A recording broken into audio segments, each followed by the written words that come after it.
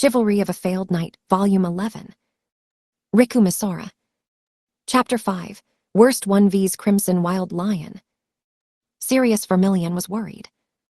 Stella, his beloved daughter who had returned from Japan after a long time. Her eyes that were looking at him were rather cold. Scornful-looking eyes. Like eyes looking at trash.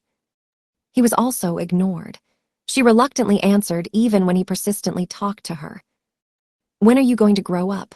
You're the father of the bride." That was what Stella said to him. Why did something like this happen? The reason was evident. Everything was because of that brat. Kurogane Iki. That Japanese kidnapped the pure Stella at the study abroad destination. Stella was being deceived by him. So Sirius took actions to protect Stella. He wanted Iki on the wanted list and sent the army after him using his authority as a king. But all of them were vain attempts. He managed to placate Dandelion, who was sent as an assassin. Thanks to that, his dignity as a father ended up falling to the ground. They were completely pathetic. They weren't reliable.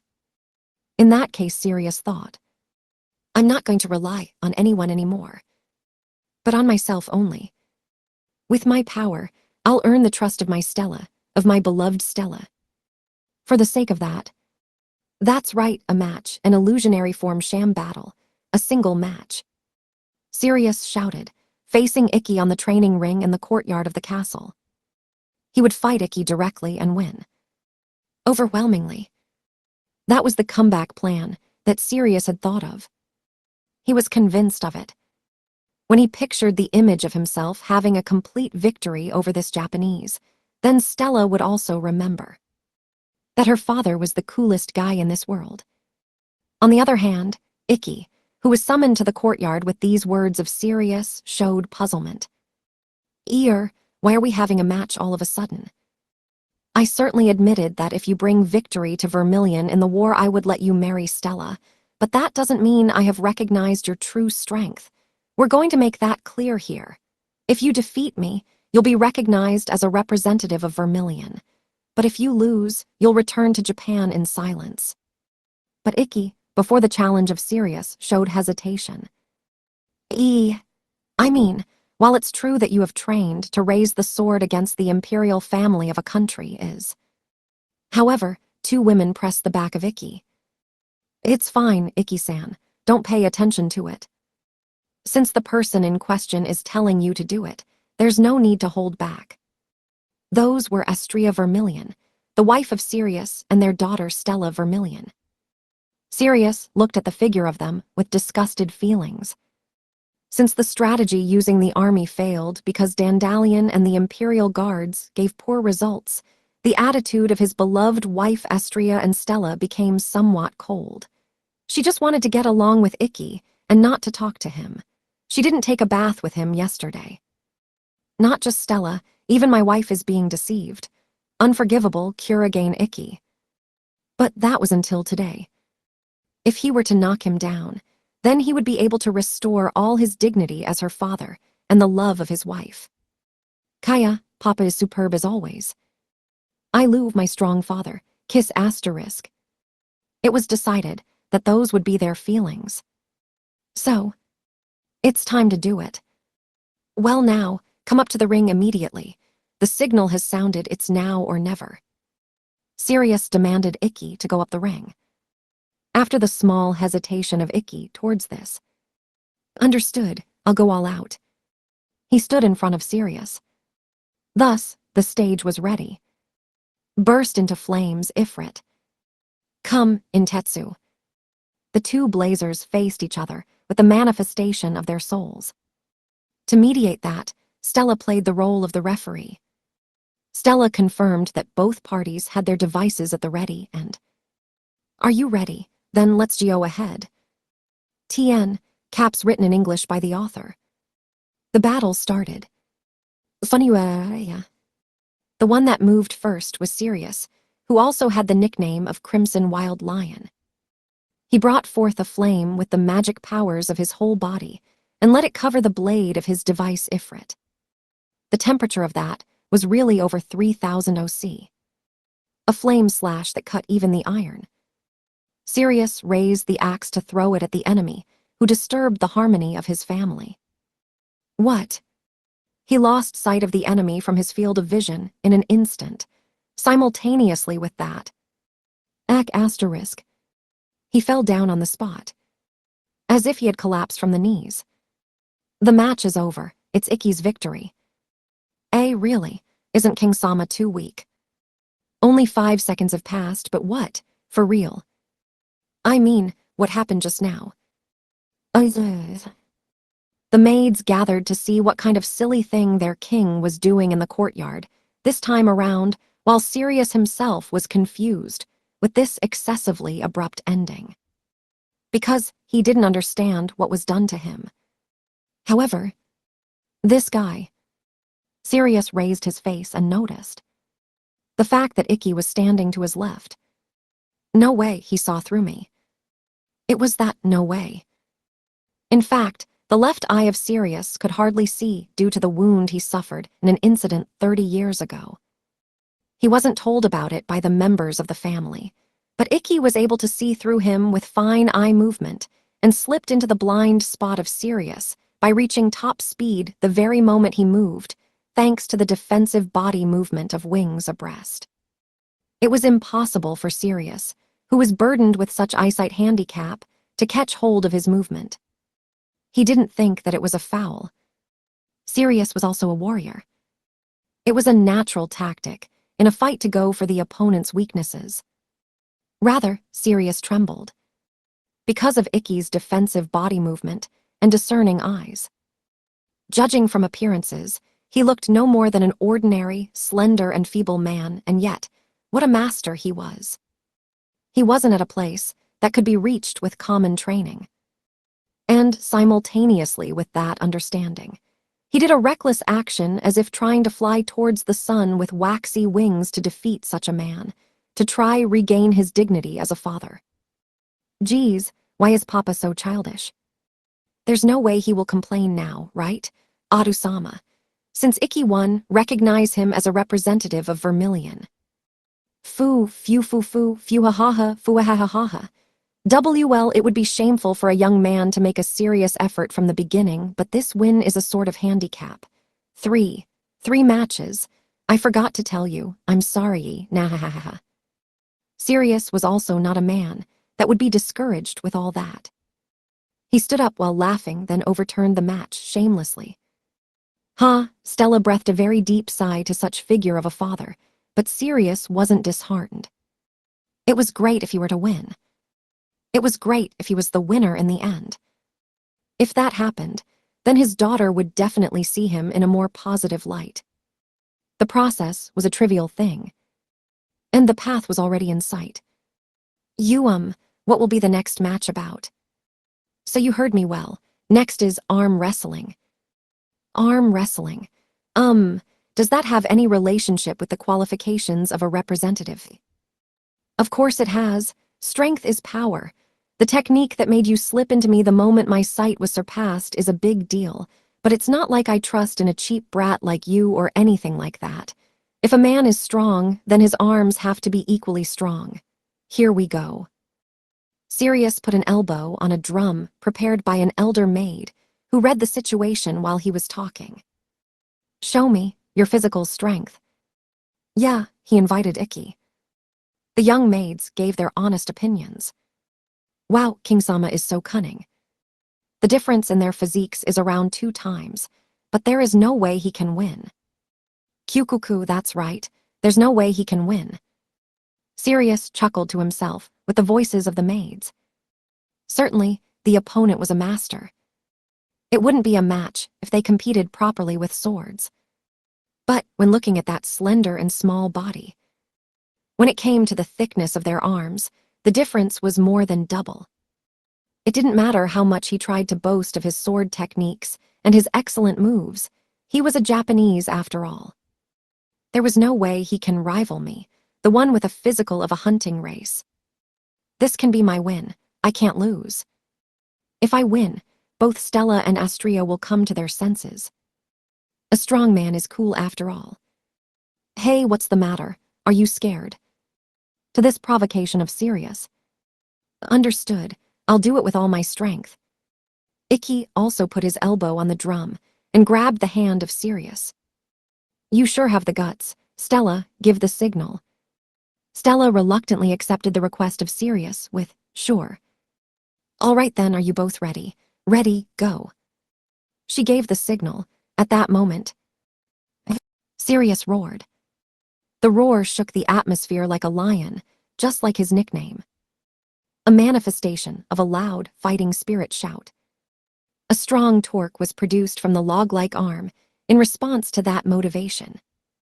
A force enough to smash every single bone. The arm of Ikki against this. What? Twitch asterisk, he wasn't moving at all. There was no inclination. It didn't matter how much strength he put into it. It was a very small amount which looked like nothing.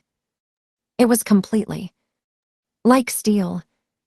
Even when Sirius made the veins in the temple of his forehead to be exhilarated and put his strength into it while his face became bright red, the arm of Ikki didn't even move in the slightest. And while it didn't move in the slightest, he slowly defeated the arms of Sirius that went against him without hesitation like a machine, and with a thump, the back of the hand of Sirius was pressed against the drum. It's done. It's Ikki's victory. Stella announced the outcome with a voice that understood that completely. Amazing. He won without danger even though there was such a physical difference. Woo. Ikki-san is also a strong man despite not having a large build. The maids and Astria that came to watch the unexpected complete victory of Ikki gave a round of applause. Sirius stared at the palm of the hand, where a remembrance of overwhelming power that couldn't be opposed with an I can't believe it face remained there. A thin arm that had no more than half of the thickness of his own arm. How did he produce so much strength from that? Sirius couldn't understand it at all. Stella told Sirius, the difference in physique doesn't mean anything to Ikki, because Ikki puts his whole body under complete control with the concentration ability using up all of himself in 1 minute. His body under complete control. Yes, I thought that Adu-sama would certainly be aware of it since he is a warrior, but humans aren't able to use up their specs fully, because the survival instincts that people are naturally gifted with suppress, without fail their strength, so they don't end up destroying themselves. But Ikki is different. The concentration ability that reached even the utmost limits of Ikki can destroy the restraints with his own will. Properly speaking, he can freely draw out the strength that one shouldn't set one's hands on. The meaning of all one's strength for Ikki is different from us. For us, all one's strength are words that inspire us, but for Ikki, all one's strength is literally everything. Tien, word used there was hoop of a barrel, meaning that it was in order to contain his strength. Sirius became speechless due to Stella's words. A limiter based on survival instincts. Humans were able to use only about half of their strength, stamina, and magic powers because of this limiter. Sirius, who was also a warrior, naturally understood so. The only time this limiter went off was when one was in the verge of a real danger of life. The concentration ability at the verge of death, commonly called adrenaline rush. For only that moment, the humans could unconsciously destroy this limiter. But the boy in front of his eyes used it freely, at his own will. How? How much did he persecute himself to be able to reach such a state? Adu-sama knew this too, right? That Ikki is amazing. I mean, Ikki has defeated me twice in the first place. There's no way for Adu-sama to match Ikki when he has never won against me. Sirius realized it was certainly as Stella said. He even felt respect as a warrior. But I'm not going to lose again. Who? Didn't you just say to the best of 3? Ikki won twice, so it's his victory now. You're wrong. The third round gives 10 points, so I can reverse it. Hey, grow up already. King Sama doesn't know when to give up. That's so unappealing. I agree. I can't bear to look at him anymore. Shut up. I don't care what you say. I still haven't lost. The word defeat doesn't exist for a young man while his heart isn't broken. He turned white eyes to Stella, and the maids as if this had nothing to do with them. The boy in front of him was probably a warrior worthy of respect, but it didn't matter. Because this man was trying to steal his beloved daughter. The crystallization of love that was born in the relationship between Astria and him. The treasure that had been carefully raised since childhood. Then, he suddenly appeared from the side to snatch her. I don't like that. I don't like that. I don't like that. I don't like that, not even a little anymore. Just thinking about it made him dizzy. He felt like crying. He knew he was being selfish. He knew very well it was an egoist thing. However, he didn't feel like enduring such a painful feeling that was like tearing off his body. So, I'll be a hindrance till the end of my life. Cure again, Icky. This time I'll defeat you in a marathon. Sirius refused to back down 3 times without worrying about his reputation. Icky asked without complaining, not even once. I don't mind about it, but where are we going to run? Towards that, Sirius answered. If you go south along the main road that goes around the Imperial capital, there's a Bonnie's House main store along the road. The one that goes there and return here first will be the winner. Bo Bonnie, what's that? Icky inclined his head to the side, in doubt to the words he hadn't heard before.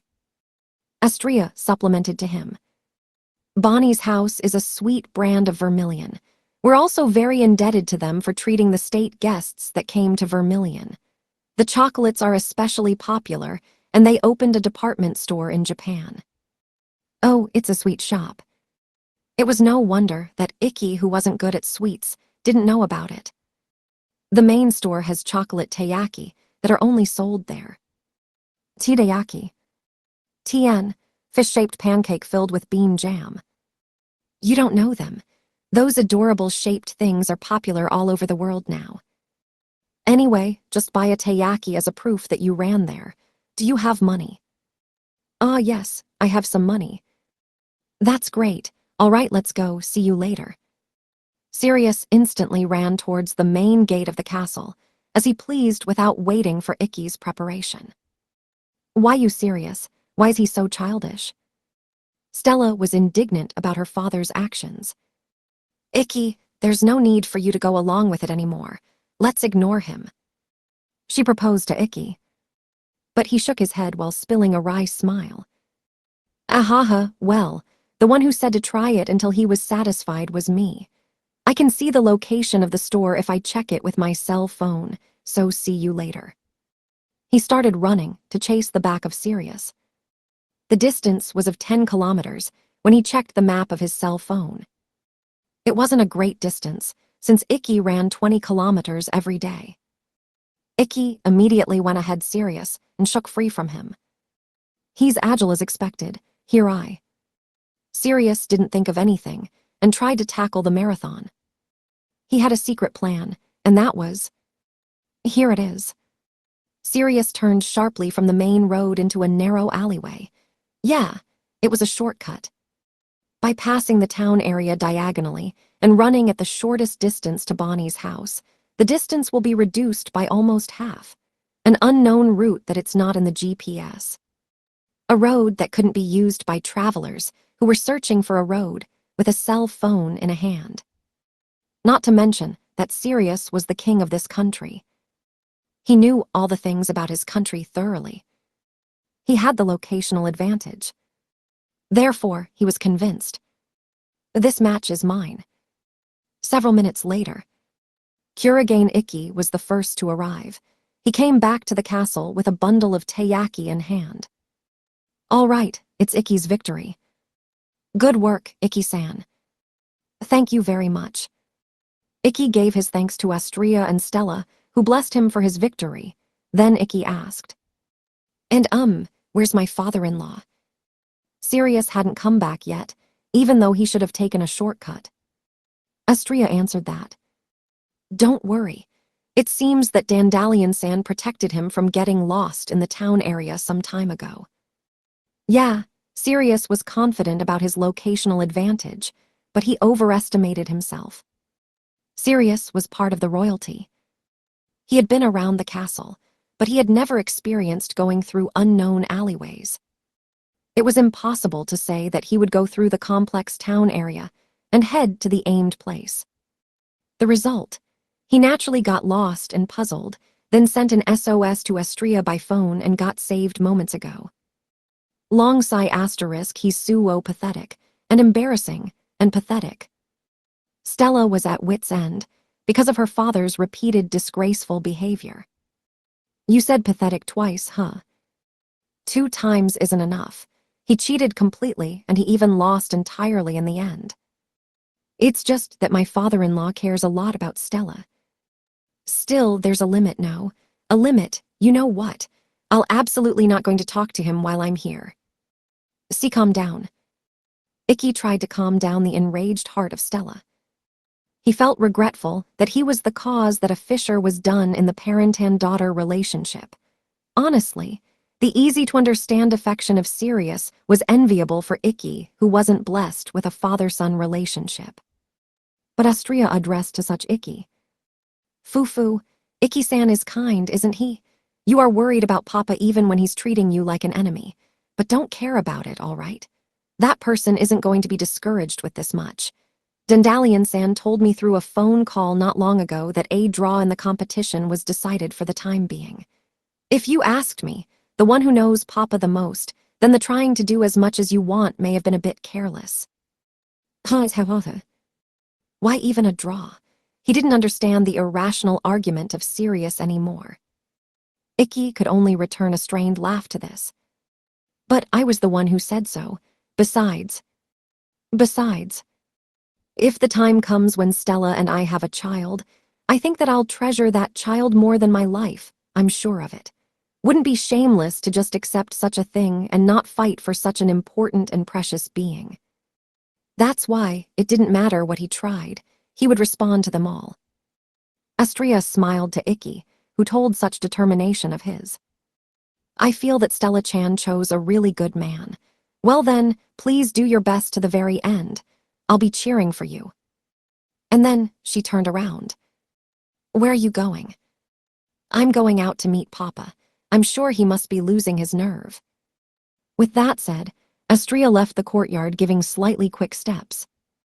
Thus, her small back disappeared at that moment. Kurigane-san, you did a great job. A great job. Tien, they just repeat the desu at the end of the previous line. Several voices struck his earlobes from behind. When he turned back, young girls dressed in apron dresses were gathering there. You are. We are the maids serving the castle.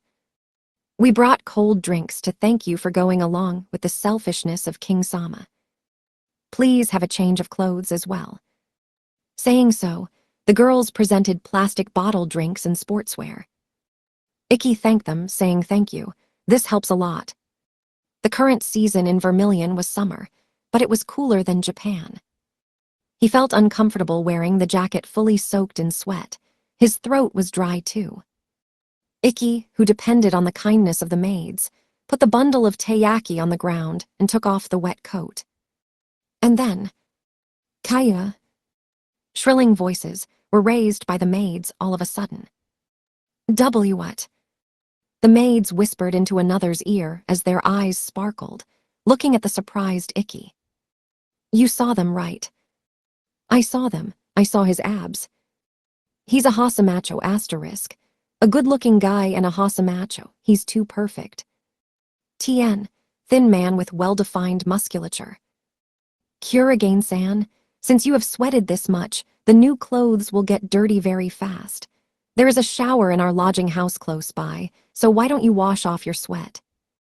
Together with that, would you like to have an afternoon tea with us? We want to know more about Icky-san. This development is. Icky felt a déjà vu with the expressions of the maids that surrounded him. A situation that turned into a regular sight after defeating Hunter at the Academy selection battle. Like the schoolgirl fans that supported him, he was accepted by the people of the country of Stella. That was a happy thing for Icky, but from his experience, The development after this had been decided. This is too much.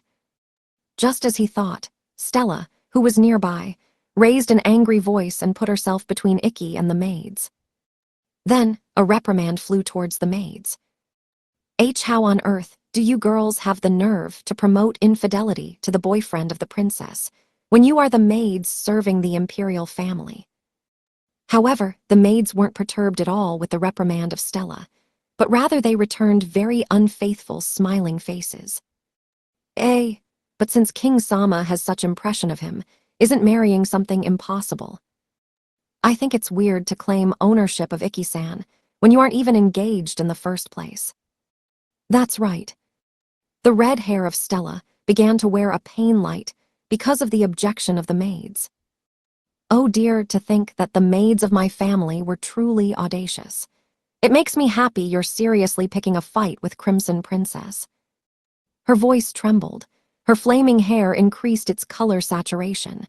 Icky sensed that this was getting bad and... Calm down, Stella. He prompted her to control herself, but that didn't reach Stella's ears.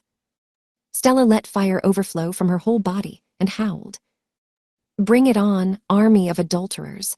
If you want to fight, then I'll give you what you're asking for. Come, I'll fight you all at once. Kaya, Haim-sama burst into flames. She's a muscle brain just like King Sirius, like father, like daughter. Who's a muscle brain? I'll forgive your foolhardiness by taking care of you directly. Don't run away from this. No. The maids escaped like baby spiders, scattering in all directions, and Stella ran after them. Icky bewildered with what's the deal with them, because a strife about him occurred suddenly. To such Icky. Ahahaha, Stella's boyfriend is so popular, isn't he? He gives the impression of a playboy. Familiar voices addressed him. Lucid and cheerful voices that resounded like flattering him. The owner of those voices were Tilmit-san and Mirialia-san, older sister too. Tilmit Gracie and Mirialia Lazy. The two girls that appeared in the courtyard were Stella's classmates and blazers that were aiming for the reward that was placed on the head of Icky by Sirius the other day. Come to think of it, the ones that you met during the turmoil were these two. Lunae's Vermilion, the first princess of the Empire of Vermilion and the older sister of Stella, got where Icky was together with those two girls and asked him. Icky returned a nod to that question. Yes, that's right. Oh no, he's the bad boyfriend from that time. I did want the money though. We're sorry. Did she really think that I was bad? He had a considerable doubtful attitude, but Icky returned a don't worry to the apology of the two. It's not necessary. Thanks to everyone, the tension I had at that time disappeared before meeting my father-in-law. I'm rather grateful to you. Ahaha, you're thanking the opponents that were running after you to kill you. Are you out of your mind? But he matches up well with Stella-chan. Isn't that right, Lunaane? Yup, I agree. Isn't everyone being calmly rude? Tilmit shook her head and said not at all to Icky, who spontaneously protested. Aren't we praising you? Look over there. He glanced at Stella, who was having fun with the maids, rather than chasing them around. Because you're the reason that was able to change Stella. I couldn't believe from the time she was here that she would even get jealous like any other ordinary girl. Yup, an unimaginable side of Stella-chan than when she was here. Is that so? It sure is. Stella-chan was always sulking, looking bored. She got annoyed when she couldn't find an opponent with the strength that could compete with her. That's bad, isn't it? To have that kind of bad behavior that is so frequent at that age. Like a chunibyo. Tien, behaving in a way characteristic of teenagers going through puberty. Yeah, like that. Now that you say that. Because of the conversation between the two, Icky remembered the time when he had just met Stella. Certainly, when he met Stella, she had a thorny aura. That may have been the worst way of meeting with her, since she didn't hide the dissatisfaction and irritation regarding her surroundings. She thought she was able to put her ability in order due to a single word. Talent, and so she gave up as hopeless the ones surrounding her that couldn't stand side by side with her, without getting along with anyone, as if considering that it was a good thing to be by herself. When he thought about that time, it was true, she had changed a lot. The aura she was cladded in calmed. If that change was brought because of meeting with him, then that was a very welcoming thing, then icky. Well, in other words, the stubborn tomboy who flew to a country where her Chunibyu aggravated in the end couldn't win against the Intetsu of Samurai-sama's nether region. He coughed violently like vomiting blood. What are you saying so suddenly, Tilmit-san? What? I'm saying that you dispatched stubborn tomboy's membrane with your you-know-what. Rodeo-like. Hey, what are you trying to say? You still don't know? You're still feigning ignorance, huh? It's very occult when a healthy man and woman live in the same room and they are lovers on top of that. Isn't that right? Hey, how far have you honestly gone with Stella-chan? Will you tell me with honesty? About that, the other party is the princess, and her ass. What about her ass? As? Icky became speechless due to Tilmit and Mirialia, who got near him with eyes shining in curiosity. It was universally known that girls of this age were suckers for love affairs. But leave these vulgar topics for another time, you perverted damn kids. Lunes remonstrated the two girls by hitting their heads lightly with one of her palms. Ouch. Isn't Lunane worried about it? I'm not. I don't want to know what my sister does with her boyfriend. Besides, while we have the simpleton Stella, Icky is a dependable man, which is rare nowadays. It is impossible for him to lose to lust and commit the sin of having premarital sexual relations with the princess of a country. Am I right? Ovkur Zahaha. Icky endured the feelings of guilty, as if feeling exhausted while lying and laughing. But it couldn't be helped. At that time, how to say it, because of a prior oath and his pride as a man, he couldn't think of anything but Stella, and that anything and everything would end up getting better no matter what it would take. He couldn't help it. The fate he couldn't escape from. That's why he didn't regret it. Yeah, while Icky excused his inner thoughts, Lunes spilled just a few words. However, that tomboy, who thought that probably nobody would have her as a bride, came back as a fine woman. I'm going to let the cute girl fly, she said with an expression full of affection and tenderness to her little sister. But, why? That expression of Lunes was gloomily reflected to Icky, as if she casted a shadow. But that was for an instant. It was faster than Icky making the thought of his own intuition go around. By the way, Icky. Lunes ended the idle talk and shifted the topic about why she came here. Not only I brought those two along with me, I was also thinking of getting them to train with Icky. Train? Yes, according to my guess, Stella and you can defeat anyone of Kledeland, but that can't be said for the other three. That's why I want to attempt strengthening their capabilities as much as possible before the matches. I don't feel like losing a tag fight. You're weak on 1v1. After all, Miria-chan is a sniper. I see. Icky actually understood the concerns of Lunes from the impression he felt when fighting with the two. Certainly, when he took on them at the same time, it was exceedingly difficult to follow the weaknesses of both of them. But when evaluated as knights on their own, there were many points that should be improved from Icky's perspective. Besides Icky's own challenge, the strengthening of the two that would also lead Vermilion to victory was essential. There was no reason for Icky to refuse this proposal. Since it has become to this, please allow me to cooperate without fail. It was hard to raise their overall strength because they only had 1 week until the matches, but surpassing the rivals by going all out to win the battles wasn't necessary.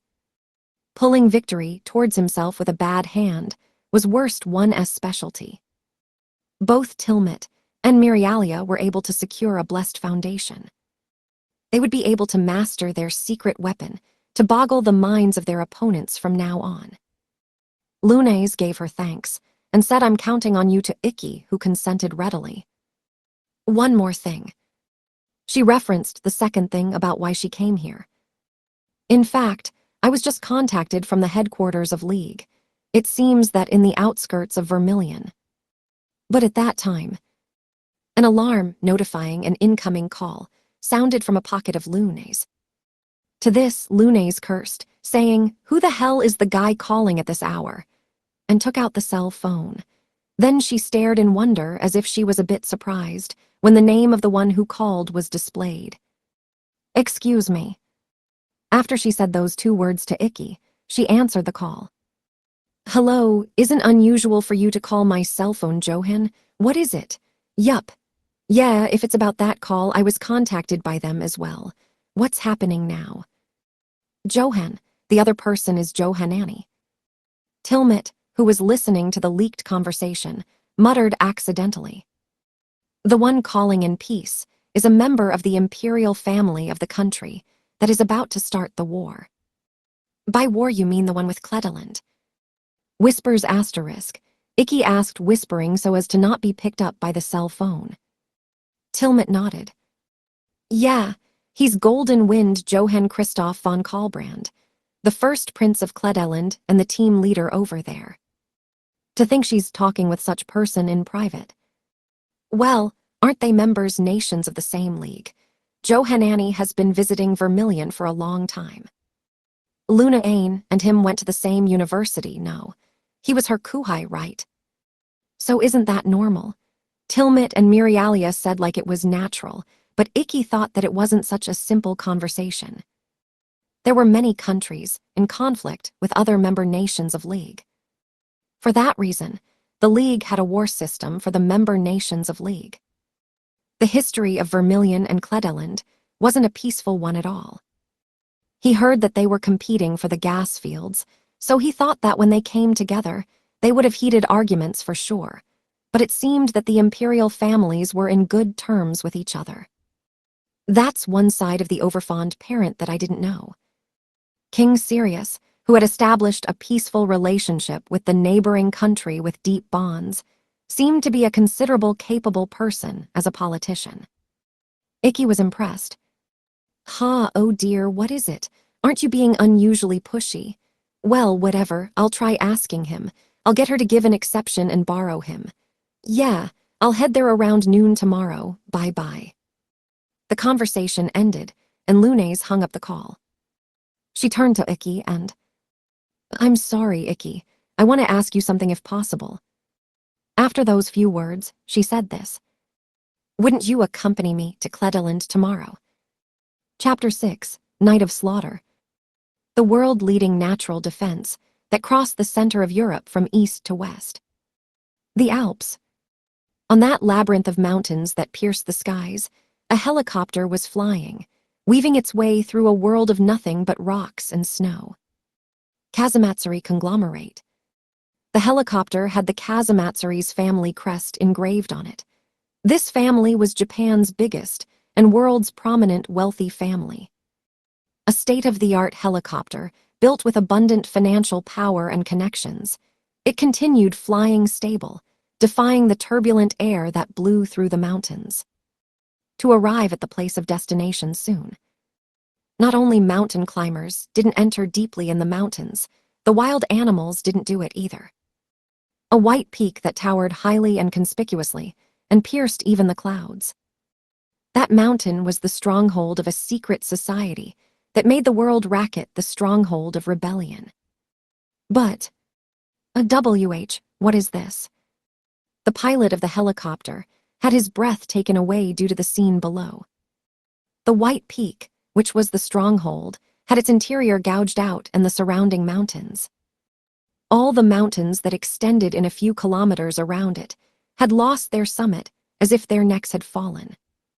All the summits tumbled on the slope and fell in the valley between the mountain tops.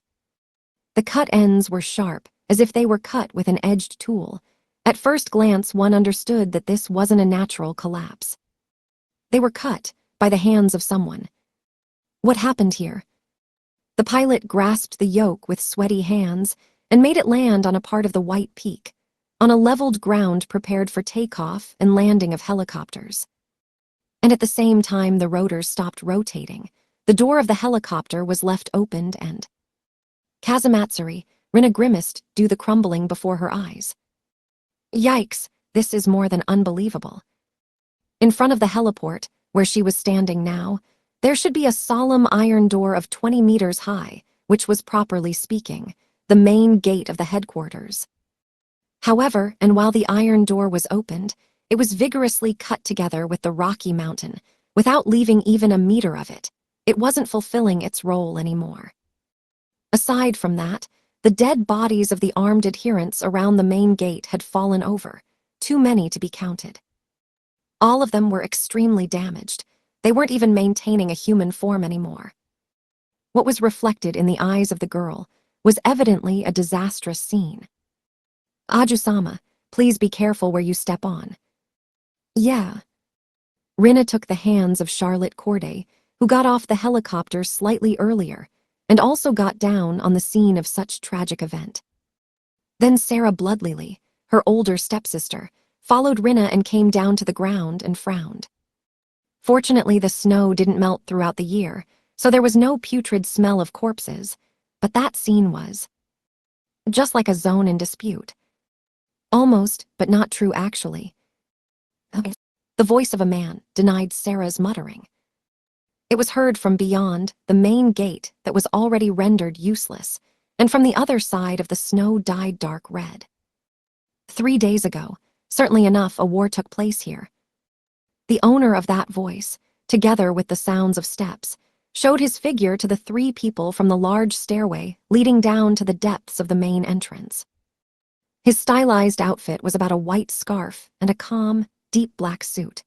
The deep wrinkles carved in his face and the bright white hair and mustache surmised that he was probably very old, but his strong muscled body, his stretched spine, and the pupils that didn't hide the energy burning inside him made the old man feel like he had the vitality of a young man.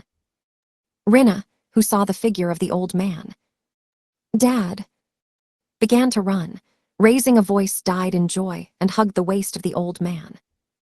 That's right.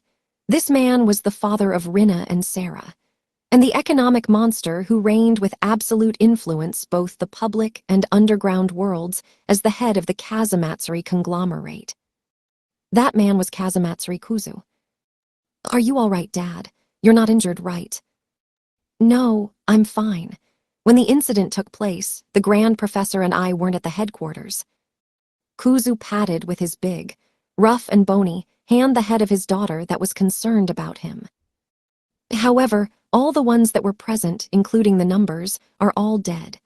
It would be best to say that Rebellion headquarters has, as a matter of fact, fallen. But what happened? Kuzu shook his head to the question of Sarah. I don't know. The objective of the enemy was determined, but there is no conclusive evidence. We don't know the motive either. Because the apostles and the adherents died, there are no survivors. There's no way to hear the circumstances from the dead. That's why I got you to bring him with you. The circumstances, I know of them. It wasn't neither Rina, Charlotte nor Sarah who responded so, but another person who was on board of the same helicopter as the girls. He got down on the snow surface, where blood spots bloomed, and faced Kuzu. Long time no see, Tsukikage. Head, thank you very much for your assistance at 7 Stars Sword Art Festival. The Prime Minister of Japan, Tsukikage Bakuga. He thanked Kuzu and, I am sorry for not living up to your expectations. He bowed his head very deeply and apologized. The leader party of rebellion. He failed to successfully execute the withdrawal from League and the great reforms staged at the last 7 Stars Sword Art Festival while receiving the help of Kuzu, who was one of the numbers. However, Kuzu returned a don't worry to him. It would have been good if you didn't let them have the possibility of being able to back away. More importantly, yes, I felt that Marionette King ignored the intentions of rebellion, that he started to move on his own, and that an out-of-the-ordinary war is looming. But the situation seems to be more urgent than I thought. Wait, the reason why he did something like this to the core of rebellion is There's also the thing regarding the future I was talking about before. I want reliable information on what happened in order to not do the same mistakes from here on. Your device governs history. Although it can't be used to actively view the history of the uncertain future, that is not the case when limited to the past, isn't it? I wish you to see the past of this place. Can I request you that? Of course, because it's very important for me, who looks after the life of the people and the country called Japan. With that said, Tsukikage closed his eyes as if he was going to pray and raised his right arm. And then, he executed the only thing he could do and he ought to do. That was illuminate all creation, moon orb. His soul responded to his call. A brilliance that made them believe it was the blue light of the moon was created in the space in front of the right hand raised in the air. Then it gradually converged. It gave concrete form to a fist-sized crystal ball that shone faintly. Moon orb. A peculiar device of a cause-and-effect interference system that had an overhead view of the history and past of places and people. And then, the surface of the crystal ball waved, and a golden drop of water spilled over and fell on the ground. After that, and when Tsukikage opened his closed eyes, the tragic event of 3 days ago spread out before his eyes. Jayarela. And new woo-woo. Shit, damn, what the hell are these bastards doing? Screams and gunshots echoed in the snowy mountain at night. A storm of crossing bullets. The armed soldiers of rebellion, the adherents were fighting the enemy in front of the headquarters. The enemies were the soldiers of rebellion that were armed just like them. Why are you shooting your comrades to death all of a sudden? What the hell are you doing? Around 30, angry soldiers took up positions in front of the main gate while returning fire with machine guns. They were aiming at the approximately 30 soldiers that were climbing the rocky and snowy slope. Those guys were originally the ones who were patrolling the surroundings. But for some reason, they abandoned their duties, gathered in full force in front of the main gate, and began shooting against the soldiers protecting the front gate without warning. The adherents was a group of ruffians who couldn't adapt to the outside world. Incidents of murderers and shootings among the very adherents weren't unusual. But the situation was a bit different this time. Why, you're wrong. You're wrong. My body is moving on its own. Damn it, it's that brat. That shrimp is doing something. Don't shoot us. Shoot that brat. Kill that brat. The traitors that received the return fire from the soldiers protecting the main entrance yelled in a sorrowful voice. Please don't kill us. Why are they saying that while shooting us? Don't screw with us. The soldiers who protected the main gate seemed to be angry from the start, and they made use of the advantageous position and encamped in a high place to return fire. But when seeing the expressions of the startled traitors, the commander of the soldiers of the main entrance noticed the strangeness of the situation. A brat. With that complaint, the captain stared at the muzzle flashlights of the traitors in the darkness. And then he found him. Behind the traitor soldiers. A small figure who sung to himself, a children's song that everyone heard in their childhood. Row, row, row your boat, gently down the stream merrily, merrily, merrily, merrily. Life is but a dream. While walking barefoot on the surface of snow. A person who walked barefoot on a steep place where not just mountain climbers, but also wild animals wouldn't step in. It was obvious he wasn't a normal person. That's the guy. Without a moment's delay, the captain had the machine gun at the ready and pulled the trigger. Without a threat or warning. The captain had already detected the small build that was at the center of this abnormal battlefield. But, Jaya, wah. The fired bullets of the captain didn't reach the small build. The person in question certainly took aim at the small build and pulled the trigger, and yet, what did this fucking piece of shit do? Somehow, his gun was firing against a line of fellow soldiers encamping next to him. Many soldiers crumbled down on the snow surface while spouting out blood due to the attack from the unexpected comrade. Even the captain, intended to betray us. Why, you're wrong. There's no doubt I was aiming at that brat. That's ridiculous, you will. And then, the abnormality spread not only to the captain, but to all the soldiers who took up positions at the main gate. Their bodies opposed their will, and had the weapons at the ready, and pulled the trigger toward their allies. From there on, it was a picture of hell of agonizing cries. The soldiers shot the guns indiscriminately, killing each other. Once the bullets were used up, they pulled out their knives and started slicing off their necks. They cut off their necks while crying and shouting, "Don't do it, don't do it." The corpses piled up, lying on top of one another, the snow surface dyed red. In the middle of that hell, row, row, row your bow gently down the stream. If you see a crocodile, don't forget to scream. The small build walked while singing a song to himself, with a light pace, as if he was going to a picnic. And the soldiers who were protecting the outside of the headquarters died out at last. Only the commander remained. The commander realized with that abnormal scene, with the existence of the blazer, who could manipulate others to his heart content as if they were dolls. You no way. The commander threw the machine gun away that was out of bullets and made his face to stiffen, being unable to believe and to realize what sprouted inside him while turning a pistol to his comrade. Because that blazer was supposed to be their ally in the first place. He didn't get the meaning of killing them. The commander couldn't hide his confusion. On the other hand, the small figure who crossed the bloody snow surface and walked until he was in front of his eyes. Row, row, row your boat gently in the bath. If you see a spider, don't forget to laugh. He put one of his index fingers on the dimple that surfaced on his childlike face in the back of the hood, while singing, and showed a smile on his face. Hey, you smile too, as if the child comforted him. Then, the lips of the commander also acted against his will, and were lifted to their limits. The next moment, the commander shot his temple with the pistol he had and died. While he had the face of a dead person, with a smile that was frozen in fear. When all of the members standing on the steep place except him died out, the small figure in a hoodie, marionette king or equals Gaul, let a sigh go out. So boring.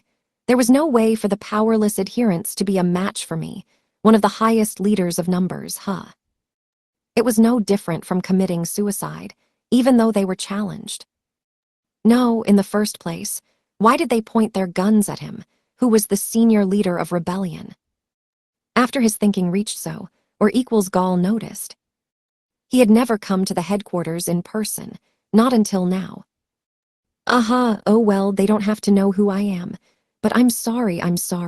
I did it thoughtlessly, so forgive me. Everyone does mistakes after all.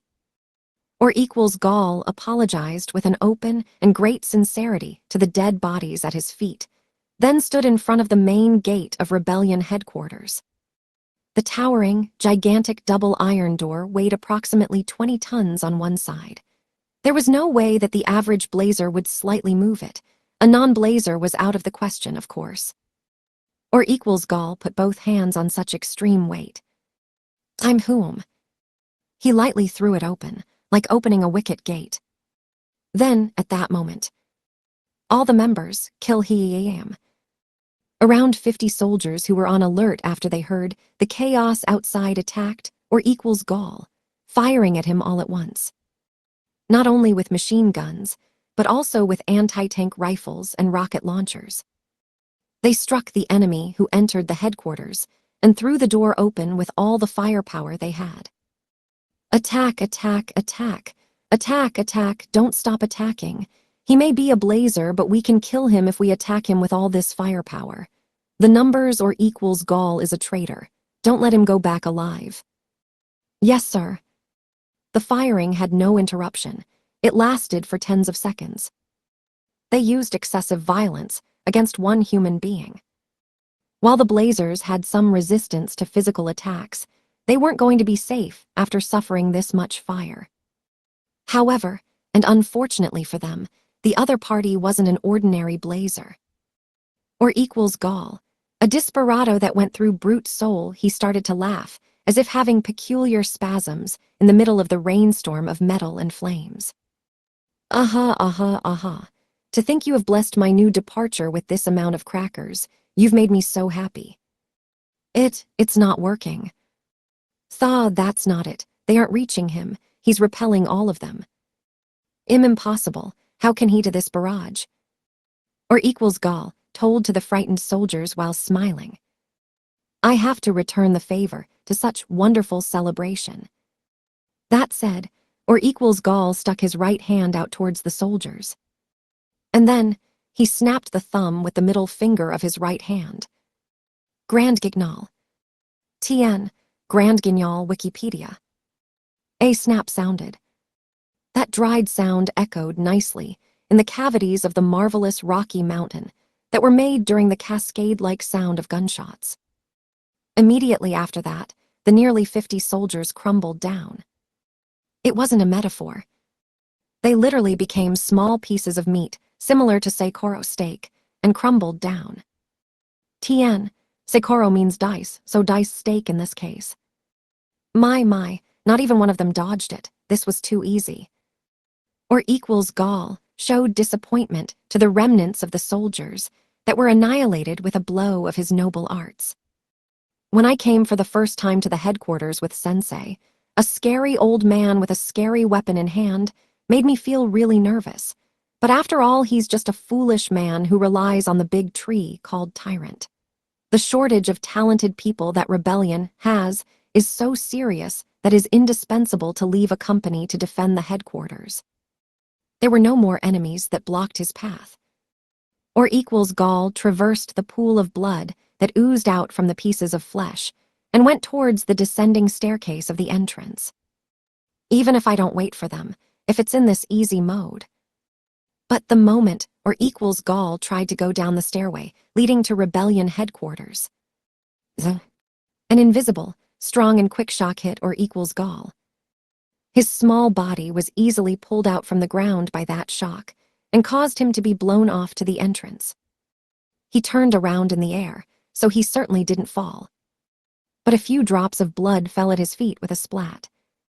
Blood overflowed from the laceration that appeared on the right cheek of or equals Gaul. Or equals Gaul's impregnable defense warded off the blasts that blew against him, the barrage and the bullets that rained incessantly on him. An invisible spider web surrounded him, and the blow that pierced it was, aha, so there is a proper hard boss after all. Or equals Gaul wiped the blood that flowed from his cheek, and set his eyes of different color on the figure of the enemy that was walking up the staircase, while spraying a choking-like pressure. A one-armed gigantic person who wore an overcoat, an apostle. He was. So you were at the headquarters today, huh? Wallenstein Sensei. One-armed master swordsman Sir Wallenstein, who confronted or equals Gaul while going up the stairway, narrowed his eyes sharply like a falcon and asked the traitor in front of him. What's your plan, or equals Gaul? What is my plan? About what? About everything.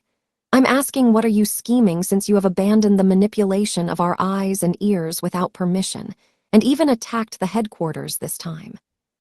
What I'm scheming, what I'm scheming. Or equals Gaul cucked his head in puzzlement to Wallenstein's close questioning, loaded with a strong coercion. He gave his straightforward motive. Because I got bored, you know. Oh, what? I've been manipulating puppets at rebellion, you see, and performing various roles like setting up wars and instigating wars. On the other hand, protecting peace by mediating between people was quite funny, you know.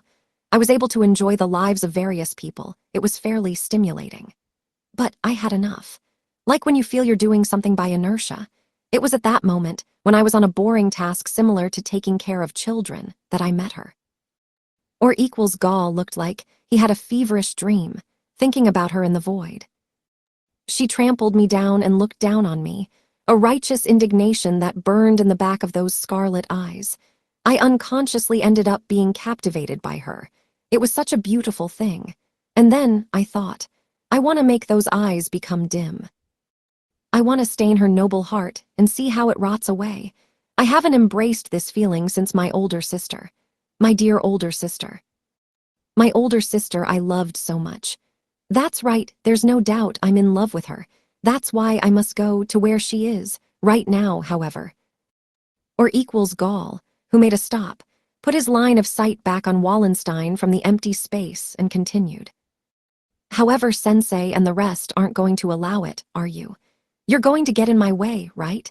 Since that is extremely annoying, I decided to dispose of old toys before playing with new ones. That's why I'll kill you, all right? I'm grateful to Sensei and I respect you like a father, but I have to kill you, all right? But Sensei will surely understand, yes. Because Sensei taught me that a very outstanding being that goes through one's ego is the only truth of this world. Then, or equals Gall opened his arms in a slow motion and spread all of his fingers. Wallenstein, who knew that was or equals Gall's preparing to fight stance. I see, I understand perfectly. As if complying with it, he stood ready and carried on his shoulder the long sword that he had in his left hand and spat out. You were the student with the worst grades, but that was also because you were extremely slow. You were completely beyond help. A mad dog that doesn't even distinguish is jumping down at its companions' throats. What you have is a directionless malice. The distortion of your soul spreads ruin and hits happily and indiscriminately without reason. We thought that you would become our strength to disavow the order of the world and that you would lead rebellion, but it was a mistake. The biggest disgrace of my life. The result of my blunder will not go unless I wipe out the disgrace with my own swow. Or equals Gall burst into laughter, as if he had heard a joke. Wipe out your disgrace? By yourself. Aha, and how? Is Sensei perhaps, the Sensei who suffered an embarrassing defeat against a B-rank student knight thinking of killing me? To me, a desperado just like Tyrant. Aha, aha, aha. Which one of us is the senile one who doesn't see that is jumping down at their companion's throat? Wallenstein Sensei. Right after that, a shadow fell on the lightning that illuminated Wallenstein. Surprised, Wallenstein looked back and witnessed the figure of a giant of rock that brandished its arms behind him. Deus ex machina. The noble arts of marionette king, or equals Gall that manipulated a thread device at will, developing a connection with inorganic substances. While or equals Gall distracted Wallenstein by having a talk with him, he was cutting down a wall of rock behind him and made a huge rock puppet. Wallenstein also noticed its presence, but it was too late. The rock puppet swung its arms of rock and bashed Wallenstein, sweeping him sideways. The body of Wallenstein that suffered a direct hit was blown off lightly to the side and crashed into a wall of rock. And then, or equals Gall didn't let the fatal weak spot of the enemy go unscathed. Hiya. He moved the rock puppet to go after Wallenstein, who sunk into the wall. Fists of rock hit him, over and over and over again, even if he was beaten with all that. Without worrying that cracks would run through the rock, and that the cavities would begin to collapse. While he was mincing Wallenstein, or equals Gall shouted in a high-pitched voice. Aha, aha, aha, I won't let anyone disturb my happy life, because anyone, even I, has the right to live happily. Yeah, merrily, merrily, merrily. His own righteousness. Towards this, is your joke over? Wallenstein returned with a calm voice that was no different from not long ago. Hey. The hits should have inflicted enough damage to turn a human into minced meat. However, and because the voice of Wallenstein didn't feel damaged in the slightest, or equals Gall gasped, stopped the blows done by the rock puppet, and looked closely to the inside of the cloud of dust that hung over thanks to the blows. Wallenstein was standing up, without a single scratch. That's right. The fists of the rock puppet were striking only the wall of rock surrounding him. How in the... Wallenstein didn't give him time to think about the question. Bergschneiden. TN, both this term in German, and in Japanese, Chinese letter, Japanese letter, mean mountain cutter.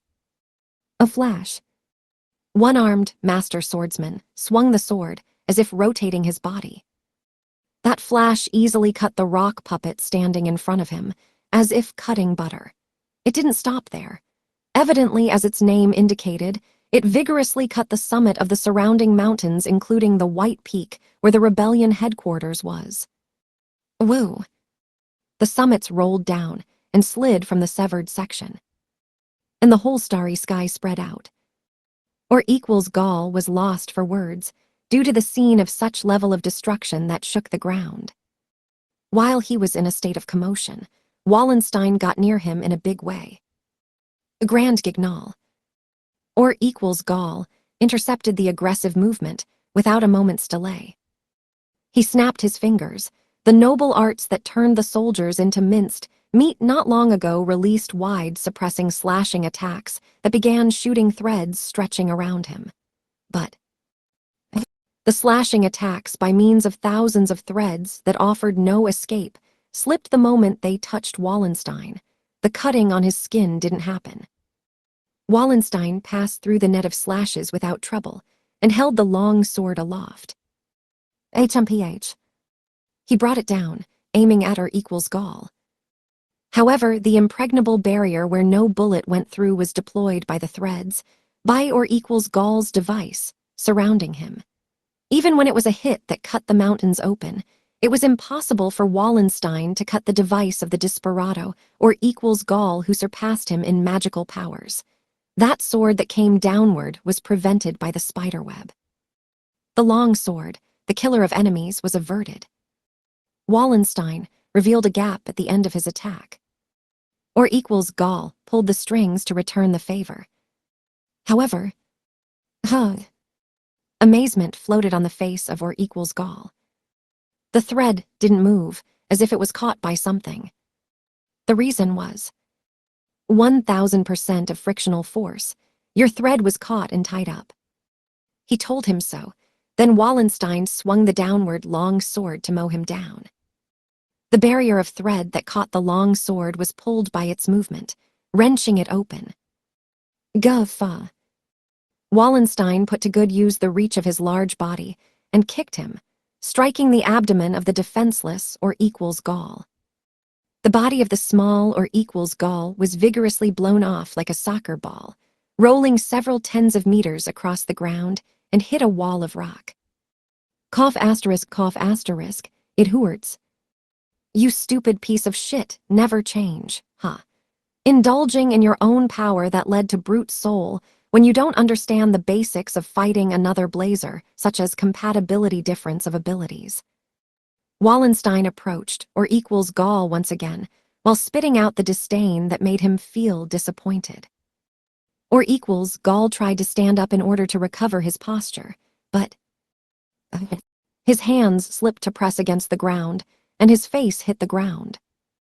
I'm not touching it, I'm slipping. Of course, because all the friction of your footing is gone already. Friction, oh, come to think of it, that's certainly Sensei's ability.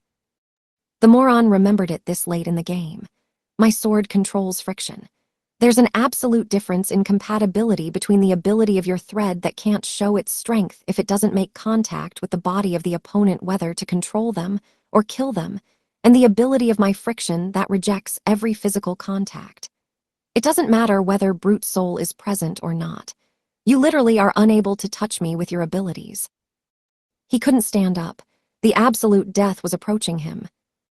In order to get out of this predicament, or equals Gaul tried to lift himself using his own thread, but he noticed there was no place to hook the thread on. The ceiling of the battlefield and the surrounding high mountains were cut off by Wallenstein. Aha, there's no way, Sensei, that you'll go serious against a child, right? Or equals Gaul smiled wryly, due to the cunning behavior of Wallenstein, who saw through him from the beginning. In regard to that, Wallenstein didn't respond to the frivolous talk. He just stood in front of or equals Gaul. I would be angry if it was another disciple who had betrayed my expectations, and I would lament that I'll have to deal with them with my own hands, but I have zero expectations about you or equals Gaul. You're just a shitty brat with a colossal strength. Once I'm finally able to dispel my disgrace, I will feel very refreshed. He brandished the long sword in order to decapitate or equals Gaul. Die. The verdict of a mechanical voice, without emotion or compassion. Or equals Gaul understood so. The next moment, Wallenstein swung the sword downward without hesitation and energetically cut his neck without feeling anything, as if cutting a vegetable, or that's what it seemed to be. In the presence of such certain murderous intent. Ahayahayaha.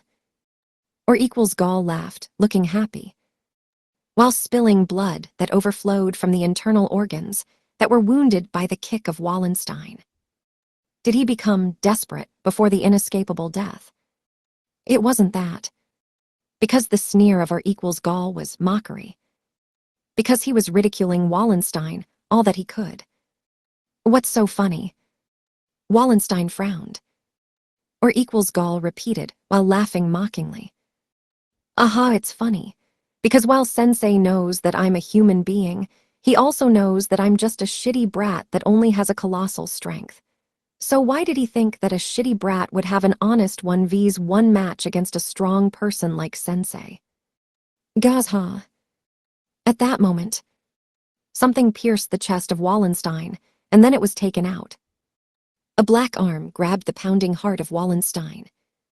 You are senile just like I thought, Wallenstein Sensei. A sharp pain in the chest was produced when a black arm sprouted and wrenched open the ribs.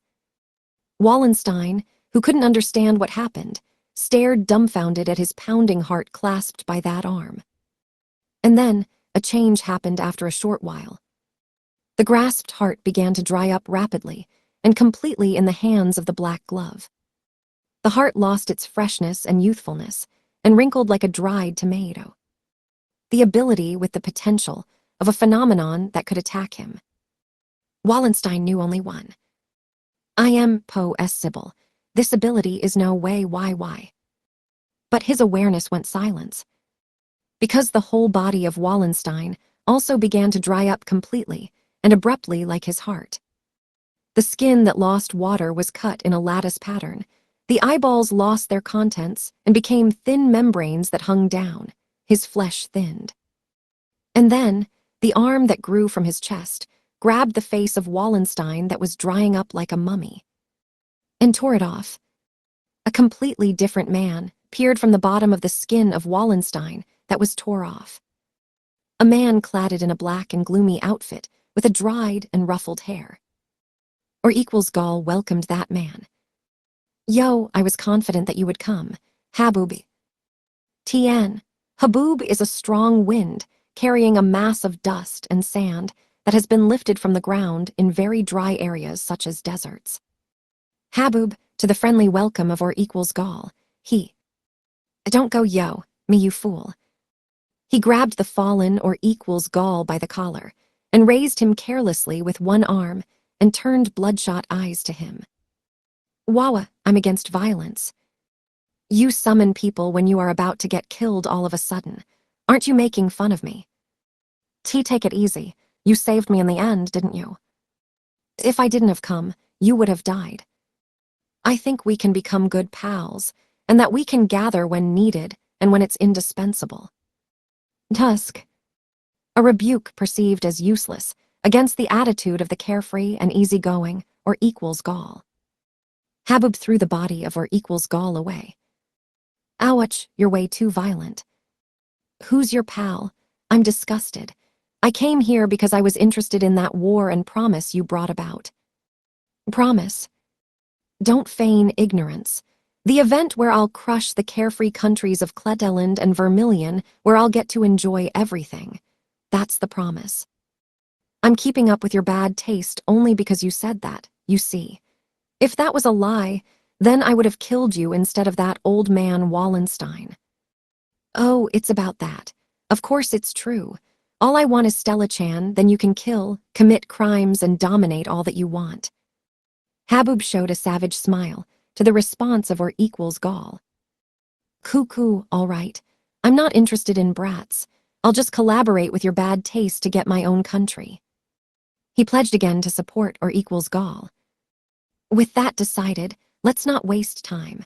I'll go and dispose of the remaining trash at once. We don't want too many killjoys interrupting the merrily war after all.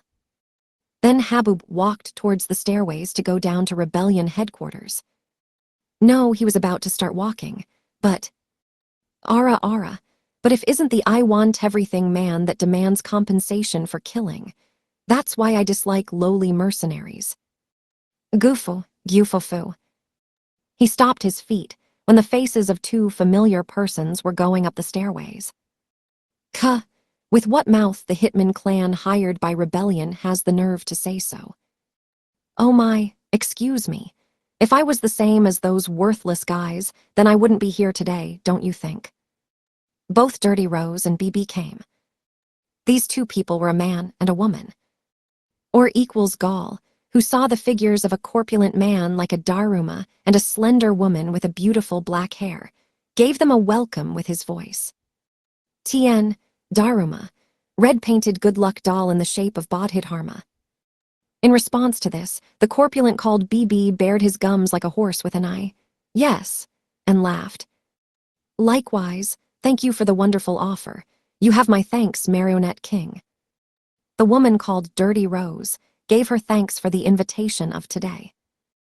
Then or equals Gaul asked to the woman called Dirty Rose. You were coming up from the headquarters, meaning that you already. The woman nodded. Yes, all the guys inside except Tyrant have been dealt with, like this. She gently moved her body to the side and made way for a group that was coming up the stairways behind her. Or equals Gaul knew well the faces of the group coming up. Those were 7 numbers that were in the headquarters, aside from one-armed master swordsman and himself. They were gentlemen well known as billionaires and leaders of countries in the public world. But, Yufufu, they're beautiful, aren't they? Their appearances had changed. Flowers had sprung up from the bodies of the 7 gentlemen, coming up the stairs with unsteady gaits. Not only from their noses, mouths, and ears, but also from the eye sockets by pushing the eyeballs outside. They also made their way through flesh and skin from all over their bodies. Blooming of roses. Beautiful roses of red, yellow, and blue colors were blooming. Dirty Rose stared at them, appearing to be in ecstasy. I'm more than tired of working behind the scenes. It's a sacrilege for life to kill for the sake of money. Human life is for the purpose of making beautiful flowers bloom. Don't you think so? You mean this? Are they alive, as they are now? Yufufu. Yes, they are. You noticed it clearly. The realization of or equals Gaul made the mood of Dirty Rose to improve, and she talked about it with garrulity. These were magic flowers combined by her ability that grew explosively when embedding seeds in the liver of a living human being. Those made beautiful flowers bloom that got nutrition from parasitized human flood. And the great thing about these children is that, as you have noticed, produce glycogen by photosynthesis and send it to the rooted liver without ever killing the parasitized human being. The nerves of the limbs are cut into shreds by the thorns that extend all over the body, and while they can't walk by their own volition, the nerves and sense of pain that influence the internal organs aren't damaged, and the metabolism of the host is prompted by giving continuous intense pain to it with the thorns that pierce the body from inside, forcing it to stay alive. So, don't you think my children are very pretty? Yes, Dirty Rose was proud, was very proud of her own combined magic flowers. Or equals Gaul nodded greatly to her. Yeah, I think you have a very good taste. I like it. And then he pushed him aside. They smell good. BB was attracted to the smell of the bloody roses. Dirty Rose felt great because he had an interest in her own magic flowers. Oh, BB, you also realize the beauty of them. You can admire them more. She suggested, but they look tasty. The next moment, and without even having time to stop him, BB began to pick and munch the bloody roses. Tasty. Dirty Rose revealed discomfort on her good-looking face because of BB's action. I came to the understanding that barbarians can't understand the beauty of flowers. And now, it's not that BB has bad intentions, all right.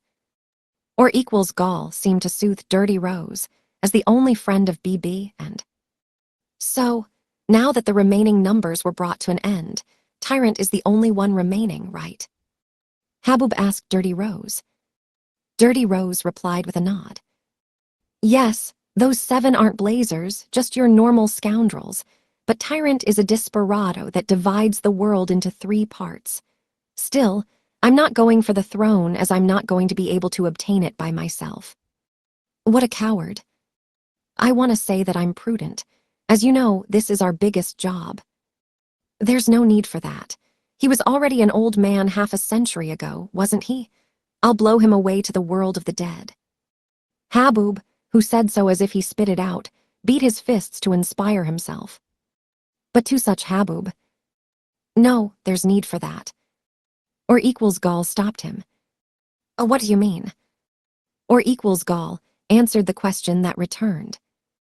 Because the Tyrant isn't in the headquarters. Or equals gall told to the 3 people. He knew the secret of rebellion because of his ability that was extremely suited for intelligence. Only 3 people among the numbers. Those were Kazumatsuri Kuzu, Grand Professor, and another person they didn't know knew the whereabouts of Tyrant. Habub and Dirty Rose, who heard so, opened their eyes in wonder first, then they burst into laughter. Bah aheha, what you're saying is terrible. Kukuku, then again, what comes to mind is the old geezer Wallenstein. Really? Well, in that case, then we finished the things we had to do here. Rebellion no longer had the power to get in their way. The anxiety about their future was eradicated. In that case, then all he had to do was to enjoy himself. Or equals gall looked at the 3 people who gathered in response to his call and said, by responding to my call and by having you come to this place today, I feel that you think the same as me, and that is, that the world is boring. I'm saying that everyone speaks in unison. Don't do bad things, be kind to others, love each other, that is, color your lives and be happy really. And the humans that can't experience happiness with that, what should they do then? We who can't feel happiness without doing bad things, what do? This is what the world says to people like us. Subdue yourselves, frivolously flatter the ones around you, live insipid lives as if eating sand.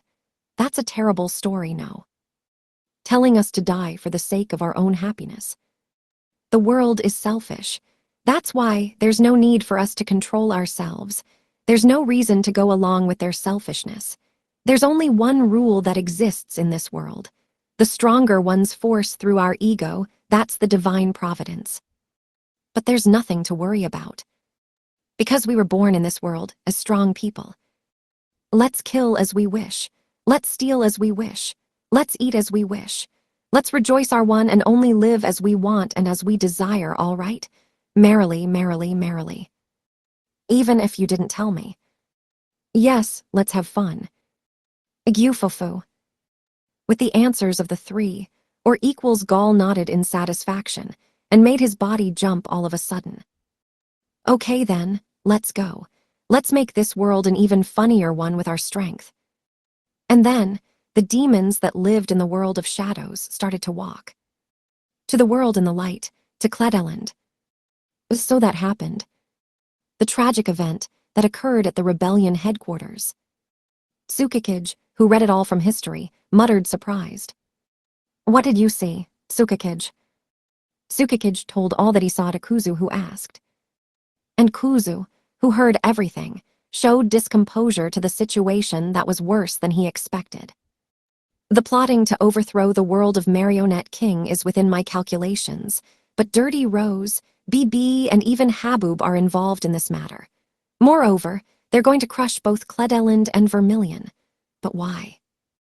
Marionette King interacted with Stellaheim as Hiraga Ryzen. Perhaps, at that point, Marionette King ended up having some sort of interest in Stellaheim, don't you agree?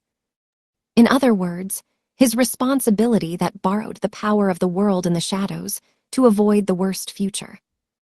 It wasn't going to finish by being somebody else's problem. He had to do something about it. This is a race against time. I will report it to the League immediately. Can I do so? Kuzu returned a nod. I will also share this exact information with League. Collective information should save time. Thank you. It appears that the situation is more urgent than we thought. At any rate, we should contact League and move to Wing Prime Minister. If it's us, then we should be able to manage this event very well. I will cooperate with the numbers that survived and put rebellion back on its feet. The existence of a third power called rebellion is essential to maintain the shape of the present world. We can't let it be damaged. The reckless behavior of Marionette King was going to bring a great shock to the public world soon.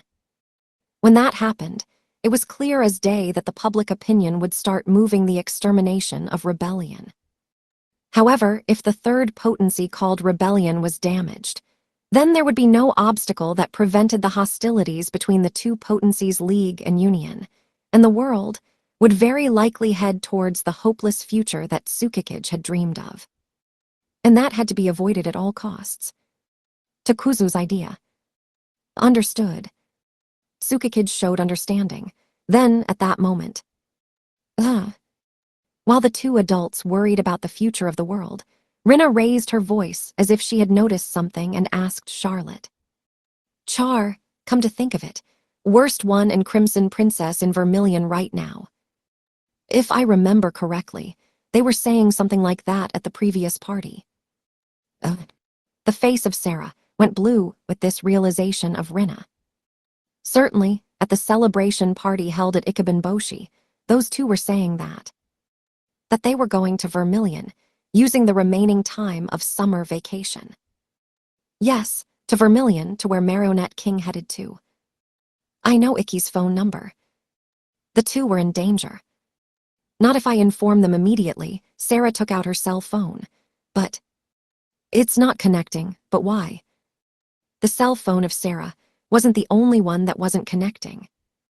It happened the same to Tsukikage's cell phone that was trying to contact League headquarters. My cell phone isn't connecting either. Was the transmission equipment damaged in the last attack, perhaps? That is strange. The transmission equipment should have been working when I got in contact with you, but...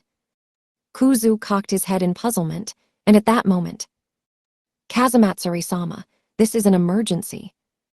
One of the adherents who had changed their facial expression slipped into the 5 people. What happened? The adherent, with a ghastly pale face, informed Kuzu, who asked with an unusual look. A message came from a Northwest sentry box just now. 3 armed helicopters are rapidly advancing towards the headquarters. What did you say? Their model is Albatross and made by Rockbell Company. It has about 3 times the speed of the catalog spec, and there is only one potency who has it. The invaders are the American ESP forces, Sion and Superman Abraham Carter. One of the potencies that trisected the world. The strongest man in Union, where the largest countries were connected. And that man was coming straight to Rebellion headquarters. That was nothing but a declaration of intention to stir the world. All worldly things are impermanent, huh? Kazumatsuri Kuzu, the man who kept protecting the shape of the current world from the world in the shadows, understood so. The fate of the era, of the world, and of the stars was about to start moving, accompanied by great undulations. The means to stop it were no longer in his hands. I'm sorry, Ryoma. Chapter 7, Visiting Kledeland. A phone call came from Johan, the first Prince of Kledeland, to Lunes. The matter was about how to respond to a report from International Mage Knight League headquarters, where it mentions that an extremely dangerous criminal called Marionette King, or equals Gaul belonging to Rebellion, is hiding in the outskirts of Vermilion and Kledeland. So I would like to have a prior consultation before the war, as that is when the traffic of citizens of both countries intensifies. And in addition to that, Johan said this. The samurai who defeated Crimson Princess in a distant east country. He wanted to talk with Worst One Kurigane Ikki before the war. He was also interested in him as a knight. A request coming from Johan's curiosity. As for Lunes, she wanted Ikki to give priority to the strengthening of Tilmet and company, But since they got Cledeland to forcibly approve the proposal of Ikki, a person of another country, as their representative, she lent him to Johann. Therefore, Lunes reluctantly gave her approval and asked to accompany Ikki. When Ikki was asked so by Lunes, who was preparing his position as the representative team member of Vermilion as proof of his own value, and made various preparations in advance to persuade Sirius, there was no way he could refuse. Thus Ikki, Lunes, and Stella, who was clinging herself to Ikki since he was going, the three of them got on a small, royalty-exclusive airplane heading straight to Cledeland. Cledeland and Vermilion are countries that are having wars, though that is in accordance with League's rules, so I thought that both countries had a more critical relationship, but to think that in reality it was close enough for both royalties to keep in touch in private. Ikki, who was summoned and heard the details in the middle of the route, said honestly surprised. Stella agreed with him. Certainly, it's an odd story now that you mention it. I played with Johann when I was very young, so I've been considering it like it was natural. But when studying abroad in Japan, I understood well that my family is, how to say it, special. And then, Lunes said to the two of them, naturally, we weren't on good terms from the beginning. After all, Vermilion is a country that won its independence because of the war against Cledeland. The hate existing between both royalties and countries was never shallow. They continued competing with each other for a long time, and the citizens were also educated to hate each other. It was like that for hundreds of years. They kept passing the hatred from father to son, from son to grandson. They've been continued hating each other for hundreds of years. But it doesn't mean I've gotten their reasoning for the pain and disgrace, though. Don't you think it's a ridiculous tradition? Ikki, who was asked for his point of view, returned a short nod. I think so. It's just that forgiveness is many times difficult than hate. Exactly. It's a silly discussion, but it's also an inevitable discussion. Human history was a history of war. There was no nation that wasn't burdened with their actions. If a country like that were to exist, they wouldn't have the problem of what to do. But 30 years ago, something even more ridiculously stupid appeared, and worse than such stupid tradition. Was that perhaps Adu-sama? Lunes nodded at Stella's realization. Yes, Chichayu, in other words, King Sirius. King Sirius marched into Cledeland alone and access to the throne, fought the opponents, the army of Cledeland, stepped on the royal palace and said to King Clef, who was in an isolated state, "If you hate me, then I'll quarrel with you as much as I want." The war of around 100 years ago should then be brought back by the countries. Tien, Chich-yu is a very formal way of addressing one's father. Oh, ooh. So heroic, don't you think? Though it gives a feeling of an international problem if a mistake was made. Lunes laughed at the two who were speechless. Even when there wasn't a mistake, it was an international problem indeed. He's truly a big fool. But King Clef didn't seem to think he would make a fool of himself. I can't get to hate this amazing guy, he said. And then he appeared to come to a realization about the foolishness of forcing a fake anger and fake hatred to the citizens. Since then, the two countries have stopped the education of planting hostility in their citizens towards the other country, and so they have been improving their relationships little by little by carrying a positive cultural exchange. The current war still inherits the name of a territorial conflict, but, to tell you the truth, this war doesn't make much difference whether who wins or loses. Is that so? Because the side that wins the rights of the gas fields agrees to be responsible of the infrastructure improvement of the side that lost them after the events of the matter were carried out. This war now is more like an in-name-only joint exercise. So a lot of food stalls will be part of this, right? Ikki, who heard that, understood and realized that the reason the side of Cledeland accepted his participation in the war was because, for argument's sake, he defeated Crimson Princess. In other words, this war was like a friendly party between two countries, so it wasn't like going for the victory was either good or bad. Assuming it was the same for the other party, then a thinking like that would be the best if the events were to get exciting because of it. Nevertheless, Atu-sama did so, I heard it like to the degree of a rumor, a story of a problem triggered in the old Kledeland. I thought it was a trivial thing because it was about Atu-sama after all. I didn't know about it until I heard it from King Clef. People in general kept it a secret, thinking that I would get angry if it was known by me. In fact, since King Clef's ability wasn't great, that would have become the cause of a new war most probably. But they were able to work out the ill feeling between Vermilion and Kledeland, because your heroic Atu-sama wasn't a slave to such old tradition, yes. But Lunes shrugged her shoulders with Ikki's words. I wonder about that.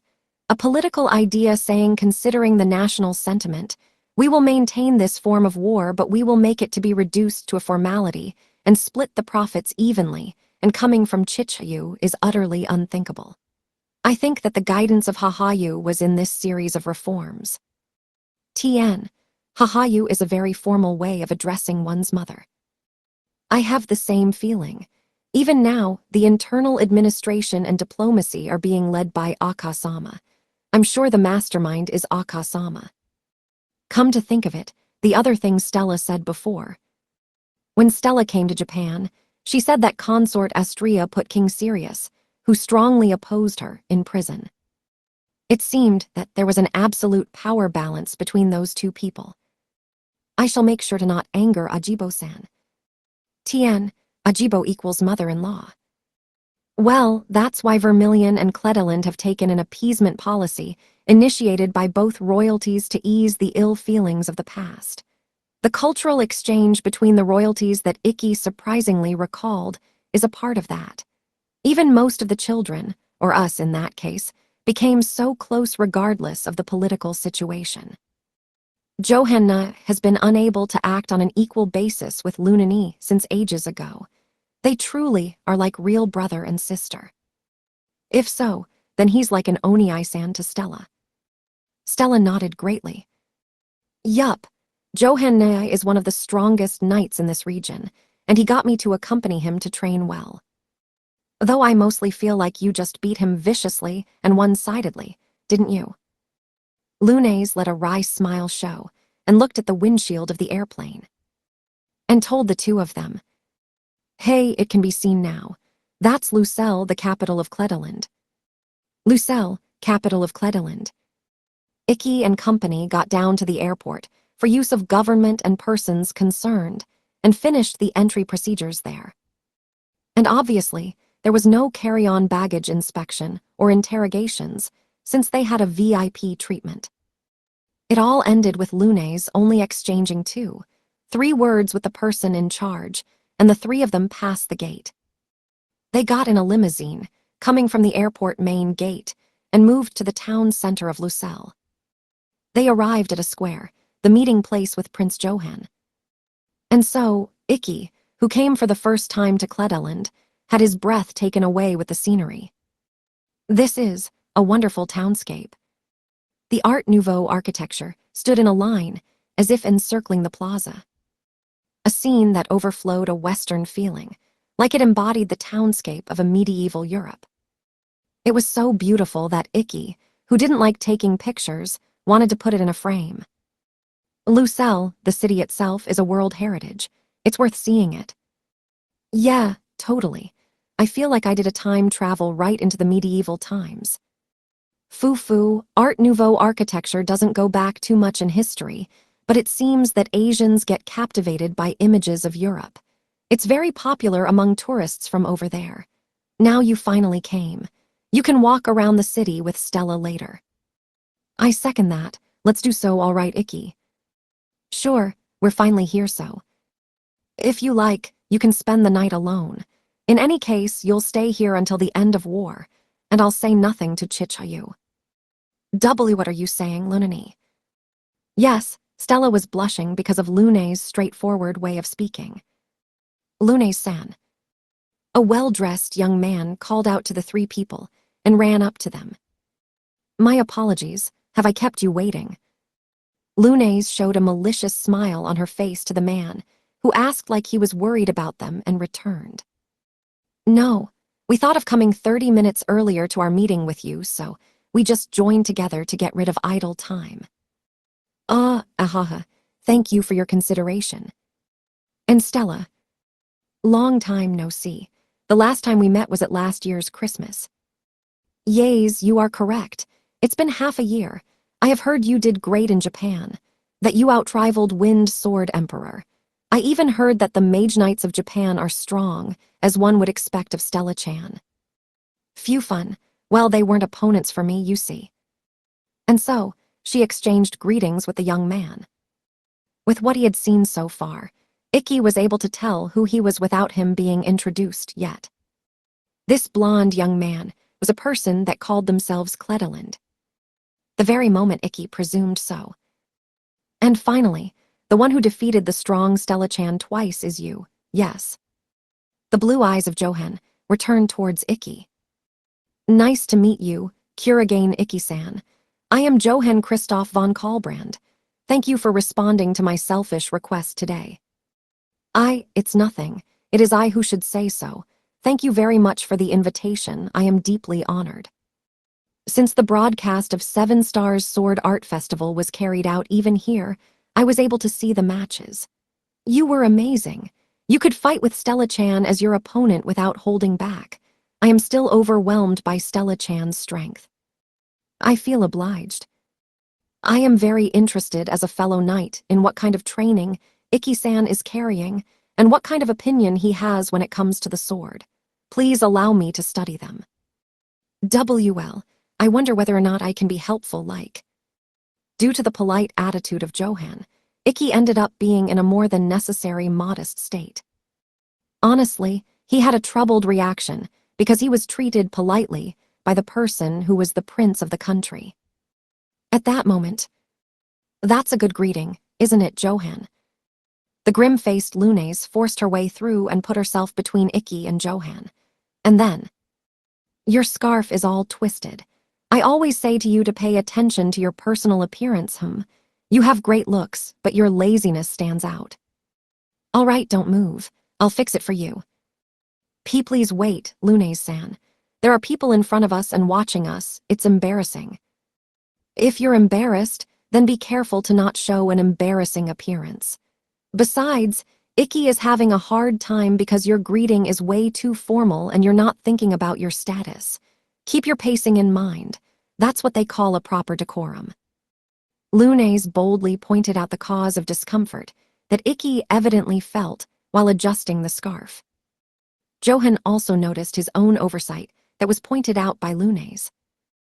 Ahaha, I'm no match for Lunes-san, am I? He apologized to Ikki with an I'm sorry, while Lunes kept quietly standing upright immovable until the scarf was fixed.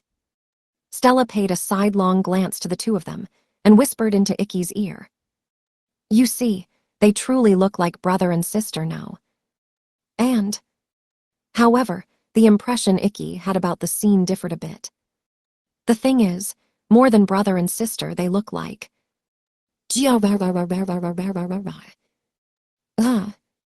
A sudden strange noise was heard by the ears of the 4 of them. Lunes glared at Stella, the source of that noise while making her eyebrows twitch. Are you serious, Stella? I can't help it, you know. I haven't lunched yet. Yes, but girls of your age don't make noises come from their bellies. They just don't. My energy consumption goes negative after awakening the power of the dragon, so don't blame me, all right? Johan, who saw Stella giving excuses and her face getting deep red, put a smile on his face. Now that you mention it, it is the right moment to lunch. So, what do you think? Would you like to eat something before discussing a counterplan regarding the aforementioned suspicious individual? Food stalls with war as their objective are appearing in the square over there. He suggested to the 3 of them. Stella immediately approved the suggestion. I say yes, you too, right, Lunani? I was talking seriously, by the way, that making your stomach rumble is unbearable. All right then, let's go there by walking right away, shall we? And thus, the 4 people began to walk towards the center of the park near the National Stadium of Lucelle, the place where the war between Vermilion and Cledeland would take place. They walked for 10 minutes or so to their destination. Although it was a short distance, since the prince of this country and the princesses of the neighboring country were walking side by side, gathering the eyes of everybody was a natural thing. Crowds formed at both ends of the path the four people were going through. Oh, it's Prince Sama. The princesses of Vermilion are here too. Even when looking at them live, they are truly beautiful, aren't they? Kaya, Lune's Sama, she's so cool. We're looking forward to the matches, though the victory will be ours this time. What? I'm participating as a representative from this year, so you rather be prepared. Stella and Lune's replied, raised their voices and waved their hands to the welcoming voices that reached them from the left and right. Such scene was truly amicable. It didn't let the ill feelings of the past be felt at all. They could see the result of the appeasement policy that the royalties of both countries had been carrying out actively. But Ikki, who was watching such genial scene, stopped walking with a strong sense of discomfort. In the crowd, an unnatural wide-opened hole was there. A blank space. No, that's not it. It wasn't a blank space. Ikki opened not only his sense of vision, but his 5 senses, and gazed steadily at that hole. The flow of sound, the stagnation of the atmosphere, the signs. He compensated for the unnaturally and partially removed visual information, and he saw it. Rising to the surface, as it if revealed itself. The place where the only thing that could be seen with nothing, but his eyes, was a blank space. A woman was standing there. A silver-haired woman who was staring at him with eyes of different color, and who quietly surrounded him at a distance, without letting anyone other than Ikki that she was here. The appearance that was cladded in such air, Ikki knew it. That person is, but why is that person here? Ikki. Waya. As he was directing all his concentration to that woman, Ikki made his body quiver when his shoulder was tapped by Stella. Did something happen? You were all absent-minded. Stella was also surprised by the overreaction of Ikki, and asked him in a bewildered state. To this, Ikki attempted to return his sight to the woman of seconds ago while returning a vague no. However, another townsfolk from this city was standing where the woman of moments ago was standing. The figure of that woman wasn't there anymore. Because of that. It's nothing. Geez, if you keep staring at the emptiness, then we'll leave you behind, all right. Sorry, I'll pay attention. Ikki apologized to Stella and quickened his steps. Along the national borders of Vermilion and Cledeland, there was a place dyed in a bright yellow on the whole surface of a small hill on the Vermilion side. It was an extensive sunflower plantation that sustained the exportation of cut flowers and one of the main industries of Vermilion. Oh my, this year they bloomed beautifully too. Yeah, and the inside of the beehives are full of the finest honey. Having them grow properly in this cold summer had me anxious, but I'm relieved they're in time for the festival. The women in the village that managed the sunflower field showed relief while picking up the sunflowers that had grown up splendidly. The cut flowers picked up here were all given for free to Cledeland. They were used to decorate the location of the friendly party of the people of both nations that went hand in hand with the war between Vermilion and Cledeland, and it was called the festival. The honey would become delicacy sweets at stalls to delight the tongues of men and women, and the cut flowers would please the eyes of the people watching the adorned parade and the floats. TN, floats equals allegorical floats. I only hope for the people of Cledeland to have a good time. The village girl who picked up the flowers murmured and wiped the sweat that flowed on her forehead and looked towards Cledeland's side. At that moment, the girl caught something strange in her field of vision. Hey, Akasan, there were joint exercises today too. Exercises? I haven't heard anything about it, but why do you ask all of a sudden? The girl pointed from the top of the small hill to the plains of Cledeland that spread in the distance, and answered to her mother, who had a puzzled look. Because, look over there, why are there so many tanks coming from Cledeland? Icky and company walked straight ahead the main street of Lucelle for approximately 10 minutes, and then a wide-opened space spread out before their eyes. A park where bright green grass filled their eyes under the perfectly clear summer. A solemn, round-shaped architecture made of stone towered at the center of it. That was the National Stadium of Lucelle, and the venue for this war. Icky and the others, the representatives of Vermilion, were going to fight against the representative team of Cledeland that Johan led at this place next week.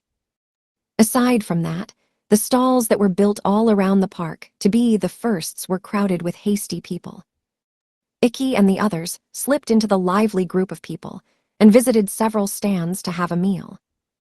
Waya, look, Icky. This one has so much waffles, strawberries, and cream. It's amazing. It looks like a cake. In front of the glad-looking, high-spirited eyes of Stella. Fresh cream whirled on top of the waffles lined up at the storefront. Even fruits received the very same treatment. Ice cream and chocolate sauce were also served thickly. They gave off a different presence from the simple waffles sold at Japanese stands. Rather than looking like a cake, it was completely a cake. The people whose specialties weren't incredibly sweet food would obviously have their bellies full just by looking at them. Stella, who loved sweets, rapidly finished the payment and ordered with Mr. "This one, please," then stuffed her cheeks on the spot and raised a voice of joy. "Aya, moo, the strawberries have a delicious sweetness and bitterness. Ha ha ha, the dragon princess of Vermilion truly knows how to eat it. Seeing so makes this old man happy. Here, have a chocolate waffle free of charge." "Really, thank you, mister." Lunes spilled a sigh while watching the exchange between the shopkeeper of the stall and Stella. She ate 3 Frankfurt and 4 croquet monsieur before coming here, and she's still eating. Icky, get married quickly and take that person back to Japan. At this rate, we will have no choice but to start a revised draft budget for the food expenses of this person. Icky, the person concerned, smiled bitterly to the sarcasm as he didn't get if Lunes was joking or being serious, and the onlooker Johan laughed, looking happy. Ahaha, Stella-chan has been a glutton since always, no. Everything has a limit. Good grief, I wonder if there's a black hole in her stomach or something. But don't worry, she looks like she's having fun. Icky-kun can also think something that he likes. It is my treat. That's not necessary. I made you come here by saying something unreasonable, this selfish request of mine. If I don't do at least something like this, then my honor as a prince won't stand. Johan said, and shrugged his shoulders frankly. He probably listened attentively to the candid advice of Lunes, and was putting it into practice. As for Icky, he was saved now that he became less formal, making it easier for him to talk. In that case, then I'll order as much as I like. Icky looked towards the stalls while appreciating the consideration of Johan. And, who, isn't Johan the one over there? The voice of a woman in a group reached them. When Icky turned his eyes towards the direction of the voice, wondering who the person was, there was a group of 4 people of both sexes over there. "What are you doing here during working hours? Are you cutting classes?" "You sure, both Myra and Luke are wrong." "Yeah, Johan doesn't do that." "But look again, he's with a woman. Who on earth is?" "Ah, that's someone. I think it's Lunasan."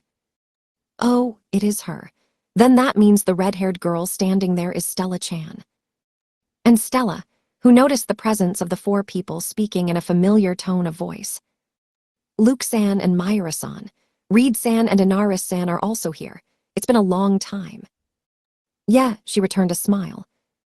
It appeared that the 4 of them were close acquaintances with Stella and the others. "Wait, what? Why are you 2 here? We're still 1 week ahead of the war, aren't we?" Johan returned a question to one of the 4 people, to the short-haired woman. "I summoned them. You see, we had to talk with you guys. About the criminal we were warned by League that may be hiding near here. Once the fight starts, the coming and going of people of both countries will increase a lot. I think that a prior consultation to take a coordination of security is necessary. The objective of that guy is concealed, or rather he has no objective. But one thing is certain, and that is that the other party is a leader of rebellion which causes anxiety to the world. There's no such thing as being too cautious, is it? Johan nodded to Lune's compliment. Besides, the samurai who defeated Crimson Princess, while having magic powers equal to an F-rank's magic powers, has come from the distant Japan. We would like to seek knowledge even a second faster if possible. He took a stab at arousing Ikki's interest, who was left alone from a while ago. Ikki-kun, I'll introduce them to you. They are the representative knights of Kledaland just like me. I figured so. He had guessed so from their looks and the reactions of Stella and the others, but... Ikki, he's that kid, the aforementioned strong foreign player that is participating as a guest this time. It looked like they had never seen Ikki until now. To the four surprised, short-haired people. My name is Kurogane Ikki, and I'm a student knight who has come from Japan. In this opportunity, I have the privilege of participating in this war as a representative of Vermilion. It is my pleasure to meet you. Ikki bowed his head. The four people responded with, Ara, we are being politely again somehow. I am Myra. Nice to meet you. I'm Reed. This is my wife Inaris. We saw your match. When I saw it, it was the first time my heart throbbed so much in a match. It was incredible. Yeah, it was amazing. Each one of them returned a self-introduction. However, one of them, the small man with ruffled hair, cheekily observed Ikki as if he was appraising him. But the feeling I got when looking at him is that I don't find him to be that strong, you know. Like I can bring him down with one punch. His manner of speaking was incredibly rude. Stella put a provocative smile on the corners of her mouth. Judging Ikki by his looks will give you a painful experience, Luke-san. I'm telling you this because I had such a painful experience, I guarantee it. Somehow she returned that with pride. The small man called Luke laughed at such objection of Stella. Can I have Crimson Princess's autograph? You're not funny. I'm Luke. I've heard about you. We were told you're going to defeat us to marry Stella-chan. But damn, although we are in 21st century, I just laughed because that talk gave the feeling of coming from a tribe or something. But it's a shame. We're carrying the pride of our country on our backs. You appear to use the sword very proficiently, but given you're just a student, you won't defeat us. You should have thought of another way to persuade that uncle from now on. Yup, he provoked Ikki. Apparently, he was the most hot-blooded of the four people. The transmitted coercion was real. It seemed that the soft, downy hair he had got burned just by facing him. An act that made certain the real strength of Luke, that he wasn't speaking for nothing. If he were an average knight, then he would be cowering with fright with this level of coercion, absolutely. And so, Luke himself also went with that coercion, with the intention of crushing him here arrogantly, cutting into war through personal matters. This is what guys would call a Bangai Senjutsu asterisk. Tien, a term used in board games where instead of getting victory by playing the game itself, the opponent is defeated in a psychological warfare before or during a match. It literally means off-board tactics. However, no, I can't do that. Worst one Kurogane Ikki wasn't an average knight. And with a tone of voice like it would certainly kill, I swore to her and her family. No matter the trial, I will certainly accomplish it. That's why I won't lose. The things you guys are carrying on your backs are heavy, but I can't give up the things being carried on my back. Resolution and determination met in this fight. They coldly answered back. They weren't inferior to each other. Healthy. Luke had eyes wide, opened like he was impressed by Ikki. Foo-foo. Boring Bangai Senjutsu is futile, Luke. This man looks like a temperate boy, but he has a strong self as if his body were made of steel. When it comes to stubbornness, it can be compared to our father. He's not an opponent you'll be able to shake with words. I do see so. So much different from Prince Sama, a man with the same gentle nature. Ahaha, that's right. Johan is easily manipulated by the words of others. Oog. I'm pleased with you, Ikki. Though I won't say that we'll have a good match. I'll crush you with all my strength. I'll be looking forward to it." Thus, the two exchanged greetings one more time, and the people that was listening attentively to the unusual occurrence were the representatives of both countries met abruptly before the match, while encircling them got all excited. "Oh my, way to go, you Japanese lad. You have a lot of courage. Both Cledeland and Vermilion, go for it. We're cheering for you." "Oh yeah, Prince Johann. The representatives of both countries are finally gathered. It seems there are some things you have to do, but for the time being, why don't we celebrate today's day? We have food and drinks here as well." "Hey, I like that. Everyone, let's eat till we explode." That is. Johann tried to decline, since he had an important reunion after this, but Lunes was in charge of it. Johann said something before her. "Thank you. I thank you in representation of Vermilion." Lunes-san. "It's fine. The war is next week. It's not like we'll discuss and argue every minute and second consulting about security, so we better not treat with disdain their precious kindness, all right?" "If Lunes-san says so. Understood." As expected of Lunes-san, she is so reasonable. In this way, trivial party preparations began in the square where the stalls were set.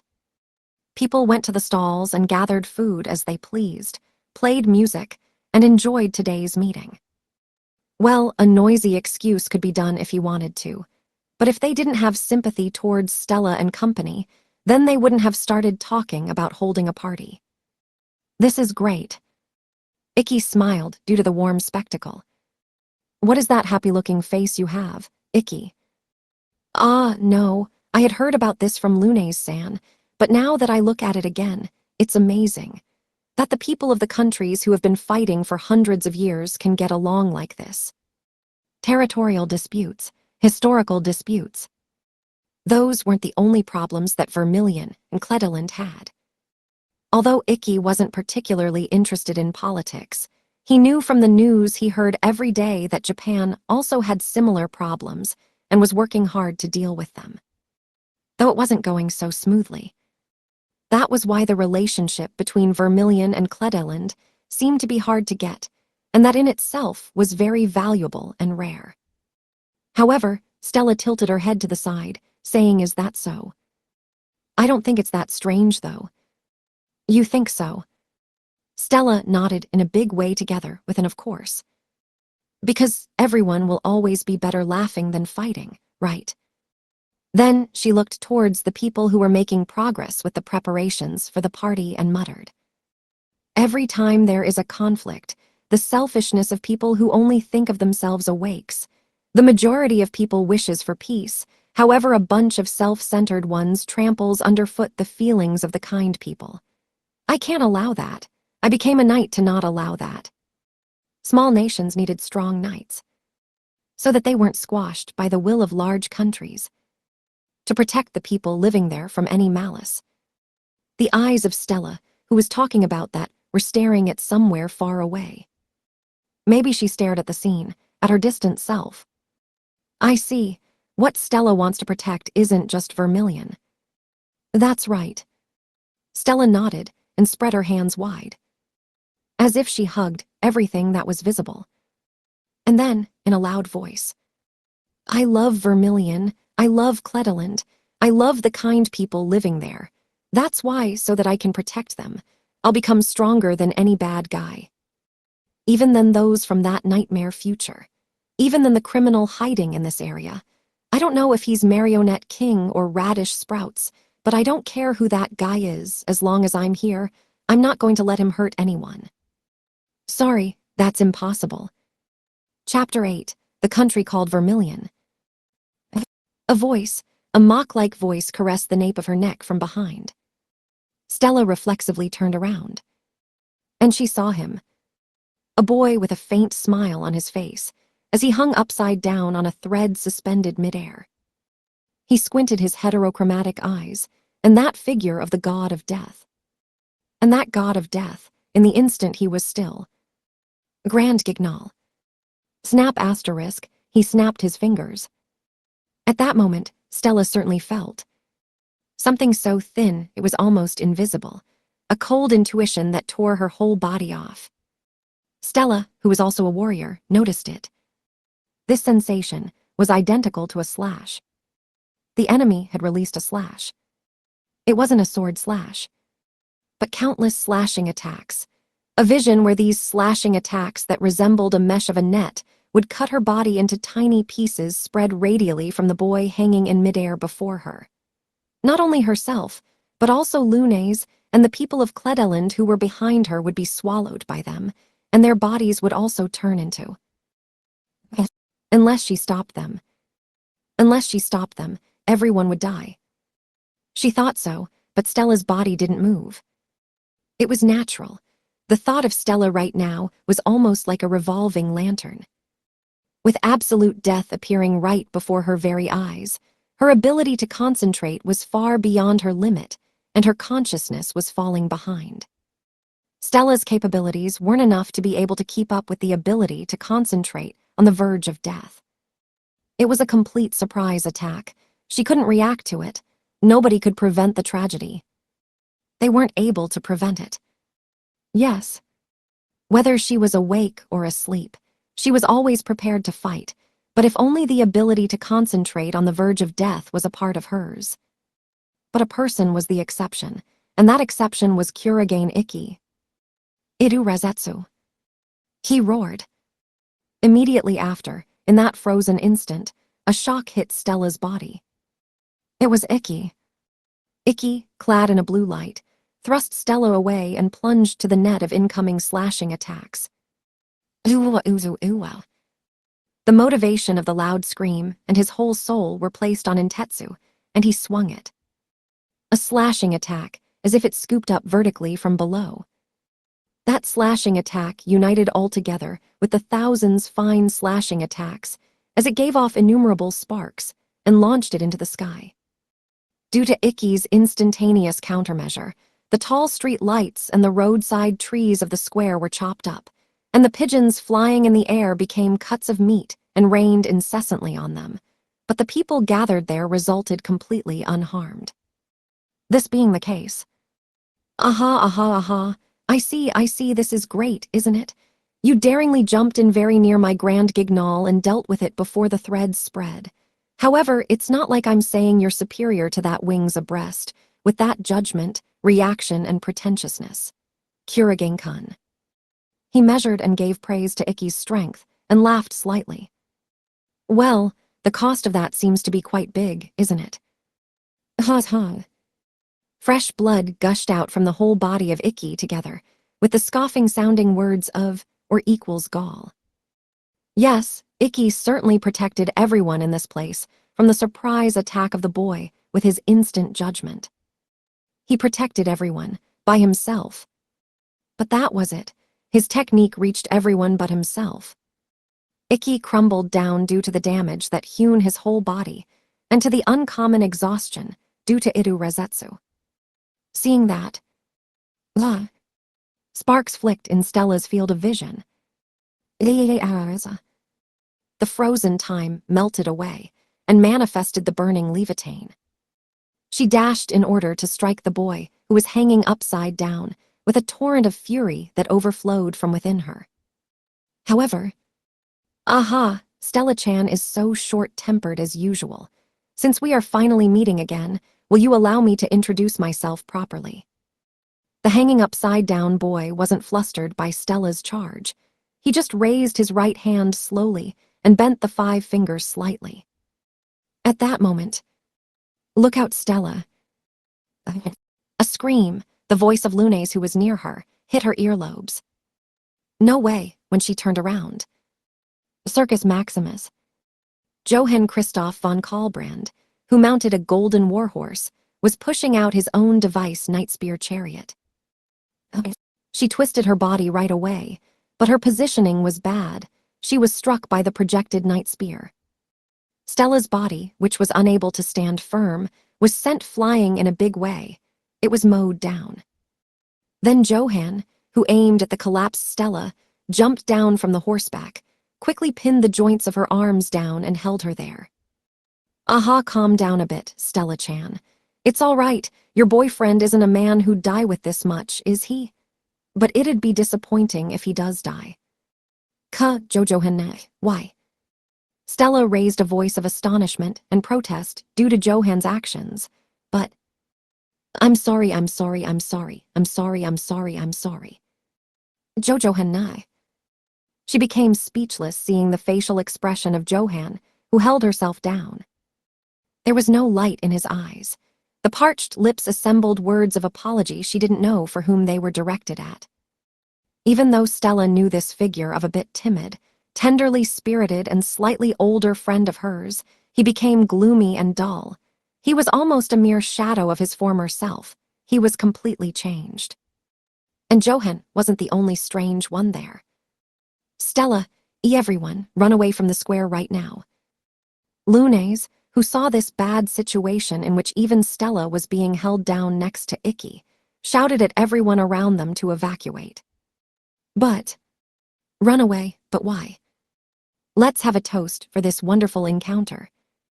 Let's sing, let's dance, merrily. The people of Cledeland didn't run away. Everyone began to dance and sing without escaping. With unboundedly cheerful smiles pasted on their faces that got wet with pigeon's blood. This is. It's futile. This is already my toy box. Toy box, with those words Lunes realized. The ability to manipulate people at wills. I see, your marionette king or equals Gaul, the culprit that was in the report from the League. The boy responded to this with "We have a winner," revolved in the air all of a sudden and landed on the ground. He revealed his own name as he saluted, bending at the waist with hypocritical courtesy. As you know, I'm or equals Gaul. Thank you very much for responding to my invitation today, Your Highness Lunes. I see, so the phone call of that day was a trap. But there's something I don't get. What the hell does a leader of rebellion, the criminal association that threatens the world, want to do with a small country like this? Or equals Gaul stared in puzzlement to the question of Lunes. Rebellion, I'm no longer with those guys. I got tired of them. What? It means that I'm not working for rebellion. I just came to play with Stella Chan. Or equals Gaul, who said so, gazed at Stella. Nice to meet you, nah. It's not needed, because I've already met Stella Chan once through a marionette. At that time, the detestable evil she faced before. Stella felt a strong sense of discomfort as he appeared in front of her. You came to play with me. How dare you to do such a thing so brazenly? What did you do to Johanna and the people of this country? She glared at Marionette King, or equals Gaul with eyes burning with anger, and shouted at him. Towards this, or equals Gaul whose glad-looking face brightened as if he was waiting to hear that. I had them become my puppets by using a bit of my ability. By doing so, the puppets move as I wish. Look, I can control other people using threads, though Stella-chan knows that, doesn't she? By using that, I got the prince to give me a hand with the cleaning. Like killing the king of this country, killing the strong knights of this country, and all sorts of other things as well. With that said, he pointed at the ones next to Lunes. Stella and Lunes turned their eyes towards that finger. Luke and the others, the 4 representatives with the exception of Johan, stood stock still expressionless. The next moment, the 4 of them crumbled down on the spot, as if they were puppets having their threads cut. Squashed asterisk, they twisted and their limbs went in all directions. Then, pitch-black blood overflowed from their eyes, ears and noses. Stella and Lunes knew. When they came across Luke and the others today, they were dead already. The prince also resisted while getting frantic, saying stop please stop at first, but it didn't matter how much he struggled. He can't escape from my threads once they have entwined around the nerves. And now he has become completely obedient. He reached a point where he just mutters to himself. Maybe he broke or something. The acts of the devil were told, revealing everything. Johan continued apologizing for the crimes that he committed, but had no control over. What happened to Johan's body, the moment Stella understood all that? I'll kill you.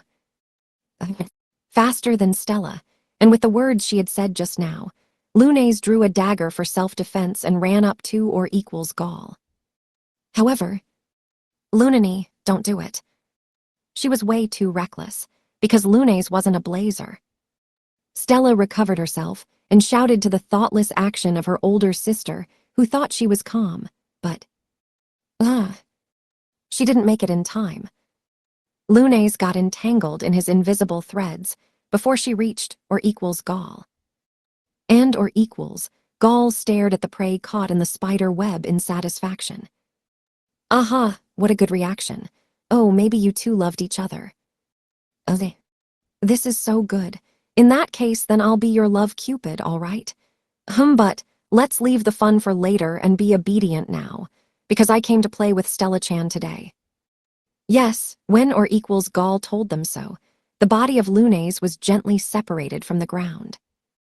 Ga hhhh. Lunes, who floated in the air, groaned in pain and buried her nails into her neck. An invisible thread was strangling her neck. Stella noticed this. Stop. The one you have a grudge against is me, right? Lunini and the rest have nothing to do with this. Challenge me directly. And shouted at or equals Gaul. Or equals Gaul looked at Stella with that shout, as if he was surprised. A grudge against Stella. Why do you think so? Why? You're holding a grudge against me because I defeated you at that time, right? Didn't you come to retaliate? The only connection between her and or equals Gaul was one act at the Seven Stars Sword Art Festival. That was why she asked if it was revenge or something, but or equals Gaul denied this with an exaggerated body gesture accompanied by a nope. Rather, at that time, I was kind of deeply in love with the nobleness and kindness of Stella-chan. She's such a wonderful woman. With the exception of Stella-chan, the only other person I've felt such feelings for is my Nissan. Hating you is unthinkable. If so, then why are you doing something like this? She just couldn't understand it. Or equals Gaul talked back, without hesitating towards Stella, who said so. Why, you ask? Because it's funny. Stella-chan said it not long ago, didn't she? That everyone loves peace. It was better to laugh together than to fight each other. But I'm not like that. I just love watching people suffering and getting injured. My heart tightens when I look at the lingering affection and regret floating on the anguished facial expressions of the ones heading to death. When I imagine the sadness of the bereaved family that was left behind, it turns so painful as if it was done to me. Especially when they make me kill a beloved one with my strength. The wailing of their hearts is transmitted through the threads. The emotions develop cracks and break. And the shivering is, I can't describe it. It's cruel, sad, painful. But that's what makes it so fun. I can't help it. All the more if it's my favorite girl. That's why I don't have any resentment towards Stella-chan. Rather, it's the opposite. Yeah, I'm so looking forward to it. How much can Stella-chan last without breaking? Can you bear it even if I kill your father and mother? And your sister? Can you remain being high-minded even if I make you torment Ikki-kun to death? Or will you cry and apologize and beg for forgiveness while being obsequious like a dog? Aha, such an unsightly Stella-chan. I'm getting excited just by imagining it, you know. Or equals Gaul let out a rough sigh and turned his eyes filled with heat. Stella spat out, putting all the hatred and unpleasant feelings she had into it. I see, now I get everything. It's all extremely clear. You're beyond help, so you aren't going anywhere. However, or equals Gaul didn't appear to care, rather. He laughed like he enjoyed it even more. Aha, I don't deny it. I'm certainly broken. However, even if I'm broken, I'm still a person who was born with only one precious life in this world. With no moronic stories about spending an insipid life without even having fun with the people around me. Even I, who can't enjoy myself without breaking people, have the right to live happily. And for that reason, I'll destroy all of Stella's important countries. He said such a sinister thing. What do you mean by that? Aha, I mean exactly what I said. Actually, it started already. The moment Stella-chan said she was going to protect the people living here, I started a massive invasion of Vermilion by controlling the army of Cledeland. What did you say? The people of Vermilion who will suddenly have guns aiming at them by the neighbors they place their trust in will certainly be frightened. They'll be surprised and will run away, but someday they'll have to change their mentality and counterattack. How could they, even when we believed in them? And if they kill each other, they'll never recover from that again. A scene passed through the mind of Stella in an instant. The scene in which the people she wanted to protect, and she ought to protect by herself, were killing each other. That was a despair comparable to the nightmare shown by Tsukikage. Don't toy with me, Yei. Flames spouted from Stella's whole body. It was dragon's spirit, the noble arts that stored the physical strength of the dragon in her. With such unmatched physical strength similar to the world of myths, Stella ripped off Johan, who had turned into a puppet of or equals Gaul by sheer strength, and by carrying her joints to the extremes. I won't let you do that. I'll kill you and stop your foolish plan right here. She flew as if she soared towards the enemy, who harmed the ones she ought to protect. In response to this, or equals Gaul held his right hand up and attempted to catch her with a spider web. But, even if the spider web coiled around her, Stella cared nothing about it. She tore it off and moved forward. Without weakening the momentum of her charge at all, she closed the distance almost immediately. She got very near to or equals Gaul in the blink of an eye, and swung down the blazing leviatane with all her might, to land a blow on him with the intention to kill him, with absolutely no mercy. She didn't set aim or anything of the sort. There was no need for that. The strength of the dragon loaded, and it was enough to smash the life of a person, even if it grazed them. Or equals Gaul, who saw this. Aha, what an amazing power. Not even my threads seem able to stop you. I'm going to die at this rate. What should I do? Oh, that's right. He distorted his lips in delight and said, I'll get your significant other to protect me. At that moment, a shadow squeezed itself between Stella and or equals Gaul. Icky. Yes, or equals Gaul manipulated Icky, who fainted with the damage and the consumption of Idu Razetsu, and used him as a shield. The exhausted Icky, who was struck by the surprise attack of or equals Gaul, didn't have the strength to escape from his control.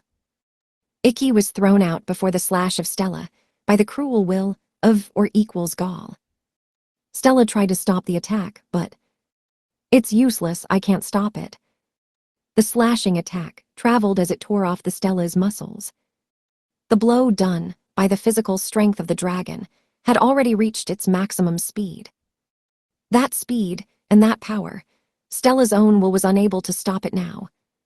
The blow of the dragon struck the top of the shoulders of the defenseless Icky.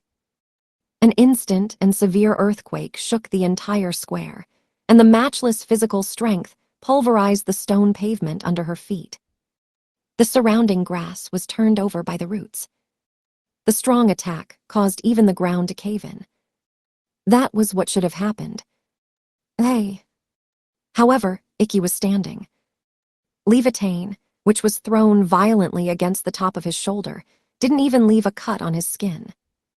Because jet black armor covered Icky's whole body and protected him. Stella remembered that armor. This armor, no way. Orichalco's. The moment when or equals Gaul said that name in astonishment, a white shadow similar to a swift wind ran up to or equals Gaul from the surrounding crowd of people, and swung downward a jet black halberd, which had the same color as the armor. Ika. Or equals Gaul made his body fly to the back to escape from the surprise attack, but it was an instant late. The huge blade of the halberd snatched the right arm of or equals Gaul from the elbow. A spray of blood drew an arc, and his right arm fell. With that, the prohibitions that restricted the movement of the fainted Icky and Lunes were lifted, and they crumbled to the ground. And then, you surprised me. I never thought you were in this country already. Or equals Gaul, who lost his right arm, said, putting familiarity into his words, as he faced the woman of red and blue eyes like the ones he had, and who stood as if protecting Ikki and the others. It's been a while, Iris Neeson.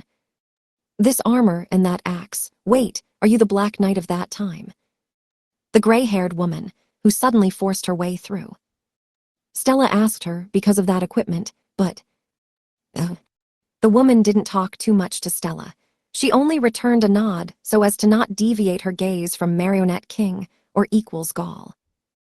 On the other hand, or Equals Gaul, who lost his right arm because of her. Although I thought that nuisances from Union and League would come, and I intended to be on guard using the eyes of the people, I couldn't notice you at all. Like I thought, Nissan is amazing. Yes, he praised that woman, the concealed figure of Black Knight Iris Ascaride. However, Ascaride responded to this praise without moving an eyebrow. I'm not. It's not a hard to fool to that extent the bad eyes of a blazer who relies on magic powers. She replied with an indifferent, unkind and machine-like tone of voice, and wiped away the blood adhered on her axe. Or Equals Gaul shrugged one of his shoulders in response to such unfriendly reply. You're right, I'm an amateur when it comes to that area after all, though not to the level where I'll be assassinated while sleeping. But still, Nissan appeared in front of me like this. Tien, that is the furigana reading for martial arts. He raised his lips with a sneer, as if he was looking down on her. You had planned to search for my whereabouts and do a surprise attack while being mostly hidden, but you abandoned that chance and came to rescue Stella Chan and the others. Nissan is kind as ever, isn't she? Ascaride just confronted, or Equals Gaul in silence. She didn't return the words. No, she couldn't return them. What or Equals Gaul had pointed out completely hit the mark. Ascaride knew the dreadfulness of or Equals Gaul more than anyone else. It also meant she was at a disadvantage if she were to compete with him outright. That was why she was hidden in the city and was searching for where or Equals Gaul was hiding. To bring down the enemy before her with certainty. This current situation was a matter of unpleasant necessity for Ascaride. Or Equals Gaul saw through this. So, what will my kind Nissan do in this situation? Will you be able to defeat me while having those three as a burden? It's not like you forgot what happened to you when you fought me seriously, right? He made a serious effort for an instant. His own soul, he laid it bare as it was. As soon as that happened, a black mist magic filled with strong ill will and malice gushed out from the small body of or Equals Gaul and covered the entire square. The toys broke once after all. Although you have to deal with quite the mess, but isn't that great? Nissan is gentle after all. The azure sky darkened in a flash. The light was lost, and the atmosphere became heavy like lead. It was thick enough like blood, with a viscosity that stuck to the skin. Blah. Stella became speechless with such an overwhelming presence.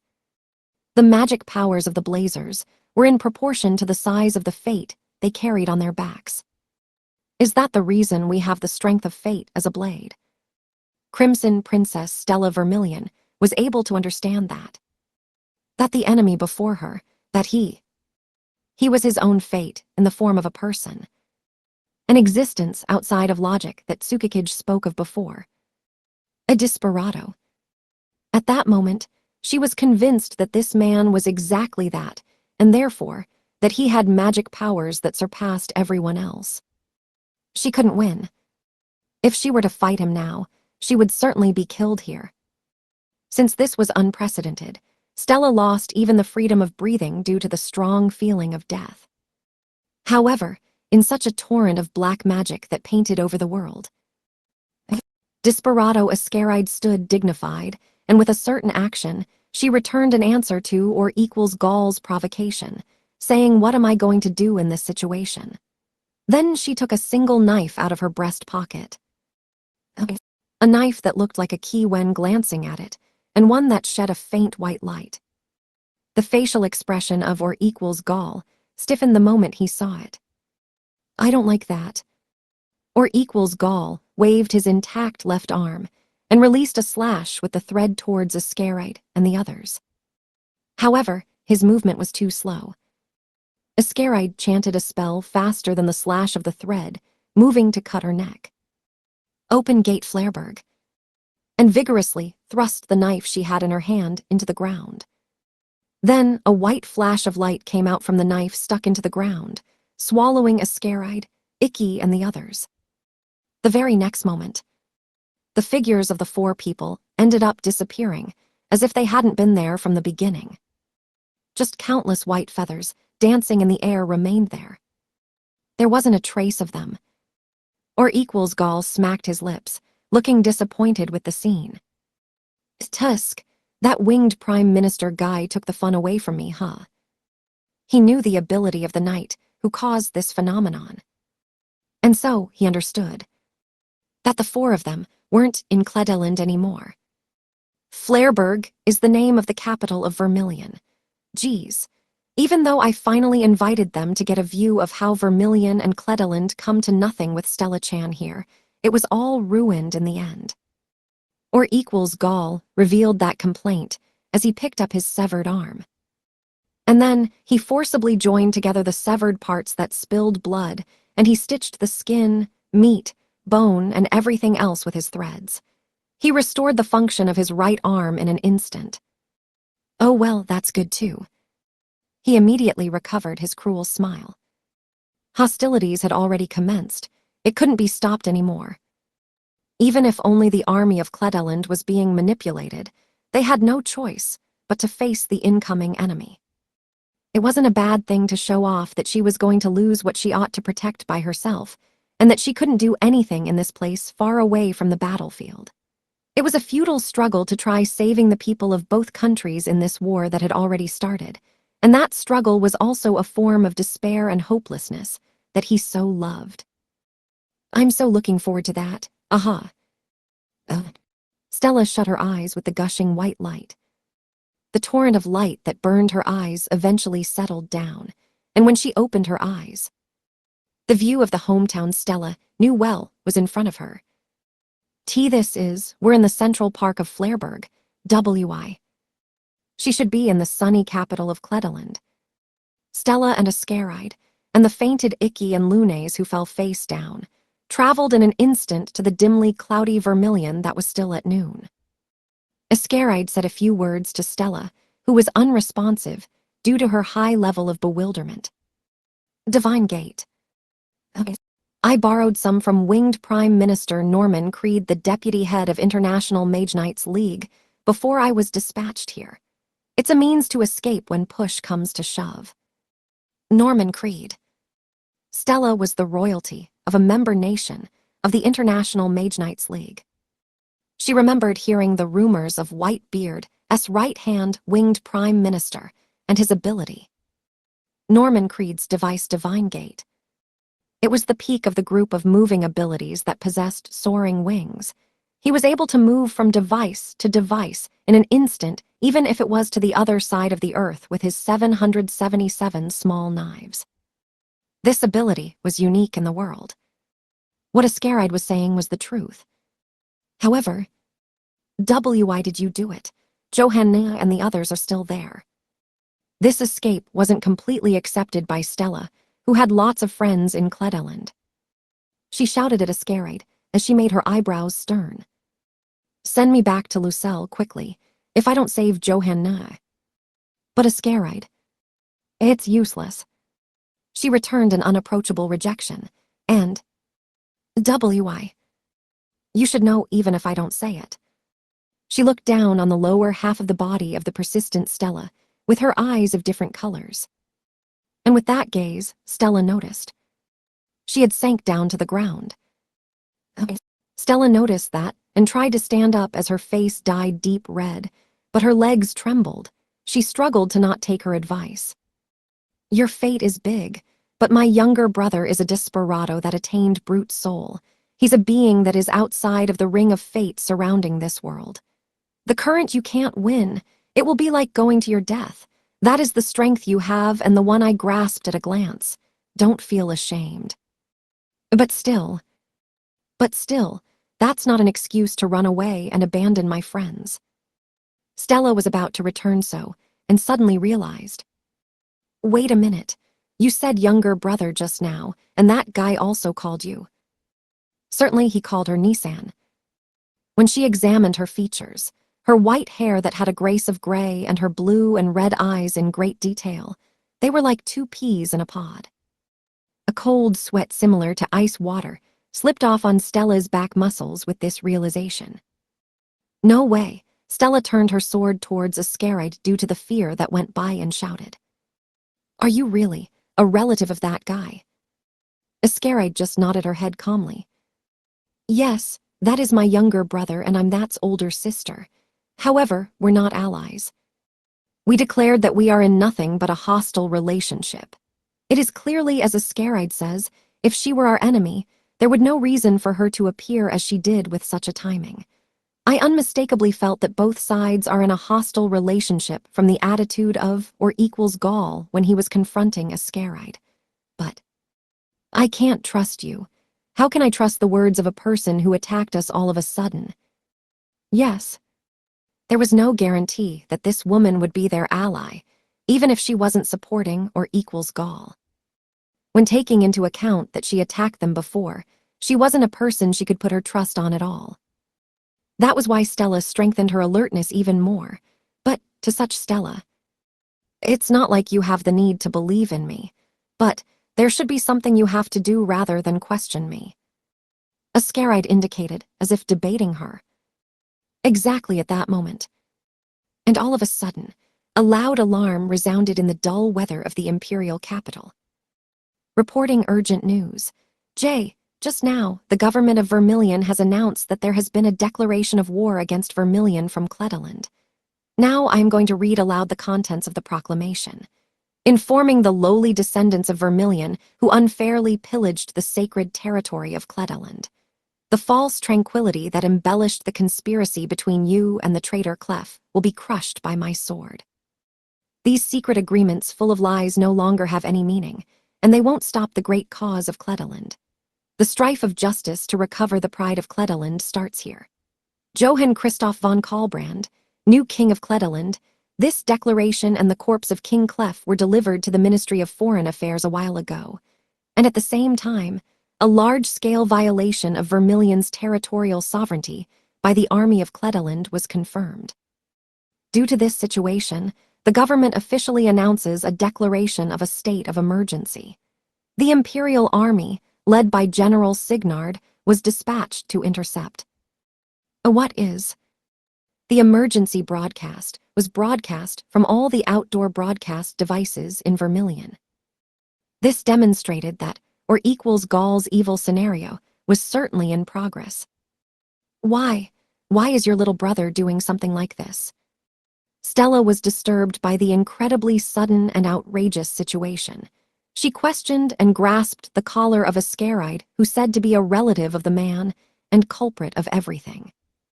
Ascaride said a few words, without resisting her. He should have said it, because it's funny. There are no further reasons for my younger brother's actions.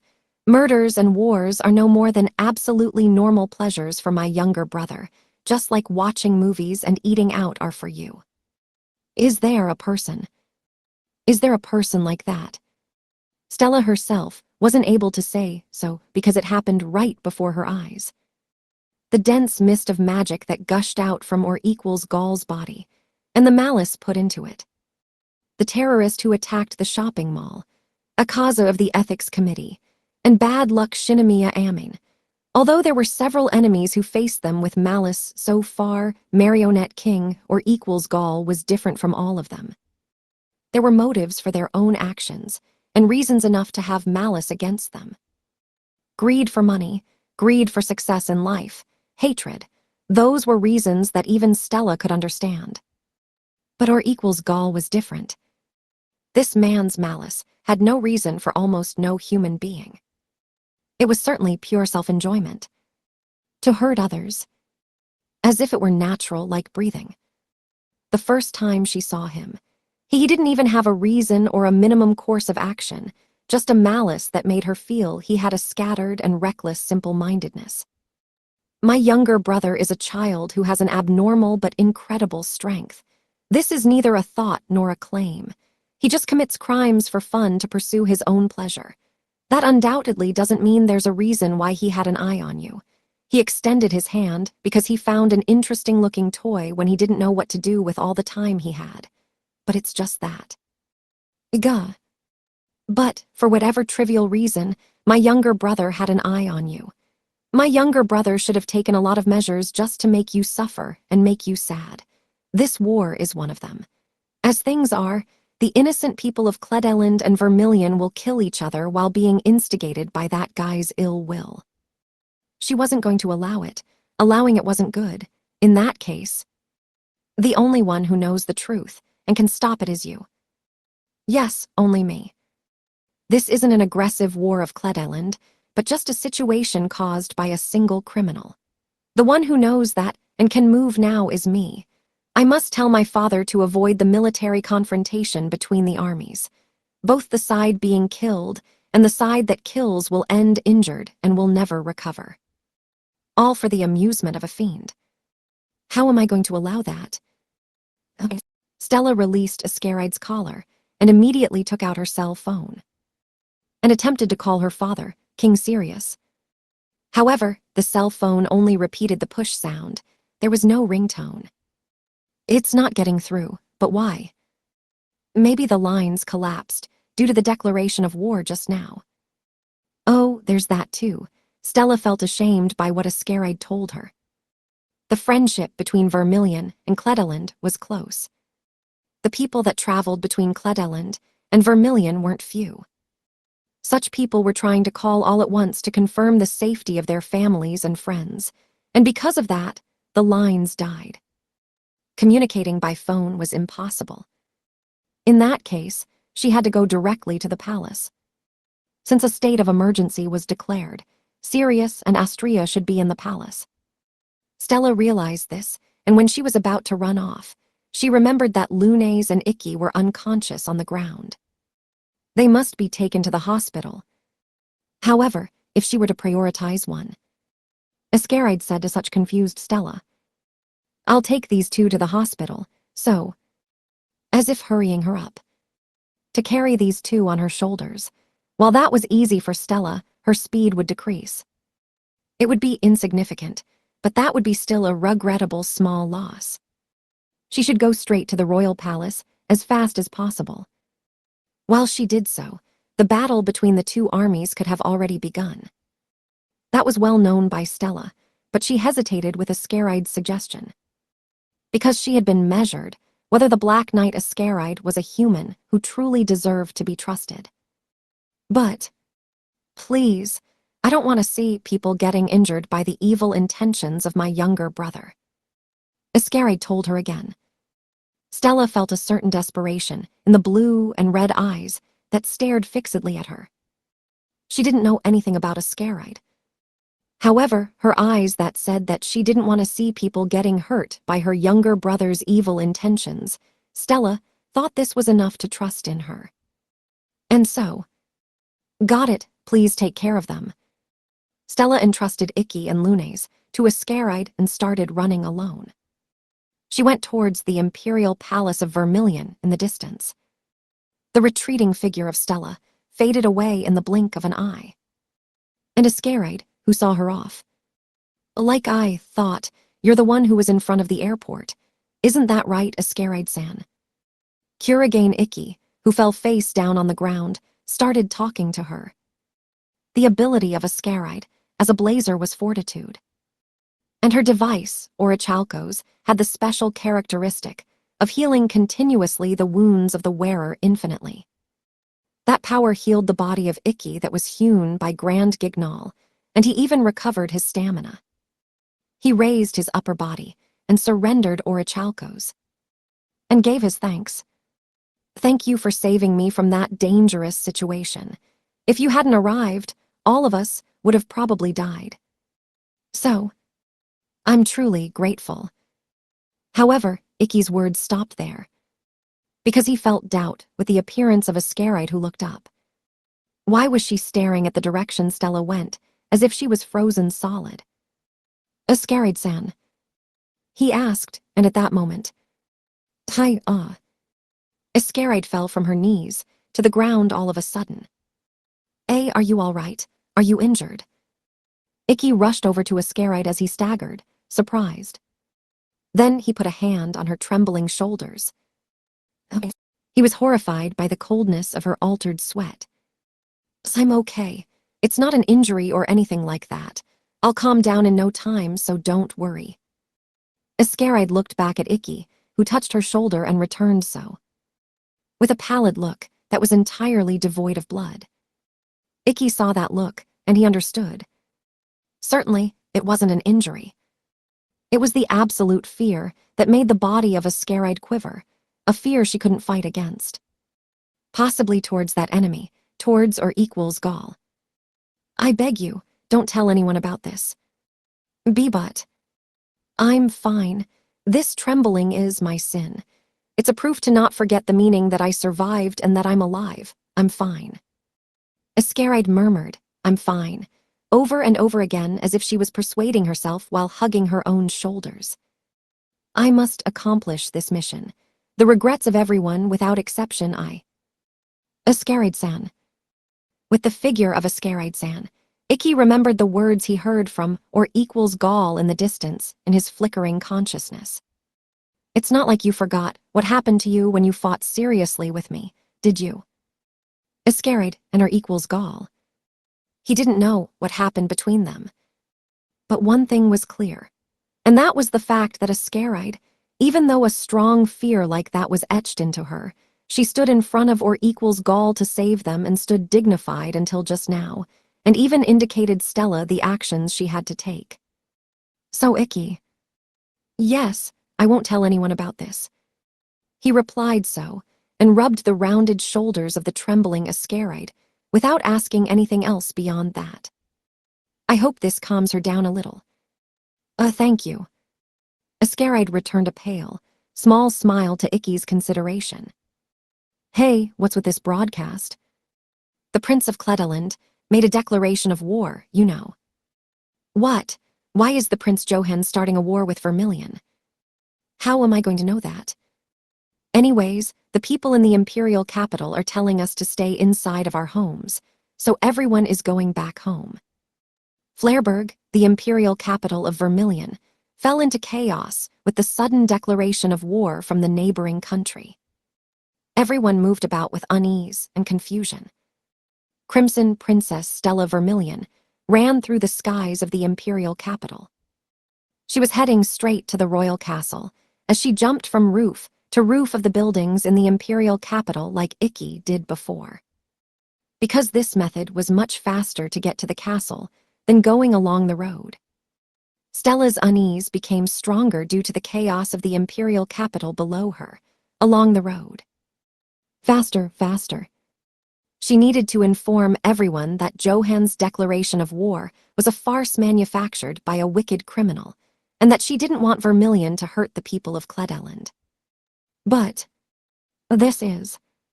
Stella's legs stopped the moment she finally got near the castle. The main gate of the castle, which was always left open at this hour, was closed. And there were countless armed soldiers standing up under her eyes. The level of defense had been raised to the limit due to the state of emergency brought by the sudden declaration of war from the neighboring country. Naturally, Stella got down and was allowed to speak with the soldiers and went inside without problems. However, this was just the outer security.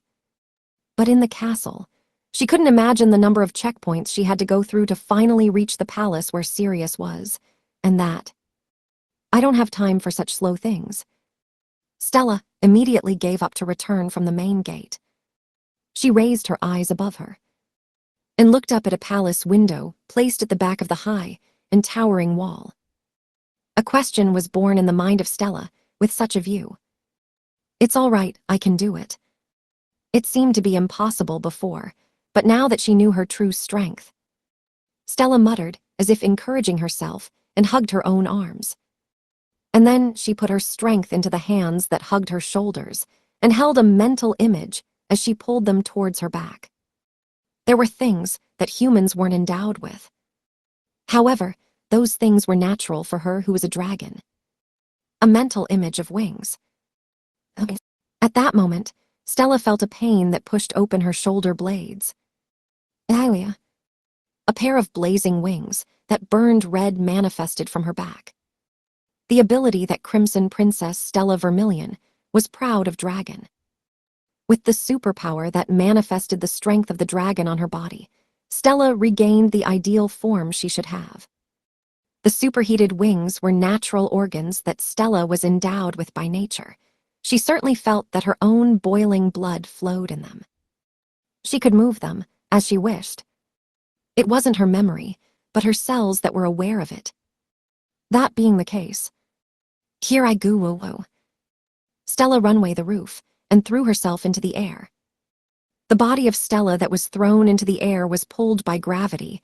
It was about to fall, but then, in an instant, as soon as the blazing wings flapped once, the strength of the dragon easily ripped off the chains of gravity and elevated the body of Stella into the air powerfully. Then she could easily jump over the high and towering castle walls and immediately went straight to that palace window. She went straight through the window without hesitation and jumped into the palace. What was that sound? No way is it a missile or a person. It's an enemy attack. Shoot them to death. The soldiers rushed to the sound of the glass that blew off and resounded in the palace without warning, and turned their guns towards the one who jumped in from the window without confirming who the person was. They were about to pull the trigger. It seemed that they became agitated with the war against Cledeland that started so abruptly. Stella roared in a carrying voice. Calm down. Towards them. With this, the fingers of the soldiers stopped squeezing the triggers, because they realized that it was their princess who jumped in from the window. Since Stella-sama. But how? Not that she departed to Cledeland a while ago. The soldiers were surprised, and Wyatt, Stella is here. Sirius came running as he pushed aside those soldiers. When he saw the figure of his beloved daughter, unharmed, who he thought was alone in Cledeland. Yees, Stella was Safi. He opened his hands wide as he shed tears of joy and ran to hug Stella tightly. But, Hylia, the hug of meeting again was prevented by Stella's counter-like palm heel. Boo, but why? Thank you for being worried, but I'm sorry. It's not the time to do so right now. Yes, she was happy for seeing him again, but it was unfortunate. She had to inform that the army of Cledeland wasn't the enemy before the armies of Vermilion and Cledeland crashed. And for that, Stella looked for her mother Estria, who was the real person commanding the politics of Vermilion. Stella-chan. Aka-sama. She found the figure of her mother, who ran with Daniel Dandalion, the head of the Vermilion branch of the International Mage Knights League, to where she was. You didn't get caught. Oh, I'm so relieved. Yes, I was rescued by Black Knight who came from the League, and so we came back here with Divine Gate. I see. By the way, what about Luna-chan and Iki-san? They both came back to Vermilion with us. Since they were injured, I didn't bring them here. Instead, I had Black Knight take them to the hospital. They're injured. What about Luna? Is Luna all right? Lunani is fine. She just fainted. Iki was considerably wounded when protecting us, but he's okay. He's not the kind of guy who would kick the bucket with something of that degree. Because that man was a man who surpassed himself and tore off even his fate. For the time being, the most important thing is to not get into a situation where they'll take the royal family as hostages. However, if Black Knight has moved, then that means that she was notified by the headquarters about this strife and the criminal participating in it. Isn't that right? Stella greatly nodded, in response to Dandalion's question. Listen, Adu-sama, Aka-sama, there's something very important I have to tell you. After she arrived at the palace and reunited with her parents, Stella told them everything she saw in Cledeland. That Cledeland and their government, army, and even the people should be under control of Marionette King or equals Gaul. that everything about this declaration of war and violation of territorial sovereignty were crimes committed by or equals Gaul half-joking. And that King Clef was murdered by his evil hands. And the moment she told them everything, a strong earthquake shook the imperial palace. It was the sound of a pillar in the imperial palace that Sirius hit and broke. That piece of shit. Adu-sama. A heat haze that distorted the surrounding scenery rose up from the huge body of Sirius. His friend, who promoted peace between both countries together with him, was killed. Sirius looked like the fury was burning in his body. Thank you, Stella-chan. The enemy has become a serious matter. Marionette King or equals Gaul. That power he has was regarded as dangerous by League in the past, but to think that the degree of the real ability he had could cause such terrible actions is what is Rebellion trying to achieve with this, I wonder. He said he already quit Rebellion, though I don't know if that is true. But there's no doubt that this damn guy truly enjoys the misfortune of others, I'm sure of it. It was my first time seeing it, the malice that became his happiness as he injured the ones around him. I truly think he's trying to cause a war just to torment us. This was nothing but a game for that devil. That level of pleasure was like going to the city to watch a movie, if it was compared to them. He attempted to mess up both Cledeland and Vermilion for that level of pleasure. This wasn't a ridiculous story. It couldn't be ignored at all, because of that. Atu-sama, Aka-sama, the army of Cledeland that is heading towards here is being controlled. We only have one enemy that should be defeated. That's why I beg you, to tell this to everyone on the front lines right now. To not fight with the army of Cledeland. At this rate, we'll just end up hurting our friends who are only being manipulated. If that were to happen, then both sides will have to carry a disgrace on their backs that will never disappear. If that was the scenario designed by this devil, then she had to stop it by any means necessary. That was what Stella proposed to Astrea. Astrea gave a nod to that, and... You're right, it's as Stella-chan says, that's not a ludicrous story. Of course not, in that case. But it's impossible to tell this to the ones on the front lines. She put aside Stella's proposal with a cutting tone of voice that didn't hide her dignity as an empress, and was different from her usual carefree way of talking. Hey. The scenario of or equals Gaul, the devil. Stella, who only thought that her own proposal of informing the front lines about the contents was going to be accepted unconditionally, couldn't understand the rejection of Astrea. Why? Everyone is just being manipulated, aren't they? Stella persisted, while being very agitated. Astrea shook her head with a sad facial expression and said, Stella-chan, I'm very sorry, but it doesn't matter if they are being hostiles towards us or not. What do you mean? Suppose there was a reason why the army of Cledeland invaded the territory of Vermilion with weapons in hand and turned their muzzles towards us. The combat is inevitable to protect both our territory and to evacuate the population. What do you think will happen if the soldiers on the front lines were to listen to the argument that the army of Cledeland is being controlled? What will happen? They certainly will hesitate to pull the trigger towards their friends who want to be saved by them with soundless voices because they're only being manipulated. And that faltering will certainly cause enormous damages to the army of Vermilion. Stella, who was admonished by Astrea, became aware of it. It was just as her mother had said. If they were to tell Signard and the others on the front lines about that, they wouldn't be able to turn their muzzles towards the army of Cledeland. But on the other hand, there was no mercy for the army of Cledeland that was being controlled. If both armies were to clash, the result of that would be self-evident. I think you want to save the people of Cledeland, but we are the royal family of Vermilion. We have a duty to prioritize the lives of the citizens of Vermilion above all else. That's why that information, even if it's true, it will spoil us. It can't be sent to the front lines. But if we do that. Stella tried to object Astrea's decision, but she couldn't find the right words for it. Because what Astrea said had no room for objection. It was the right decision as the royal family. The lives of another country's people or the lives of the people of their country. There was no comparison. Exposing the people of their country to danger to save the people of another country.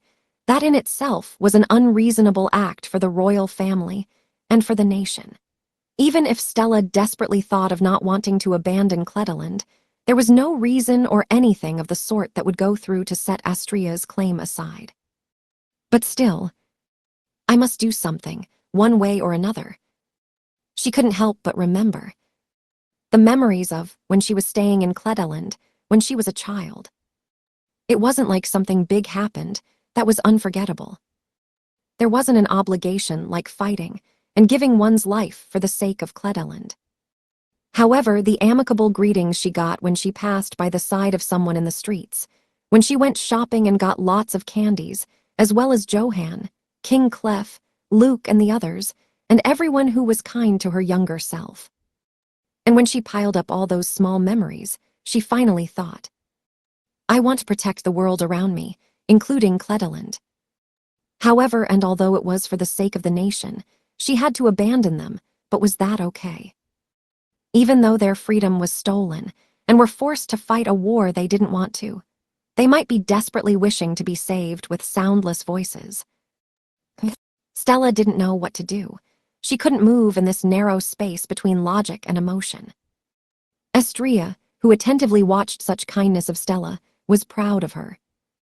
However, being kind wasn't everything.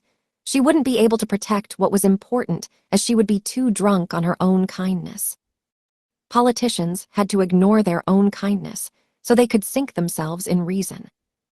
Especially Stella, who was Vermilion's best fighting power. From now on, whether it became an all-out conflict with the army of Cledeland or they attempted to subjugate or equals Gaul with a selected few, they would certainly need Stella's strength. That being the case, it would be a problem to have her standing still indefinitely. And so, Astrea decided. In order to cut off Stella's hesitation, she would allow a preemptive strike on the army of Cledeland that was invading their territory deeply with the imperial army of Vermilion that she would lead. Her daughter wasn't frail to the degree that she would continue to hesitate once the battle had begun. That was why she made a harsh decision. That was the duty of adults. Astrea, who resolved to do so, looked towards the private line terminal installed in the room of the imperial palace, and, Hey, Signard, it's me. Yes, listen to this. The army of Cledeland is being controlled and they are being forced to fight. You must absolutely not show any hostility over there. She saw the figure of her husband Sirius, who told everything to the Imperial Army General Signard, who went first through the terminal as he tried to hide it from her. Oh, Wadu-sama. Sirius. The surprised voices of Dandalion and Stella, who were next to Sirius, were raised due to his action. But Sirius wasn't concerned about the reaction of the ones around him. If you don't understand, do as I say anyways. Stella returned a few moments ago and told us about the situation over there. Cledeland and even that kid Johann were contacted by League before they were completely taken over by the criminal. In other words, this war has been a farce from the beginning. Signard, don't get involved in this stupid farce so that guy doesn't make a fool out of us. Yes, change to defensive battle. Give them all the territory they want.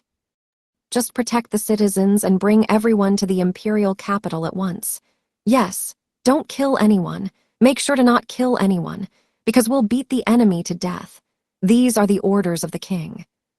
He strongly ordered to Signard, who commanded the army and hung down the telephone receiver.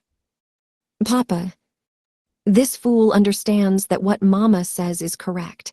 However, I don't agree with it at all. Not when Cledeland needs our strength. If we extend our hands to protect ourselves above all else, then what is the point of all this time we've spent so far? Cledeland and Vermilion overcame the long-established custom of snarling at each other in old-fashioned, pent-up resentment, and cooperated to become friends of equal status.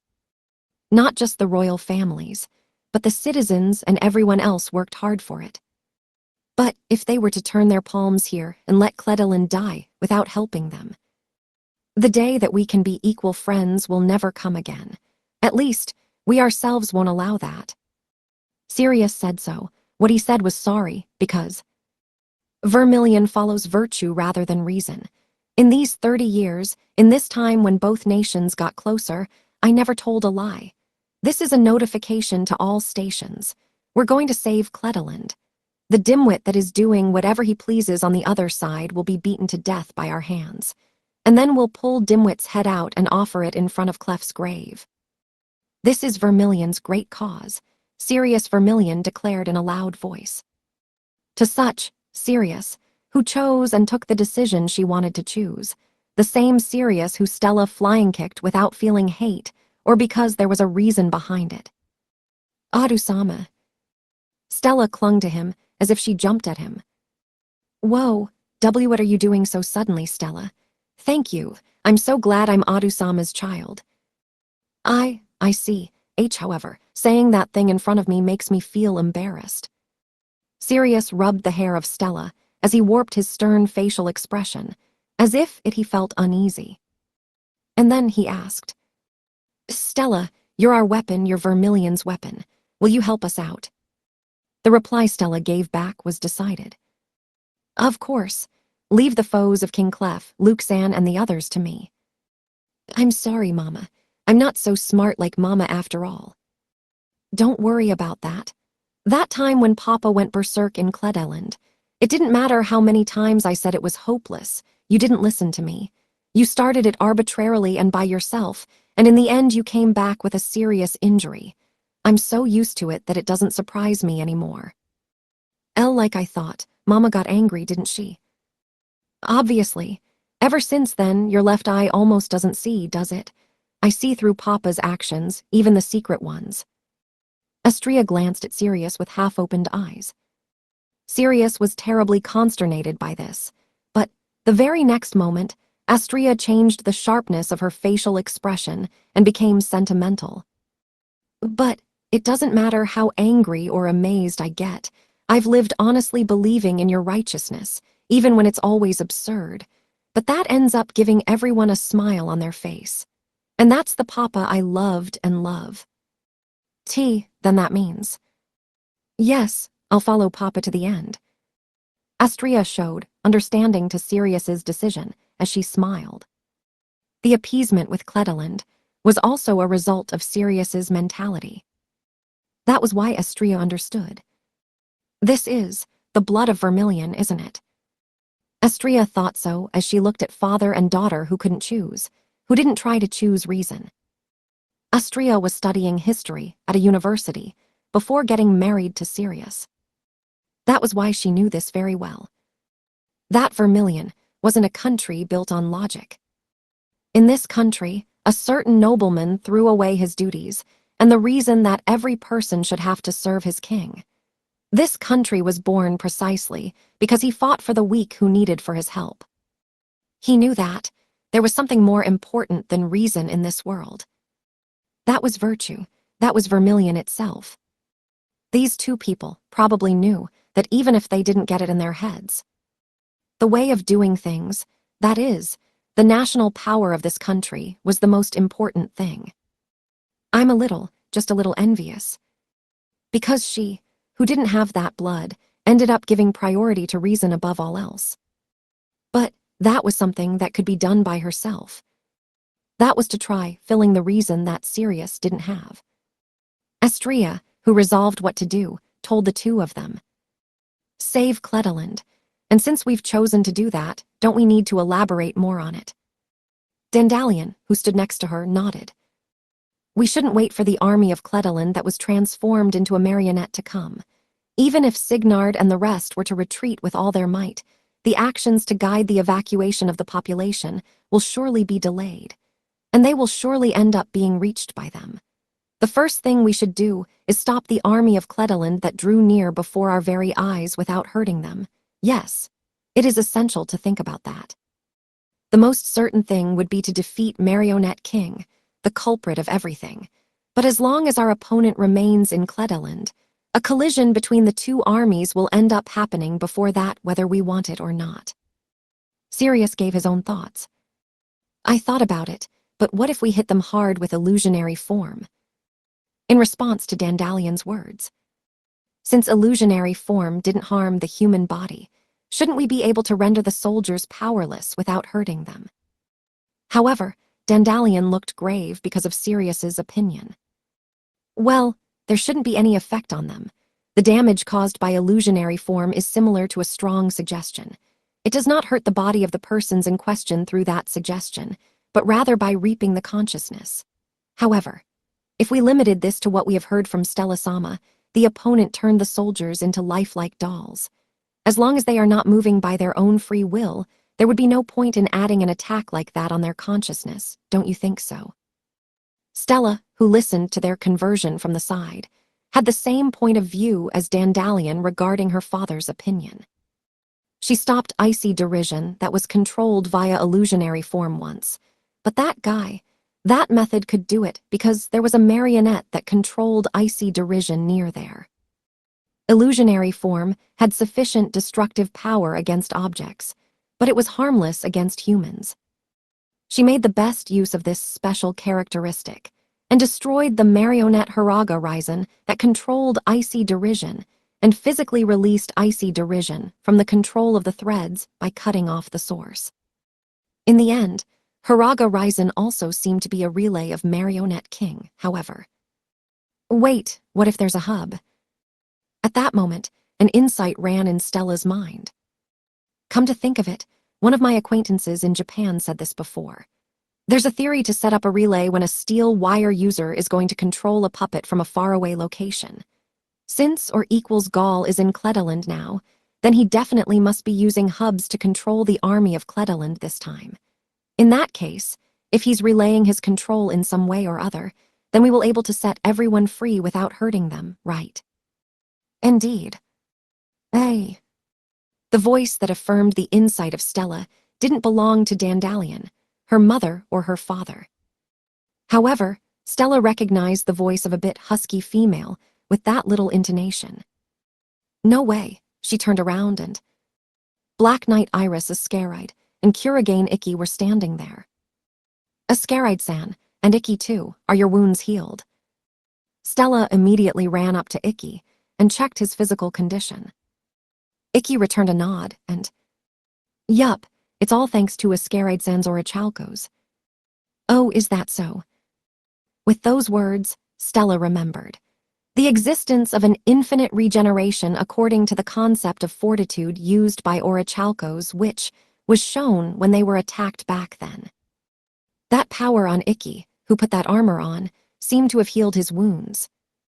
Does that mean you're really all right? Yeah, I'm sorry for worrying you. Hey, I don't care about you. What about Luna? Where's Luna? Sirius forced his way between Stella and Ikki while shouting in anger. Ikki replied to Sirius regarding Luna's whereabouts. Luna's-san was taken to the hospital. She ended up losing consciousness due to a minor hypoxic encephalopathy, but it wasn't a risk for her life, and she ultimately woke up when we reached the hospital. However, she sprained her right foot when she fell on the ground the moment she lost consciousness, so she stayed in the hospital and is receiving treatment. I see. It's only a sprain, huh? That's a relief. Sirius fell to his knees on the spot. The relief was too big. Astria, who was behind him, let loose a sigh of relief just like him, but she immediately tightened her crumbled appearance. Black Knight-san, when you said indeed, was it because of what Stella-chan said? That if the relays are crushed, then the people of Kledaland can be saved. She continued the discussion right away so that the matter wouldn't end up being diverted. Ascaride returned a nod to her. Yes, Marionette King prepares relays to artificially increase the joints to diversify the pattern of movement of threads and to manipulate many people and objects. This time, Marionette King should be using dozens or hundreds of people in the army as relays. If you restrain those relays and seal their movements, the soldiers who were under the control of those relays will be released from the dominance of Marionette King. However what? It's very difficult to identify the people who are relaying. Extraordinary powers of concentration, sharpened powers of observation and combat perception backed up by experience are needed. There might be some knights in this country who can do it, like the branch head and I, and that person, just the three of us. Ascaride, who said so, pointed at Icky with her eyes. But still, 3 people won't be enough. I requested reinforcements when I got in contact with headquarters before I rescued Stellaheim and the others, but it will take time for them to arrive, so we can't count on that. The army of Kleteland, which was heading towards here, exceeded 10,000 soldiers. That probably meant that the number of hubs were also around the 3 digits. 3 people couldn't cope with them at all. And then, the one who interjected the words of Ascaride was Icky. About that, I thought of an idea, but can you listen to it? Ajifusan **. TN, father-in-law. Chapter 9, Urban Warfare in Chaldea. Distant thunders resounded above the cloudy vermilion. There was a small town, with refined small buildings made of stone, lined up under the sky, that seemed it would collapse at any moment. Chaldea City, located precisely between the border of Kleteland and Vermilion imperial capital Flairburg. This rural town once prospered as an in-town and as an important point of transportation between both countries, but now that public transportation such as airplanes and railroads had improved, and because it didn't have any industry in particular, it rarely received people from other places. But this silent town was now occupied by men dressed in heavy equipment. They were the Imperial Army of Vermilion. Since they received evacuation instructions by means of king's orders, they gathered all the residents of the national border who already had finished evacuating by command of the local police, then took them along and started retreating straight to the imperial capital Flairburg. However, on the way they received a different order from Sirius. That command was, "You will put a front here in Chaldea in order to meet the army of Kleteland that was heading straight to the imperial capital, their objective, and to release them from the control of Marionette King here in this place." General Signard Uruin, who commanded Vermilion Army under this instruction, left the evacuation of the residents to the police who had previously entered Chaldea by Sirius's command, and proceeded with the preparations for the urban warfare against the army of Kleteland. The deployment of barbed wire and iron fences, the obstruction of their advance by blowing up the buildings and spreading the debris on the road. All of this was just pestering, but still better than doing nothing. Signard told the soldiers as she gave them directions. "Everyone, hurry to change your equipment. We don't have much time before the army of Kleteland arrives." The soldiers dropped their weapons loaded with live ammunition as they were hurried up by Signard's voice, which was amplified by a megaphone. What they took in their hands instead were non-killing weapons used for mob suppression like rubber bullets, stun grenades, stun guns, and bulletproof shields that the police brought when they came for the evacuees. All to help the army of Kleteland. Since they decided to do so, they couldn't afford to aim at them with weapons loaded with live ammunition.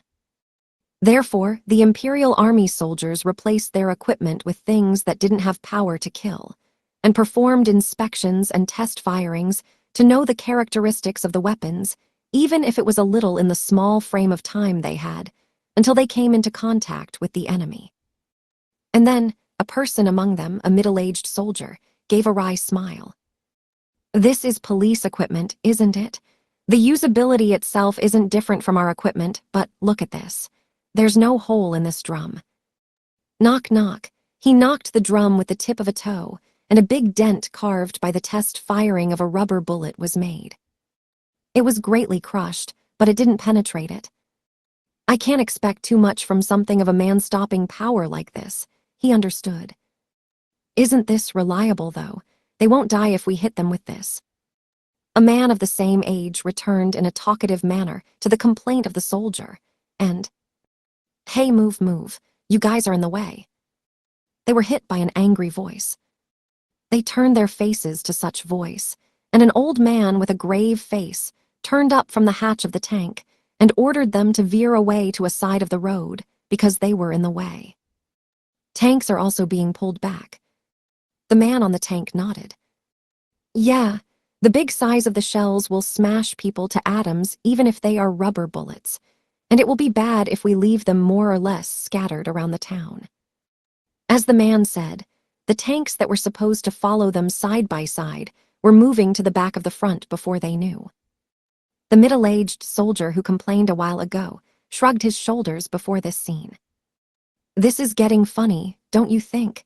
Even though they're being controlled, we can fight with just these toys against opponents who are carrying machine guns and even have tanks lined up. While they don't have ground-to-ground bombers like Vermilion, not having them pass through is absurd. All the soldiers who heard this returned a nod to the grumble of the soldier. Yeah, it's absurd, truly absurd. I couldn't believe my ears when I heard the order. They're asking too much. I totally agree. Even though we were attacked all of a sudden and have been extremely busy giving instructions and rescuing the population who lost their homes, now we're trying to save Cledeland. Our king is truly a hopeless goddamn idiot. Discontent and grumbling began to overflow among the soldiers. But that was natural. Those words were assessed as outrageous by the soldiers in the scene. They deliberately had to lower the grade of their equipment against opponents who were seriously after their lives. How were they going to go to war while worrying about their enemy's safety? Such foolish words. They weren't a joke, because they were the only ones who would put their lives on the line. Complaints were a certain thing. It was natural to be angry. However, even though you guys say so, you seem to be looking forward to it, don't you? They expressed their discontent and their complaints, and yet their expressions were somehow bright. That's how you are. You feel so bad that you're breaking into a smile. When we had real guns in our arms until a while ago, yeah, we had faces like it was the end of the world. Hee hee, there's nothing we can do. Not even I get this at all. I really don't get it, but to be able to fight as a soldier of this stupid country that began to say things like, save the people of another country by putting your life on the line, when this might get us killed is, how to say it, it makes me incredibly happy. They were shocked when they heard that the army of Cledeland was invading them. They couldn't believe it. However, when a hurried call and an urgent intercept order were issued and the equipment was allocated, they actually felt it. That from this moment, they were going to kill each other against the people of Cledeland. Just as that happened, the equipment that they had loaded on the trucks many times and that always carried felt very heavy. They thought of wanting to throw these disgusting things they held in their hands away. It wasn't a surprise. The imperial families weren't the only ones who had been promoting peace between the two countries. In the exact same way, the citizens that lived in both countries emulated their kings and gradually shortened the distance with their neighbors. Particularly their generation, who knew Cledeland and Vermilion before the reign of Sirius. At that time, they were taught by the man-eating fiend who lived there that they had to detest each other's life. There was certainly a period of time when they were nothing but disgusted by the people of Cledeland. That seemed to be the same for the Cledeland side. Because of that, it was complicated to meet each other's gaze immediately after the trial of the appeasement policy. But due to repeated small exchanges, they got to know each other little by little, demolished the old tradition, and cultivated friendship. There's no way we want to kill those people. And so, on the way to the front packed with trucks after the order of interception was given, the ones who chose their occupation as soldier were full of regret. But Sirius wiped out such gloomy feeling. The army of Cledeland was just being controlled. They had no animosity towards them. They had other enemies they should kill. They would never kill each other. I, who's a mere soldier, understands that. This decision of Sirius was something he couldn't think of with common sense. Whatever the reason was, the army of Cledeland was trampling down the territory of Vermilion with weapon in hand. Interception was natural. A normal nation would make their soldiers pull the trigger to defend themselves from the danger. Certainly, That would have happened if the soldiers weren't told that their enemies were controlled by a criminal. The nation should have devoted itself to national defense while hiding everything. But that would have resulted in their hands covered with the blood of their innocent friends. That was normal. That was the military. Their king said things that couldn't be thought of with common sense. But now they were tremendously glad. That their king wasn't a man who would make them kill their friends. The decision of King Sirius certainly exposed our lives to danger. But that was fine. We are fine with it. Tien, we is the furigana reading for Vermilion. In a wide world such as this, that exists a country that goes to war with such a good-natured pretext is great, don't you agree? You're not wrong. The thinking of this soldier was shared by everyone who was there.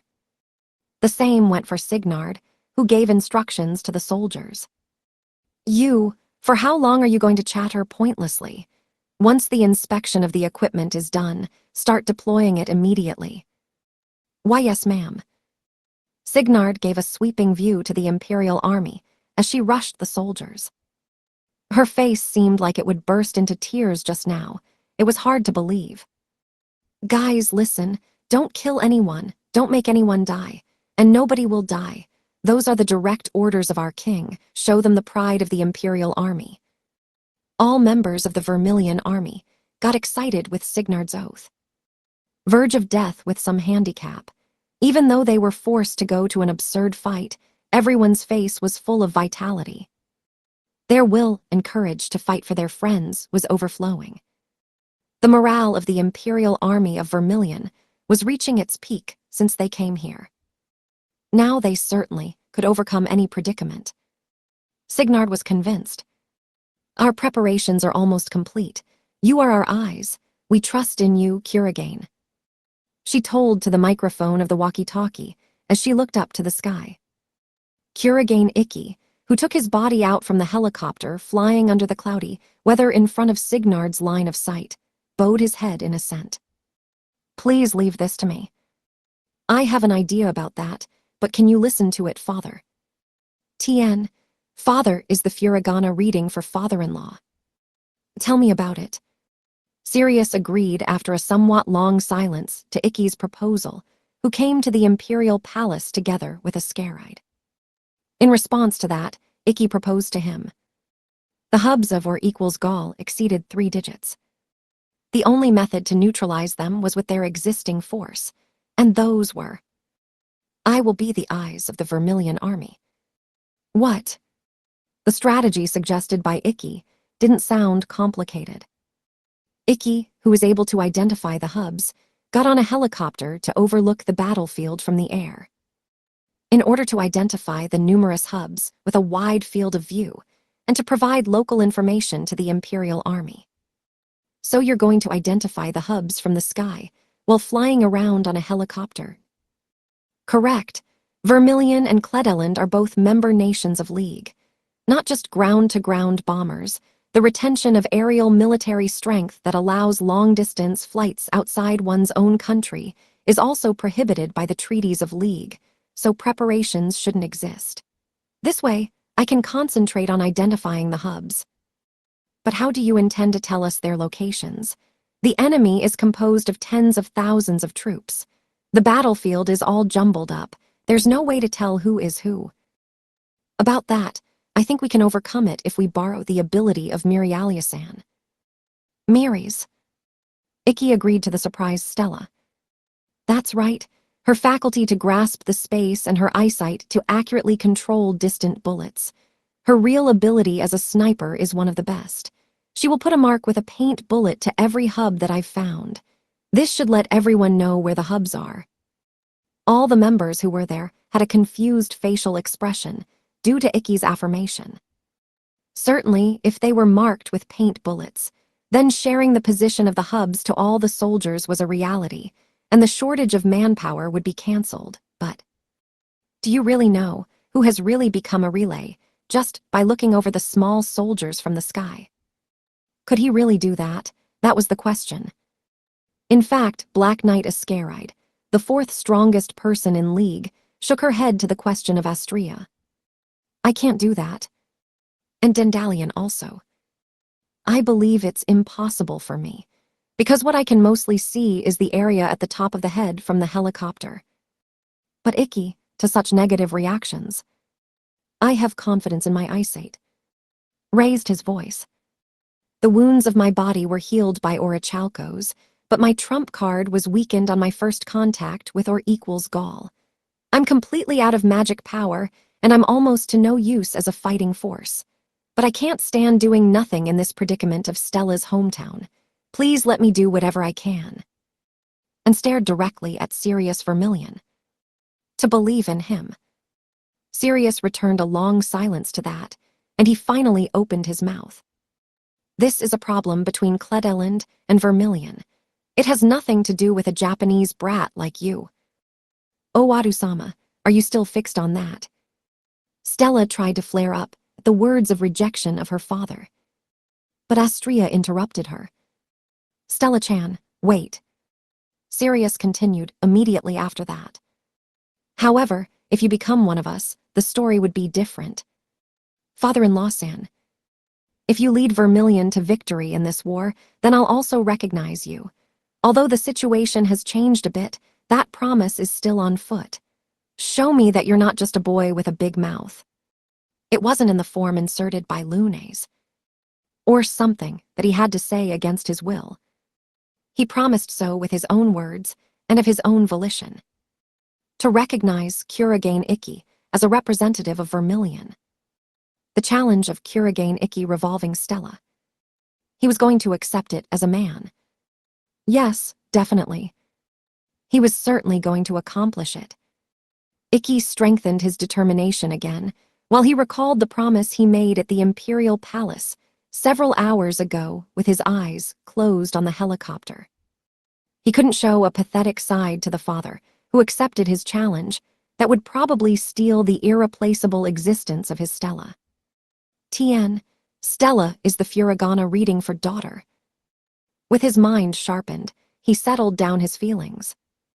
And with the pulsation of the blood flowing in his body, he raised his eyelids with an extremely high concentration.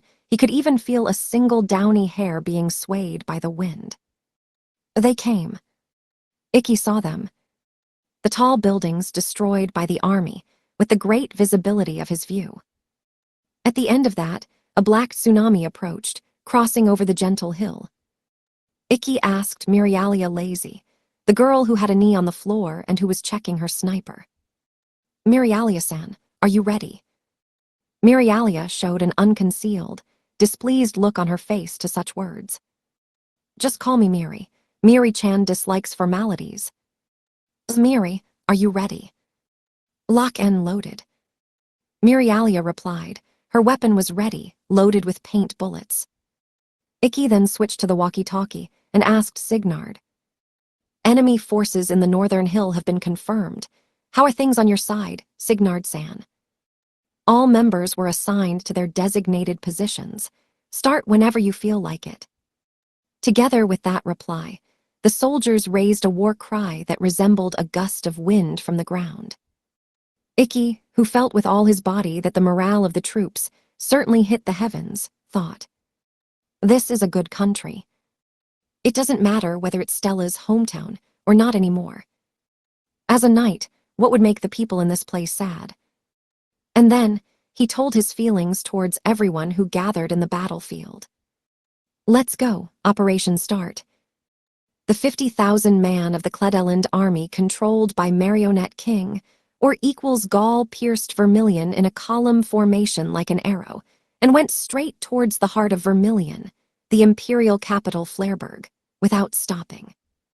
Vermilion army, who faced them, used nothing but their whole military force, the 30,000 soldiers they had and could be mobilized, and spread a line of defense in Chaldia, which was the halfway point between them and their military advance.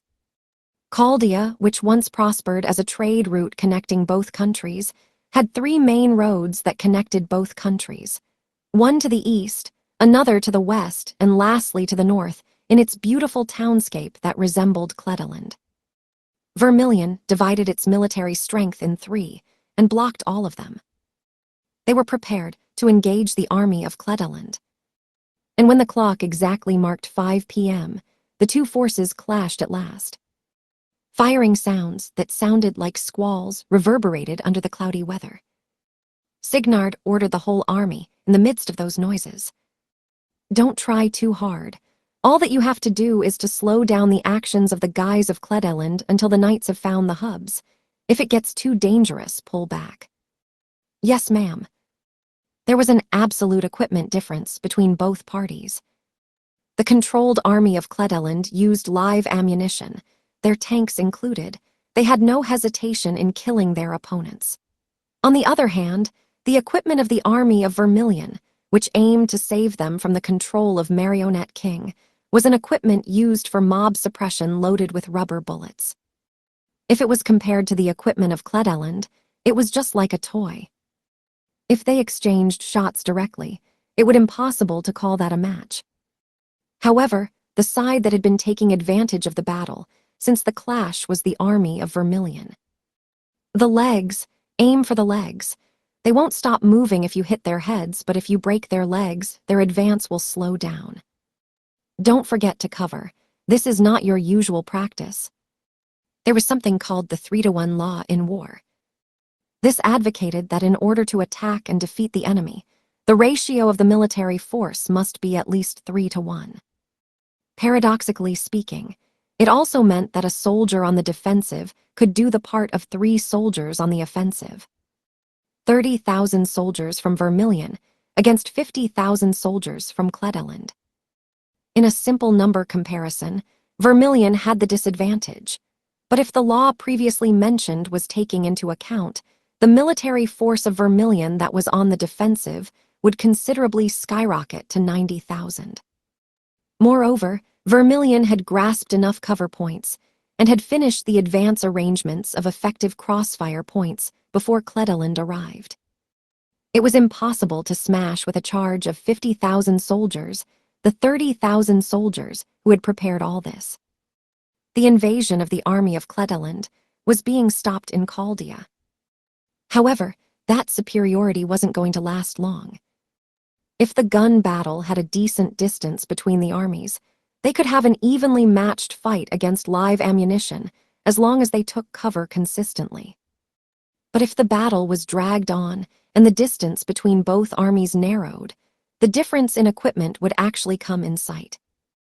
Because the army of Cledeland would take out the weapons with the power to blow away the walls and shields used for cover.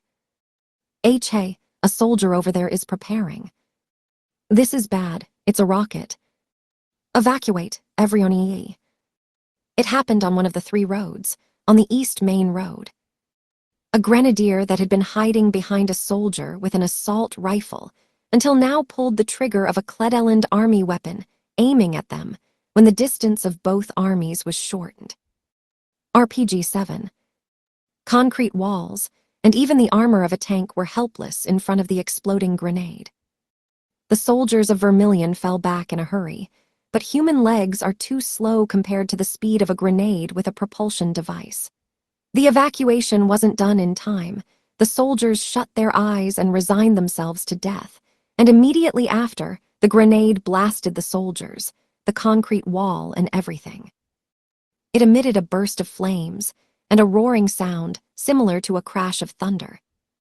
But, what? The flames didn't reach the soldiers who were prepared for death. How? They opened their eyes and... Azure.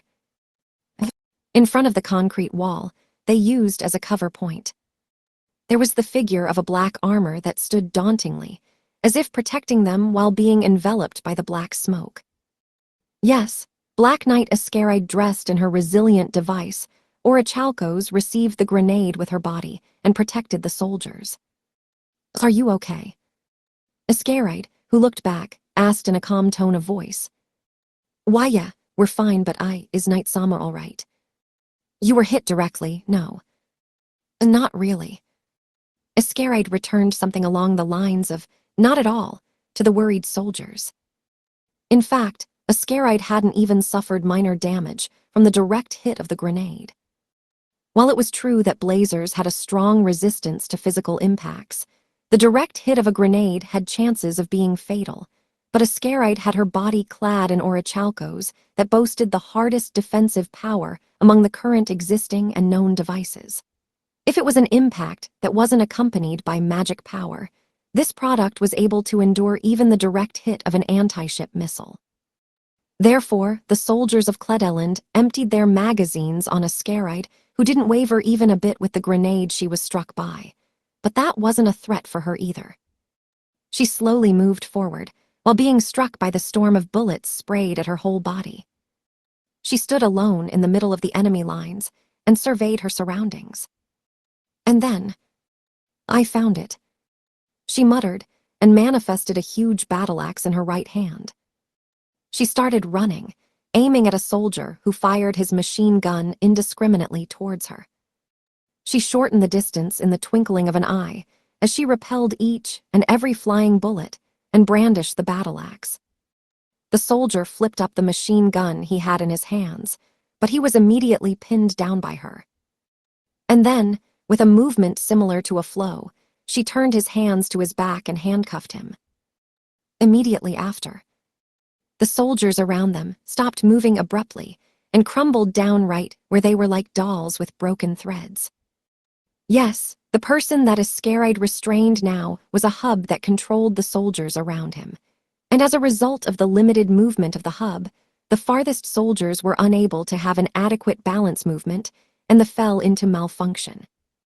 The surrounding soldiers of Vermilion applauded Ascaride, who had found a hub splendidly and rendered the soldiers around her powerless. Amazing. You didn't even flinch from all that concentrated fire. It's like you're not a human like us. The 4th rank in the world is so reliable. We'll be counting on you. Ascaride returned nothing, but a nod in silence to this ovation. You really seem to distinguish them from the sky. She looked up to the sky and spilled her admiration. Ahead of her line of sight was the figure of a helicopter flying over the battlefield. Above Chaldea, there was a helicopter that flew at a low altitude of about 30 meters, as if gliding. A medium-sized helicopter for goods transportation had Kurigane Iki and Mirialia lazy on board. Miri, the next target is the company going south on the 45th Street. Do you see them?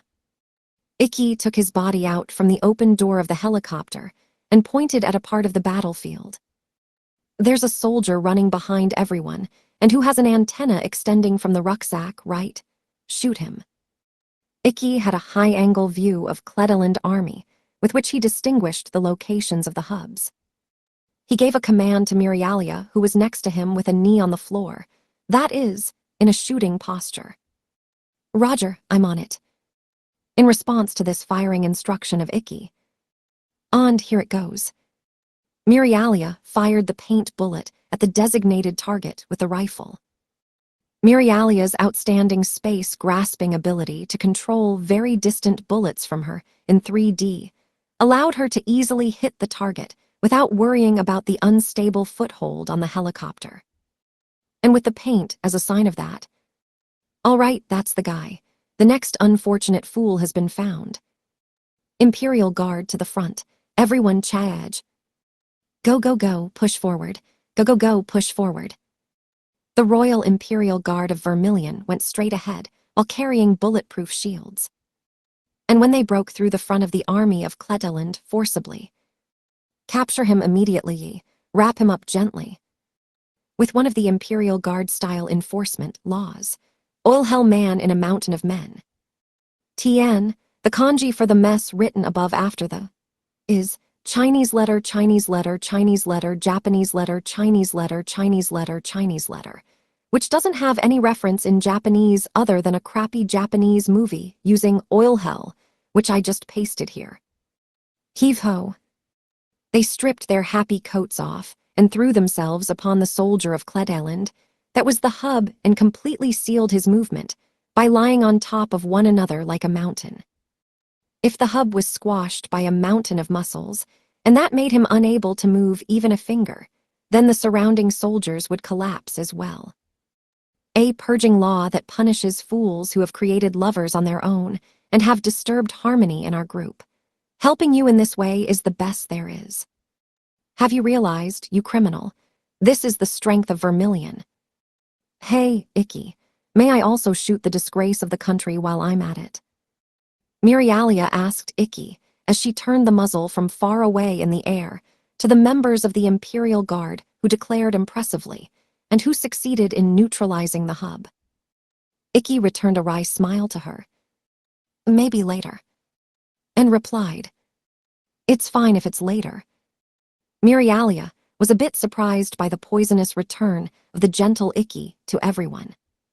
Did those guys do anything to anger him? She wondered. Well, if that's the case, then I'll shoot a few bullets at them after we've finished. Be that as it may. Isn't this going exceedingly well? The battlefield below. Mirialia, who overlooked the soldiers of Cledeland who fell face down, caught her breath. Kuragain Icky had found around 20 hubs since the battle started. They had succeeded in neutralizing all of them due to the cooperation with the army of Vermilion. As he had suggested to Sirius, he had almost flawlessly carried out his role as the eyes of the Vermilion army. Mirialia, who was sat next to such amazingness, actually felt that more than anyone else. Because, even though they both were looking at the same scenery, Mirialia didn't have the ability to distinguish who was a soldier and who was a hub at all. Honestly speaking, she even felt that her pride as a sniper was hurt. So, hey, how does Icky grasp the location of the hubs just by looking at them from above? You shouldn't see more than their heads from this place, right? Mirialia asked about his method of discrimination. Icky answered, That's enough for me. Or more precisely, in this case, there's no need to observe closely. But that still sounds ambiguous to me. Icky supplemented to Mirialia, who inclined her head to the side. The precision the ill-natured marionettes of Marionette King have is considerably high. Johansan, the people of the town of Cledeland and I had a meal together, but I never realized they were being controlled. I'm pretty sure that Marionette King can seize the original personality of a person and their memories through his magic threads. It's not something that one can find out by looking at their faces, for example. But then again, detailed information is unnecessary. It's better to look at the whole picture with a wide view even if it's from a distance. The battlefield is something like a lake's surface on a rainy day. By having a commander as the starting point, the ripples of motion spread throughout the battlefield. In this case, the reason is even easier to understand because they aren't being commanded with voice, but actually their movement is transmitted through threads. And there's always a hub at the starting point of those ripples. Oh, I see. A lake surface, huh? Interesting. I don't get at all what he's talking about. Mirialia was convinced that the words of Icky were said with an unwavering self-confidence. In the first place, what they saw was completely different. Even when she was told it looked like a lake's surface, the enemy soldiers below her were chattering and moving erratically, so finding where those starting points were was impossible. The number of information perceived was poles apart. As expected of someone who wasn't acknowledged by Stella for nothing, reliable to the best of his ability. In that case, she wasn't going to hold him back from achieving this operation. To Mirialia, who set her weapon again. But the only thing I can do is to find them. I don't have the skill to mark the targets accurately with a long-range sniper. Thank you, Miri. Thanks to you, I can fight for this country. So, Icky thanked her from the bottom of his heart. Mirialia felt oppression, as if her chest tightened with such tender smile of his. Don't get me wrong, I'm not doing this for Icky. Miri-chan is a knight of Vermilion after all, no. I mean, it's natural to help, right? She looked away as she dodged the matter with an embarrassed and sulking tone of voice. Was it because he had no malice or selfishness? Even though it didn't mean he had a baby face, Icky's smiling face was innocent like the one of a child somehow. It went through her heart in an instant. So this is the reason Stella-chan was attracted to him. This spontaneity of his did so. She had to be careful to not take that seriously unless she dealt with it. She didn't want to imagine how terrible would it be to become Stella's rival in love. She decided it wasn't worth it, even if it took her a lifetime. Well, the next target is a bit troublesome. Then Ikki complained, suddenly next to Mirialia, who put her respiration in order and calmed her beating. Where is he? There's a tank going south on the central road, right? There's a soldier sticking his face out from its hatch.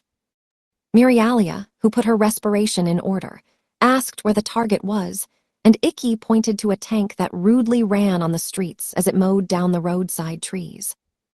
An opponent way too dangerous to approach directly. First is stopping its movement by any means possible. However, Mirialia shot a paint bullet to the hatch of the tank faster than Ikki could think things through. And then, that's not a problem, because Til-chan is in that area. Ora, move away. Leave this guy to me. At that moment, when the shout was clearly heard even on the helicopter flying in the sky, a girl rushed out from the lines of battle of the Vermilion army. A healthy tanned light brown skin, a short hair that gave a lively impression. Evidently, she was the original partner of Mirialia, the one she had mentioned just now. She was Tilmit Gracie. Tilmit ran in a straight line towards the tank marked by Mirialia. But this was way too reckless. Not surprisingly, the tank reacted immediately to this. It rotated the gun turret and turned the gun port towards the approaching Tilmit. Immediately after, the 88mm cannon sent forth a shell together with a heavy roaring sound. The super heavy blow that exceeded the speed of sound had the power to turn a human into a lump of meat, effortlessly, just with its wind pressure. Blazers and non-blazers were no different before such power. But before such overwhelming and destructive power, Tilmit laughed boldly. Stone dive. And plunged into the ground without hesitation. As if she jumped into the water. Generally, if one were to do so, one would just smash one's face on the asphalt. But Tilmit was a knight, endowed with the unusual power to go into materials. A splashing sound was made, and the whole body of Tilmit was absorbed by the road that turned into something like water for an instant, and at the same time the shell arrived. It blasted the road and everything in the atmosphere, dust rolled up. However, when the dust cleared up, there was no trace of a human being swallowed up in the sight of destruction. Tilmit had escaped from the shelling. The puppet soldier was cautious of a surprise attack, so he pulled his head back inside the tank and closed the hatch. But that was a meaningless move. It didn't matter if it was a road or a tank. The unusual power of Tilmit could slip into every place.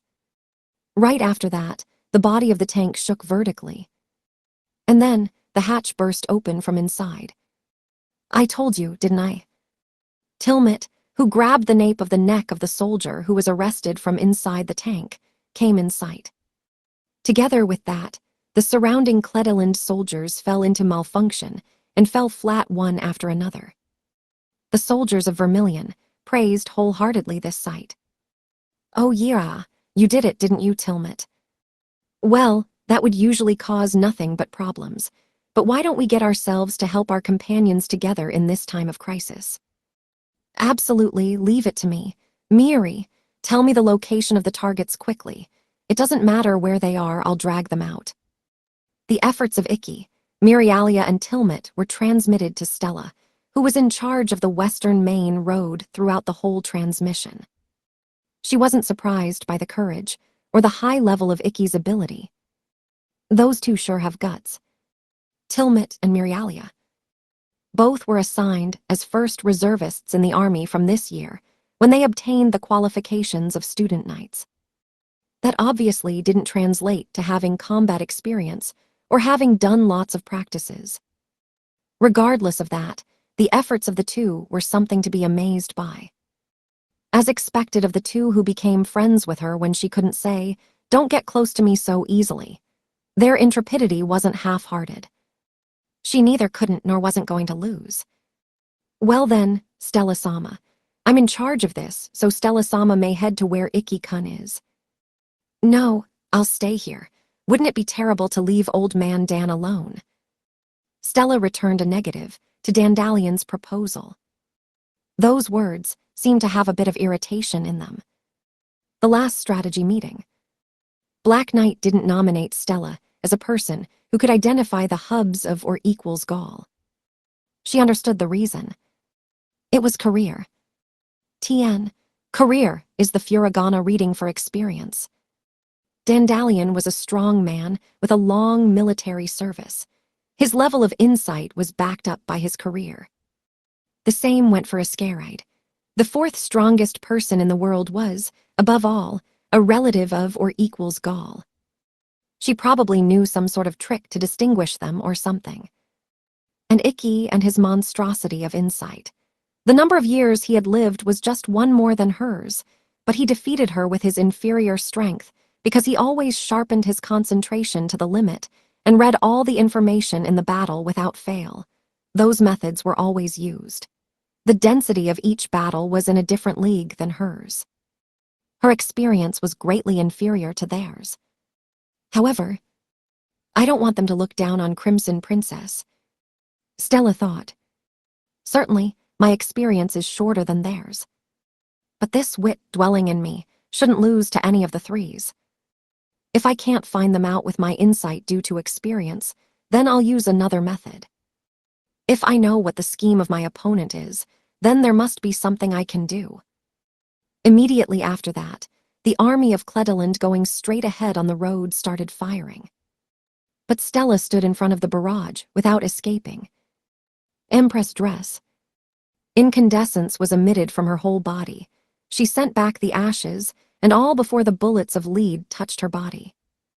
But Stella's aim wasn't just to protect herself from the shooting.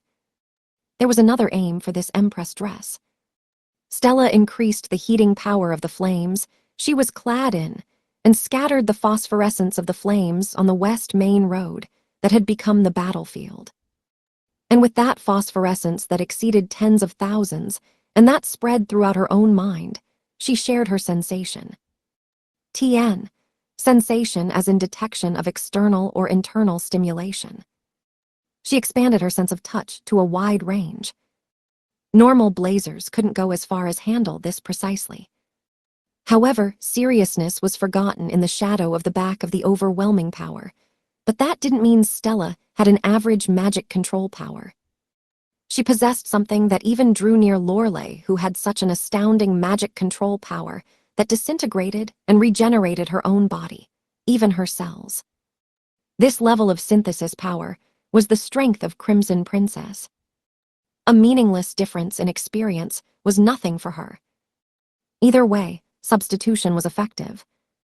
Stella literally grasped the battlefield with the scattering of this phosphorescence. She grasped where the soldiers were, who moved, and of course, the position of the semi-spiritual magic threads. Just like the eyes of a dragon surveying the tiny ground from the skies, Stella perfectly understood everything. Over there. She immediately ran towards a soldier who was the focusing point of the threads and mowed him down. After she limited his movement with handcuffs, all the surrounding soldiers of Cledeland fell flat on the ground. This was the proof that the soldier restrained by Stella was the hub controlling the ones around him. See, I can do this as well, can't I? Stella threw out her chest towards Dandalion, who was also her master of the sword. Dandalion bent his glad-looking, wrinkled face to the growth of this girl. The old Stella Sama had the small tendency of underestimating the worth of her talent, but she went to Japan and became so strong that one could mistake her for someone else. Obviously, because I came across the worthiest opponent in Japan. Icky never underestimated himself, no matter how much he was about to be abandoned by his talent. He always fought believing that he could do it, even if he had a terrible hand. TN, hand as in one's hand when playing cards. It was preposterous to win against such opponents if he had doubts about his own strength. All right, now I'm going to settle this rapidly. Stella let her mood go even higher with Dandalion's praise and headed to the next target. She had already found 2 more hubs with the scattered phosphorescence. The efforts of Stella and the tempestuous, steady advance of Vermilion army centered on Ikki made the hubs of or equals Gaul fell into an incapacitated state, one after another. Once an hour had passed since the start of the battle, a third of the army of Cledeland was released from the control of the threads. And all of these remarkable results were reported to the Vermilion Imperial Palace in real time. Astrea was pleased, clapping her hands in front of the video sent from the battlefield. Amazing, amazing. They have extricated almost a half in the blink of an eye. This is thanks to Ikki-san, who's telling everyone exactly where the hubs are, isn't it? Isn't that right, Papa? The facial expression of Sirius, who was gazed by Astrea. As if. Had nothing but disappointment on it. Yufufu, Papa isn't being honest, is he? But without even denying so, the attitude of Sirius had become considerably positive. He was also a warrior. It looked like he wasn't going to be able to tamper with this boy, who continued showing his reliable strength, and who wasn't just a big mouth forever. This was a very good sign. It would be great if everything is settled smoothly in this way. Astrea wished from the bottom of her heart. And Destiny laughed. At such wish of Astrea. How so? I wonder about that. Because, you see, Calamity is, even though I come showering these questions on you, something called ordinary. Don't you agree? The unfamiliar voice of a woman suddenly echoed in one of the rooms of the Imperial Palace, where Astrea and the others were gathered. Sirius, Astrea and the guard soldiers turned around. A person, a tall woman, stood there. Wet-looking black hair, a black dress with a number of slits resembling petals, in something that looked like jet-black flowers hanging down. First of all, I apologize for this sudden rude visit, King of Vermilion and Queen Sama. Oh, excuse me, since this is a mission, I must not give you my name. Yes, that will do. Please call me Ain.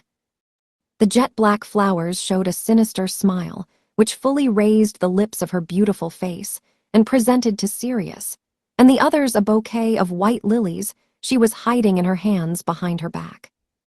And she told them, I came with these flowers in hand to offer them for everyone's funeral procession.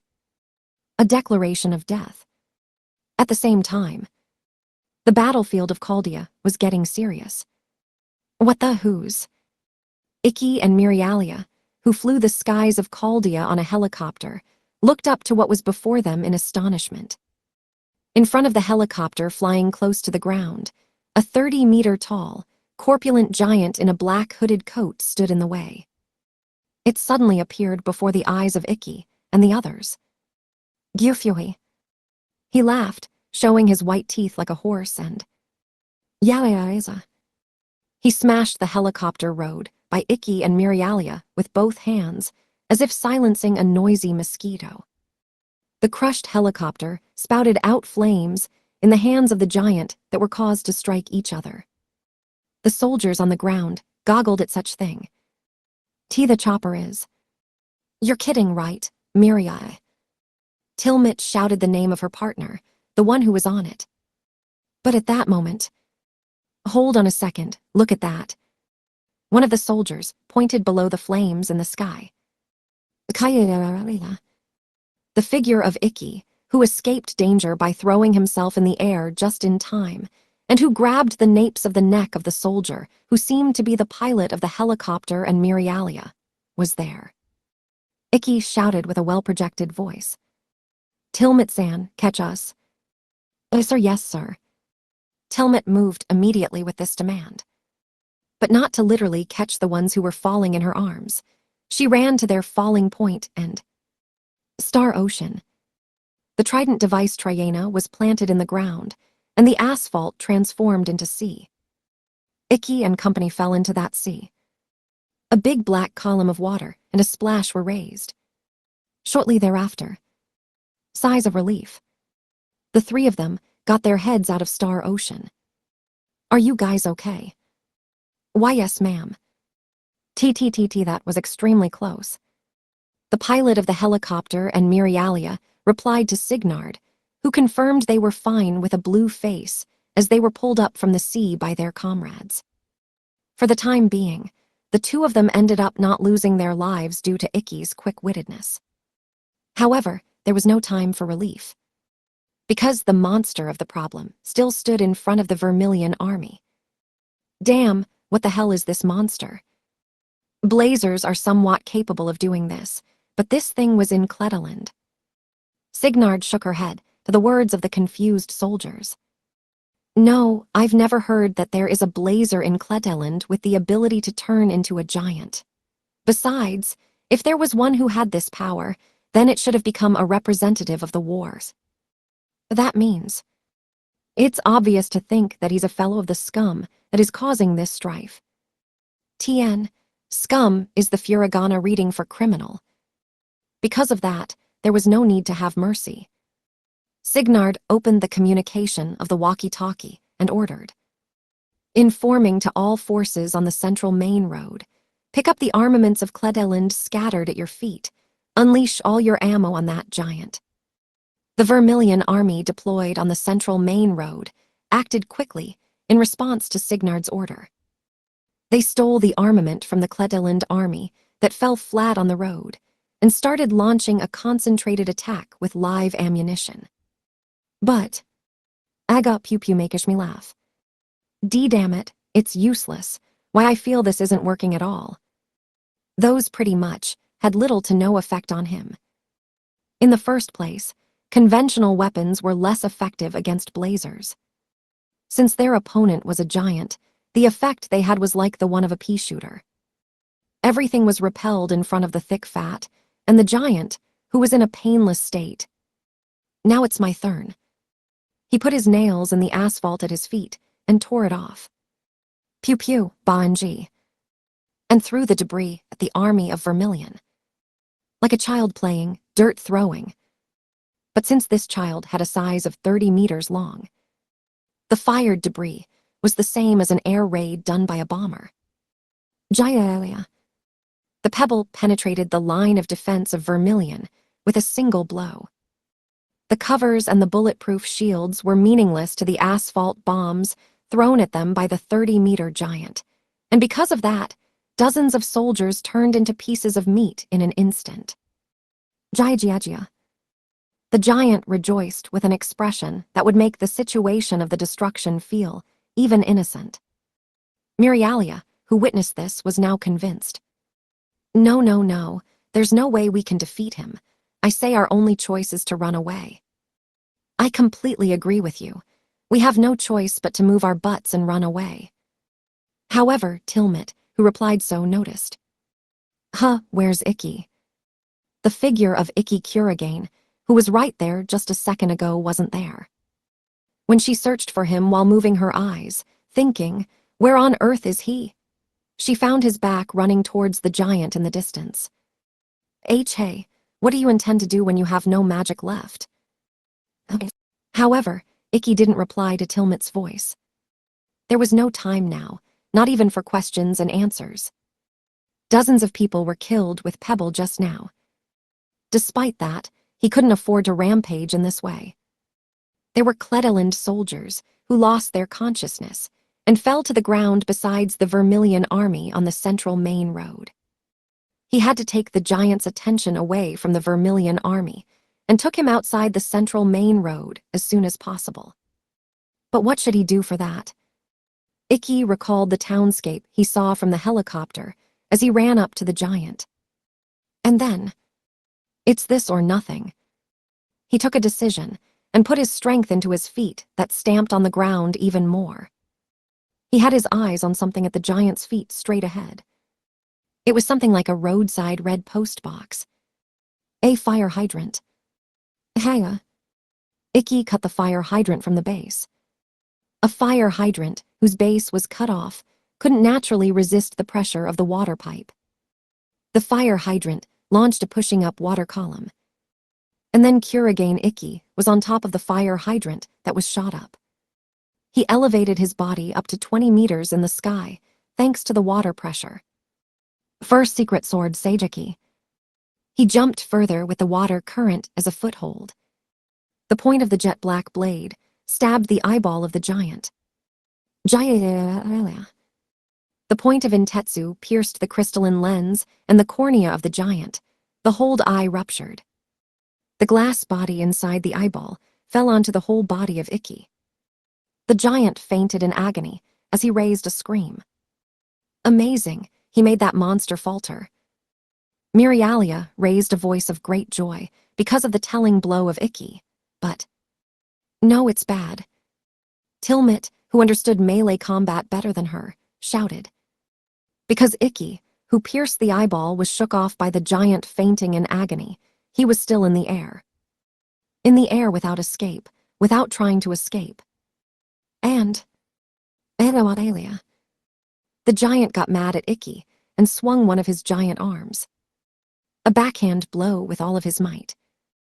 Ikki couldn't escape from the strong arm that crushed the approaching helicopter into small pieces. There was no foothold with which he could try to escape. Therefore, Ikki, don't let your consciousness be taken away. Clench your teeth.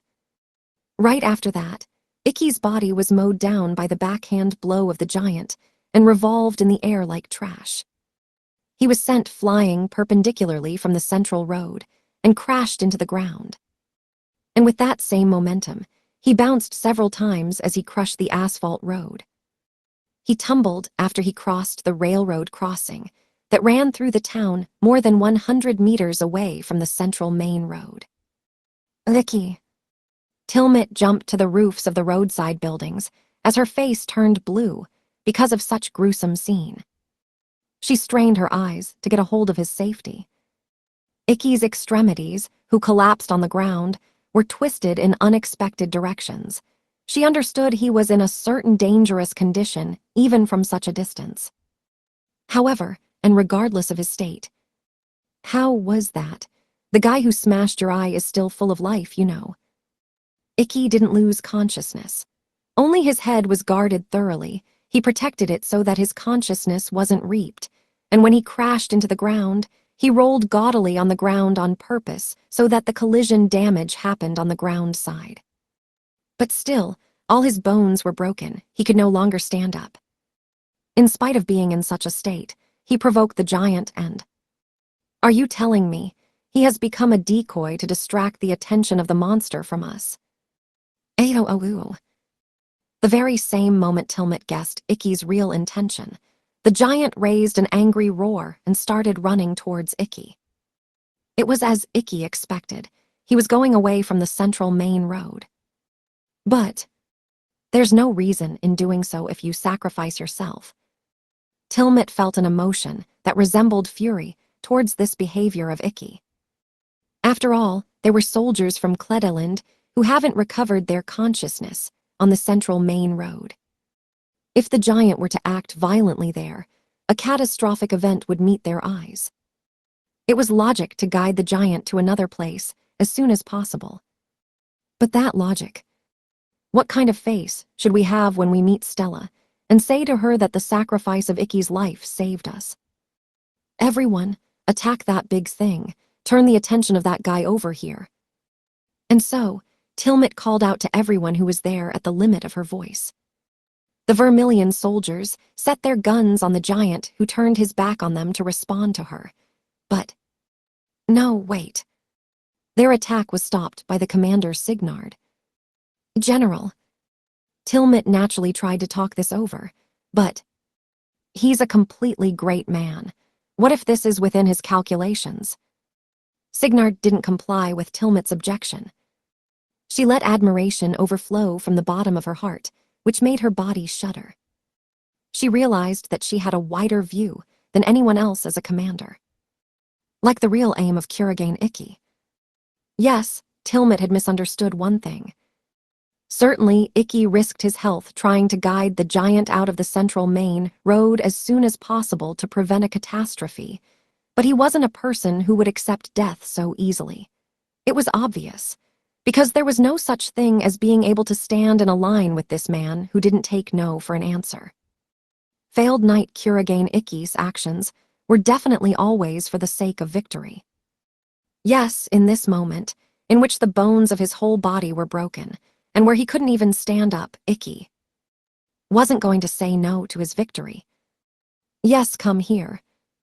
Ikki, who raised his gaze only with the strength of his neck, was anxious about the approaching giant who looked angry. Come running without stopping. Come running through in order to crush me underfoot with that same anger. The conditions were completed because he was purposely sent flying to this place. The terrain of the city he saw while searching for the hubs on the helicopter. That information. He didn't fail to notice it. The railroad that traveled across Chaldea, and the high-voltage wires that ran on it. The very next moment, the giant, who tried to run across the railroad crossing, received an electric shock by the electric current flowing from the electric lines he himself had cut off.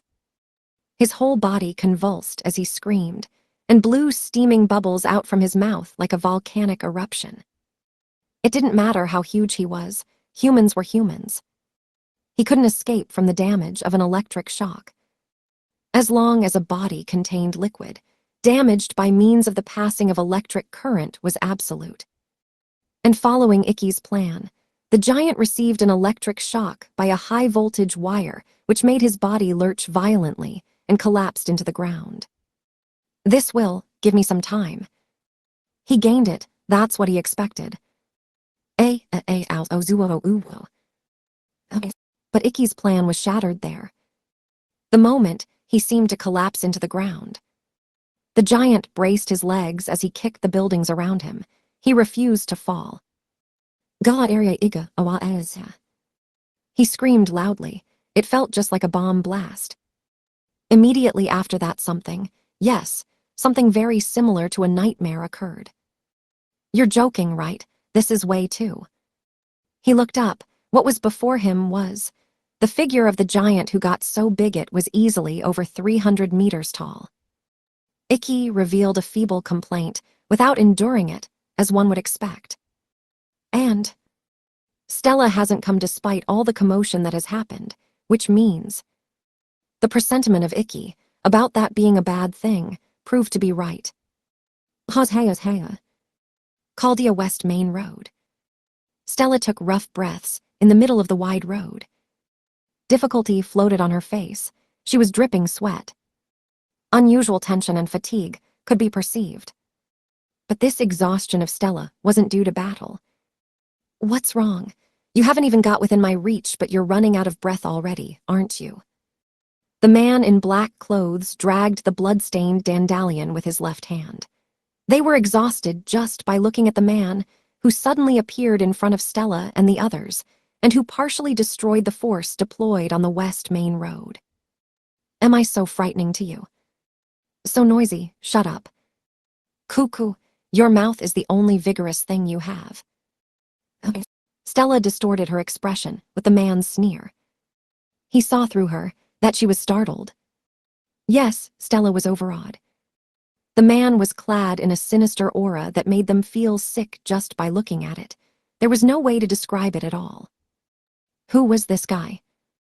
The blood-stained dandelion addressed Stella, who was very vigilant. Sama, you can't fight him.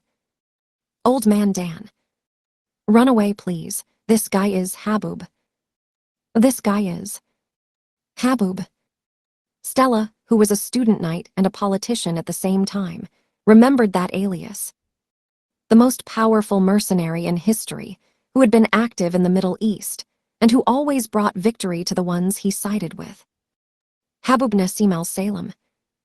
So you are Crimson Princess Stella Vermilion, huh?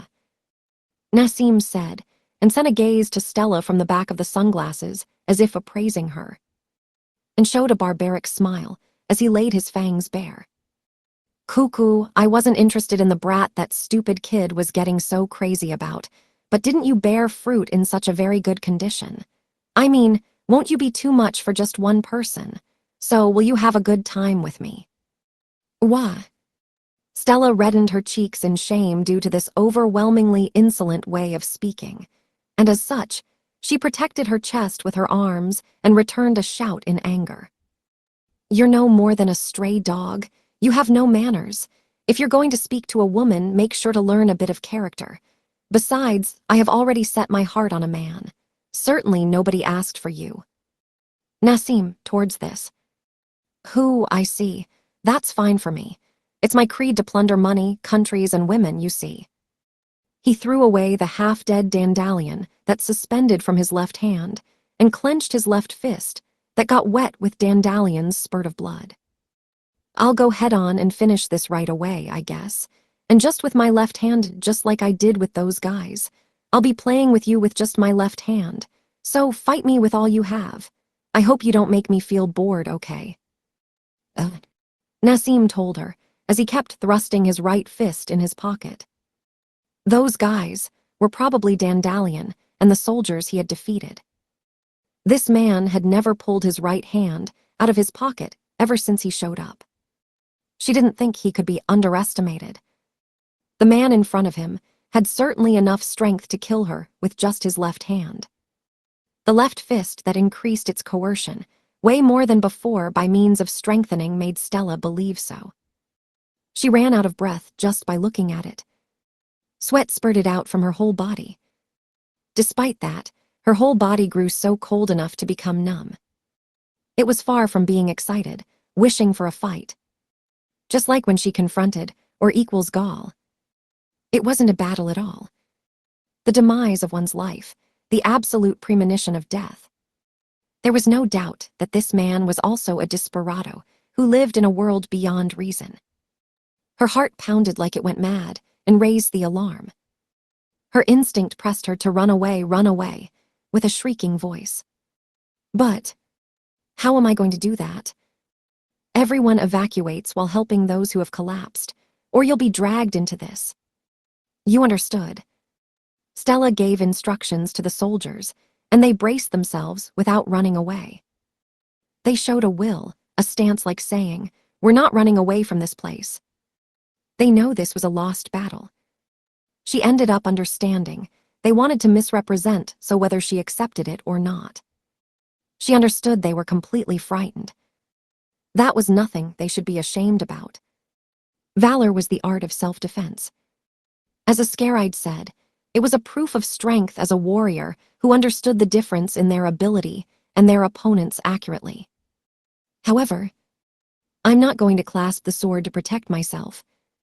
If she was going to protect her life, the best way to do so would be to run, tucking her tail between her legs. But her life wasn't what Stella carried on her back, but her beloved country, and the lovely people who lived in it. She clasped the sword to protect all of that. In that case, she wasn't going to lose her nerve. There was no way she could withdraw, because she decided to protect everything that is on her back this very moment. I'll do it. Even if they stabbed each other, she would defeat Habub now. What if he was the strongest mercenary in the world? What if he was a desperado who was beyond reason? All of that was meaningless. She should know that all of that was insignificant. A hopeless battle, a lost battle, the difference in their own strength that it couldn't be helped, even her own fate. Because she never stopped looking at the back of the man who overcame all of that and stood at the top. Black, black, black, black, black, black, black, black, Japanese letter, Japanese letter, Japanese letter, Japanese letter. At that moment, Stella howled towards the cloudy sky hanging down heavily. The strength of the dragon her body was clad in burned the blood of her whole body. So this is the dragon-resembling strength I've heard on a rumor, huh? It's quite intimidating if you ask me. Nassim didn't show even the least of agitation to her appearance of a dragon, and the scorching heat her whole body put on. Nassim knew that the level of difference between his real strength and hers wasn't going to be reversed. And that was correct. Stella also knew it was correct. But her heart had no longer even a trace of panic inside. What dwelled in her heart instead was burning courage. The back of the man burned into her memory. The back of the man that always won through adversity gave her courage. I'm like him too. First, fight without being impatient and ascertain the skill and strength of the opponent.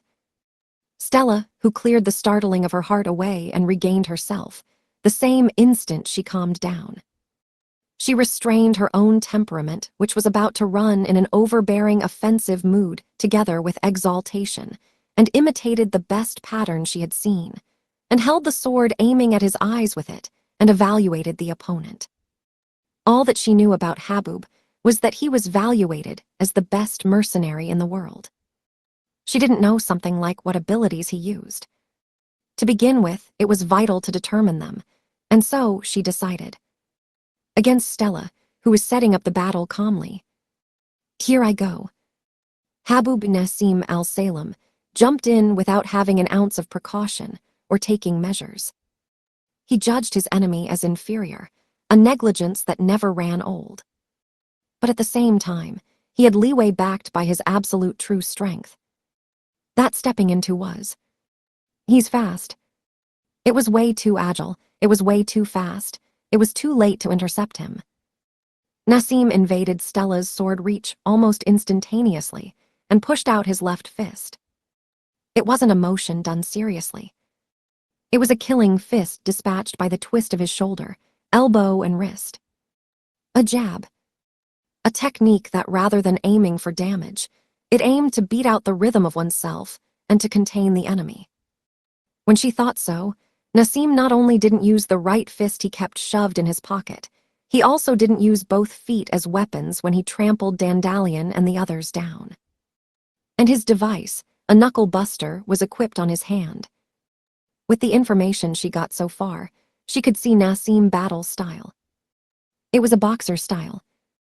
This light jab put the distance and rhythm in order, and if there was a good opportunity, he had the intention of going for the victory by releasing a straight earnestly.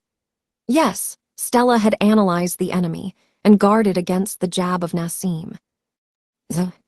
Immediately after that, her body was blown nearly 10 meters away to the back by the unprecedented impact that hit Levitain. What? What was that just now? Cuckoo, you got this confused because of a jab. Jabby, that was what? No, Stella had confirmed with her own eyes that the motion was indeed a jab. But the impact felt like the one of a sword. Her impression didn't match with it at all. It was abnormally hard and abnormally heavy. So much that not even the strength of the dragon stopped it. This was the first time she was struck by such a sharp, hard, and heavy blow. Its power was far beyond the physical strength of Kuragain Auma, a former strong enemy of hers. It's impossible to measure the distance and to beat out his rhythm. The reverberation of the strength that still made her bones go numb indicated her that she mustn't get hit, not even by one of these jabs. If she were to get hit directly by a jab, her skull would end up being crushed into small fragments by a single hit. All right, here I go again. Nassim closed the distance and unleashed his fist again. Stella protected herself against the aberrant destructive power of Nassim's jab and strengthened her defenses even more. Levitain was used as a shield so as to not get hit by it.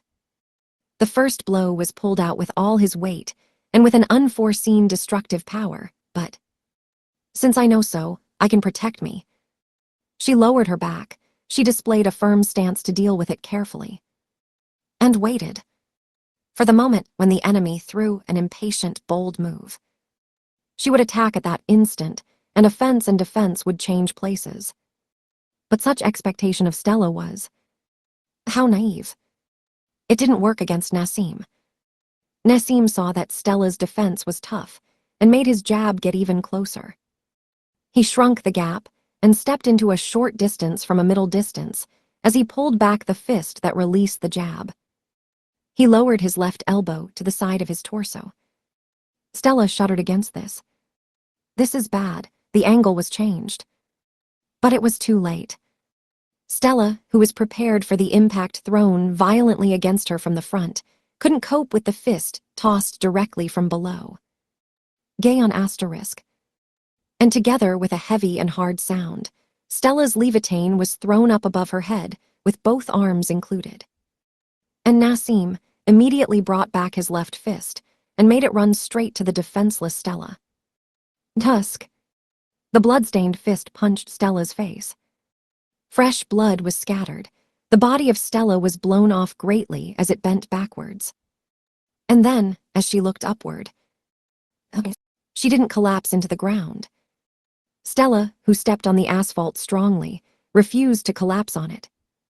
The flames of fighting spirit burned in her eyes, as her whole face was dyed red by the fresh blood flowing from her cracked forehead. Stella wasn't going to let her consciousness, her life, be harvested. Naturally, there was a reason for this, and Nassim had confirmed this reason. Cuckoo, you didn't put yourself on guard the moment you were hit.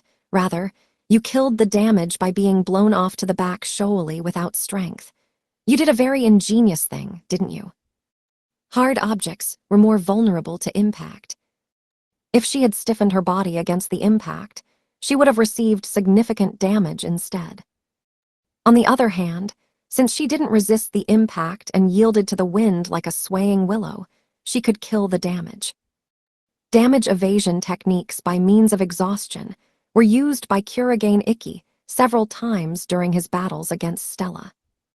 Stella used what she learned by watching him at once. However, oh well, it seems you couldn't kill the damage completely after all. Stella's body shook violently. Sparks scattered in front of her eyes. Certainly, damage was killed to some extent, meaning it wasn't lethal, but... Like I thought, I can't do it well like Ikki. At any rate, she ended up exerting her strength the moment she was hit. Her body got completely stiffened. In the first place, relaxing one's body and letting the strength of one's body go before a deadly attack were Superman's Teigi. Tien, Teigi, Chinese letter, literally means body techniques, though it's pointed out in Japanese dictionaries that it means the same as Chinese letter, kakyugi, which can roughly be defined as martial arts which involve fighting without weapons. It didn't matter how great Stella's readiness was, it wasn't a technique that could be done out of the blue. However, while a high price had to be paid for it, she now knew one thing. That Nassim's fist was fast and heavy, and above all else, terribly hard. Both its speed and attack power were beyond the norm. But still, if I don't get directly by it, then it won't reach my life. As long as it wasn't a clean hit, then she could endure it.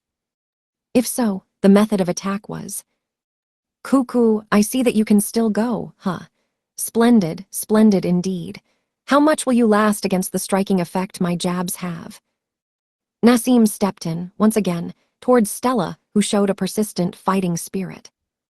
A barrage of jabs attacked Stella. Stella was in the same completely defensive posture as the one not long ago to meet the barrage. She decided that, I'll endure the damage of the received jabs by rolling into a ball until they're over. And, what an obstinate woman. Nassim followed the same required steps he did not long ago, as if ridiculing her. He did a half-step forward as he attacked her with sealing jabs. He went from mid-range to short range, that is, to the distance of uppercuts and hooks, and changed the angle of the punches by lowering his elbow to flip up Stella's guard. Stella was waiting for that moment. What? The surprised one was Nassim. Because Stella plunged herself forward voluntarily as Nassim pulled his fist to his side. She had already grasped well her mistake. Exhaustion. It was used by her, and while she understood it clearly, this principle didn't suit her. Soft and fair goes far. Tien, this is a proverb. The idea itself didn't agree with her. The battle was about exerting one's strength. Strength wasn't something that could be pulled out, but something that was put into it. To control strength, and even potent and solid strength. Tien, word employed here was Chinese letter, which means hard, strong, brave, valiant. It also means a strong strength. Chinese letter, Japanese letter, Chinese letter, Japanese letter, Japanese letter, Japanese letter. And this kanji, Chinese letter, means a tons of things. So in reality, it's very hard to get the correct term that can be used here. If so, then she would exert her strength to the very end. She put her strength into the muscles of her body, anchored her joints, and transformed herself into a huge rock. Stella slammed her forehead against the fist that Nassim was about to raise overhead. Yes, against the fist before it was raised overhead. An uppercut was a punch completely pulled by the power spring of one's whole body. The fist, whose impact point was displaced, inserted cracks on the skull of Stella, but it didn't have the power to punch even her life. He was outpushed. Nassim's fist was repelled by Stella's headbutt. His trunk was shaking. And the opportunity of that instant. Stella didn't miss it. She dropped her guard and changed to a fence with her leviatane set diagonally down. Then she quickly raised it overhead and cut off the left flank to the right shoulder of Habub Nassim al-Salem. Leviatane bisected Nassim's body. It cut open the flesh, cut off the entrails, and cracked the spine. There was nothing else it could destroy. As it should be, and yet. Stella was shocked by the response that returned to her hand. Certainly, Leviatane should have split Nassim's body in two. Even though his body was cut diagonally, and that she grasped the moment he was divided with her eyes. There was no feeling of cutting his flesh, the opposition of the soft entrails, and the response of severing the bones. The only thing that came back to Stella's hand that held the sword was a feeling similar to putting a blade in fine sand. And there were no drops of blood overflowing from the body of Nassim. That's impossible. Unbelievable. Stella, who denied the inexplicable that happened before her, swung her sword recklessly.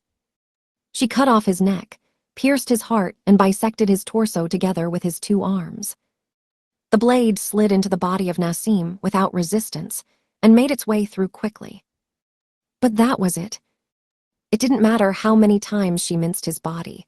There was no response in her hands that cut his flesh at all, and without even blood overflowing, his divided body regained its original shape again, as if rewinding time. Stella remembered that phenomenon. This is no way. But that instant, the line of sight of Stella was suddenly obstructed. When she was able to see, the left hand of Nassim, which was folded with the thumb pressing down the middle finger, stretched to the front of the face of Stella while she was shaking. Damn. Immediately after, she received a finger flick to the forehead from Nassim and crashed into the wall of a roadside store. However, she didn't stop there. She slammed against a concrete block wall 2 alleys ahead as she removed a part of the walls of several buildings. Gah-oo. Stella, who was on guard for the pursuit, tried to get up immediately. However, when she tried to stand up on a knee, her body crumbled down and fell on her backside. The finger flick, which had cracked her skull, shook her brain violently. Her consciousness flickered intensely. Her field of view swayed as if she were on a ship in a strong storm. She did the best she could do to raise half the body up. Nassim got in the tunnel, opened by Stella's body, and stood up in front of such Stella. I value that you at least have courage for plunging into my punches, but that was literally useless. As you can see, I'm immortal. Nassim said so, to ridicule Stella's futile efforts. Stella, on the other hand, leaned her back on the concrete block wall and managed to get up somehow. You have such a trick. Even if you have a few more, I'll tell you this. If that's true, it will help me to defeat you. She smiled boldly with her blood-stained face. Who, so you'll win against me, and how? Yes, while you've been doing so full of composure, I've been approaching to your life reliably. At least, I've full grasped your ability. A fist with unusual hardness. A body that wasn't affected by the blade. His true form was, your ability is a natural interference system, the ability to manipulate sand, right? The strangely heavy of your fists is probably due to the strength added by your enormous magic power as a desperado, right? But what is the strangely hard? That's because the fist was covered with sand that was hardened and pressed together like a rock the instant I was hit. And the reason you're not affected by slashes is that the moment you're slashed, you change your own body to sand to dodge the attack. Isn't that right? Stella told him with confidence. Why was that? Because she had seen that same technique. Yes, Kirigane Shizuku's blue samsara. TN. Samsara means cycle of death and rebirth, a continuous cycle of this type in Buddhism. To hell with your immortality, you green imposter. I'll give you the fact that the ability of controlling magic power to transform your body into grains is something incredible, but as long as I know your trick, there has to be a way of doing something. And so, the moment when Stella tried to put on a brave front, Kyukuku, HHHHHA. Nassim, who stood before her, burst into laughter all of a sudden as if he was unable to endure it. It's so funny, huh? Stella felt weird due to her enemy's reaction and put herself on guard. Nassim, on the other hand. What's so funny, you ask? What you have decided is the funny thing, you know? You say that this ability I use is sand. You were able to see it very easily, huh? You seem to need a lesson about why I'm called Haboob, well, Toxcatl. TN, Toxcatl derives from the Nahuatl verb toxcahuya meaning wither from thirst. Toxcatl then means drought. Extracted from Wikipedia. Pulls out. He pulled out his right hand, which had remained hidden in the pocket of his jacket, and appeared for the first time in front of Stella and everyone. At that moment, Stella ran away. She grew wings of flames in exchange for her legs that didn't work as they should, and launched her body directly to the side, and took a distance of about 10 meters from the front of Nassim, who tried to roll. The panic should have been burned to nothing. In order to protect them, she had decided to not withdraw. She should have decided so. And yet, the only thing she could think of was to run away. What the hell his right hand is. Stella understood the moment. Nassim pulled his right hand out of the pocket. The ominous aura this man wore. What was his real identity? The stinking of death. It wasn't literally stinking. She wiped it and wiped it and wiped it, but the sign of death could never be erased. That thing was stuck to Nassim's right fist, just like a revengeful ghost. That shouted. Regret, curse, pain. Even that marionette king, or equals Gaul, wasn't clad in a stinking of death like him. If thousands of people, no, if 100,000s of people were beaten to death, would that be enough to be clad in such thick sign of death like that? The grudge he carried was to that level as well. Haha, your brain isn't that great, but your talent is top-notch as expected. It seems that you understood the meaning of it when I pulled out my right without me saying anything. But there's no meaning in running away. It'll be the same wherever you are. I'll kill you all. Nassim said, and raised his right fist high overhead. At that moment, a whirlwind of sand filled with colossal magic power with that fist as the center arose. What was he going to do from that posture? Stella didn't know. But the stinking of death became so stronger, and the sign of death became so thick she felt nauseated, and that made her be convinced that this man wasn't saying anything exaggerated. The raised overhead fist was indeed an incarnation of the concept of massacre. The moment that fist were to be swung downward, thousands, tens of thousands of lives would be lost atrociously. Yes, as if the lords of deep-seated grudge coiled about his fist. I have to stop him if not. If this man isn't stopped now, a terrible thing will happen. I know that, I perfectly know that. But my body doesn't move. No matter how much my heart tries to move forward, my body, my blood, my cells are seized with fear. It was natural. A blood-stained realness carved into that person's fist. TN. Real is the furigana reading for military service combat experience. How much value had the courage inspired by a feeling before that? What she believed in was way too thin and ephemeral.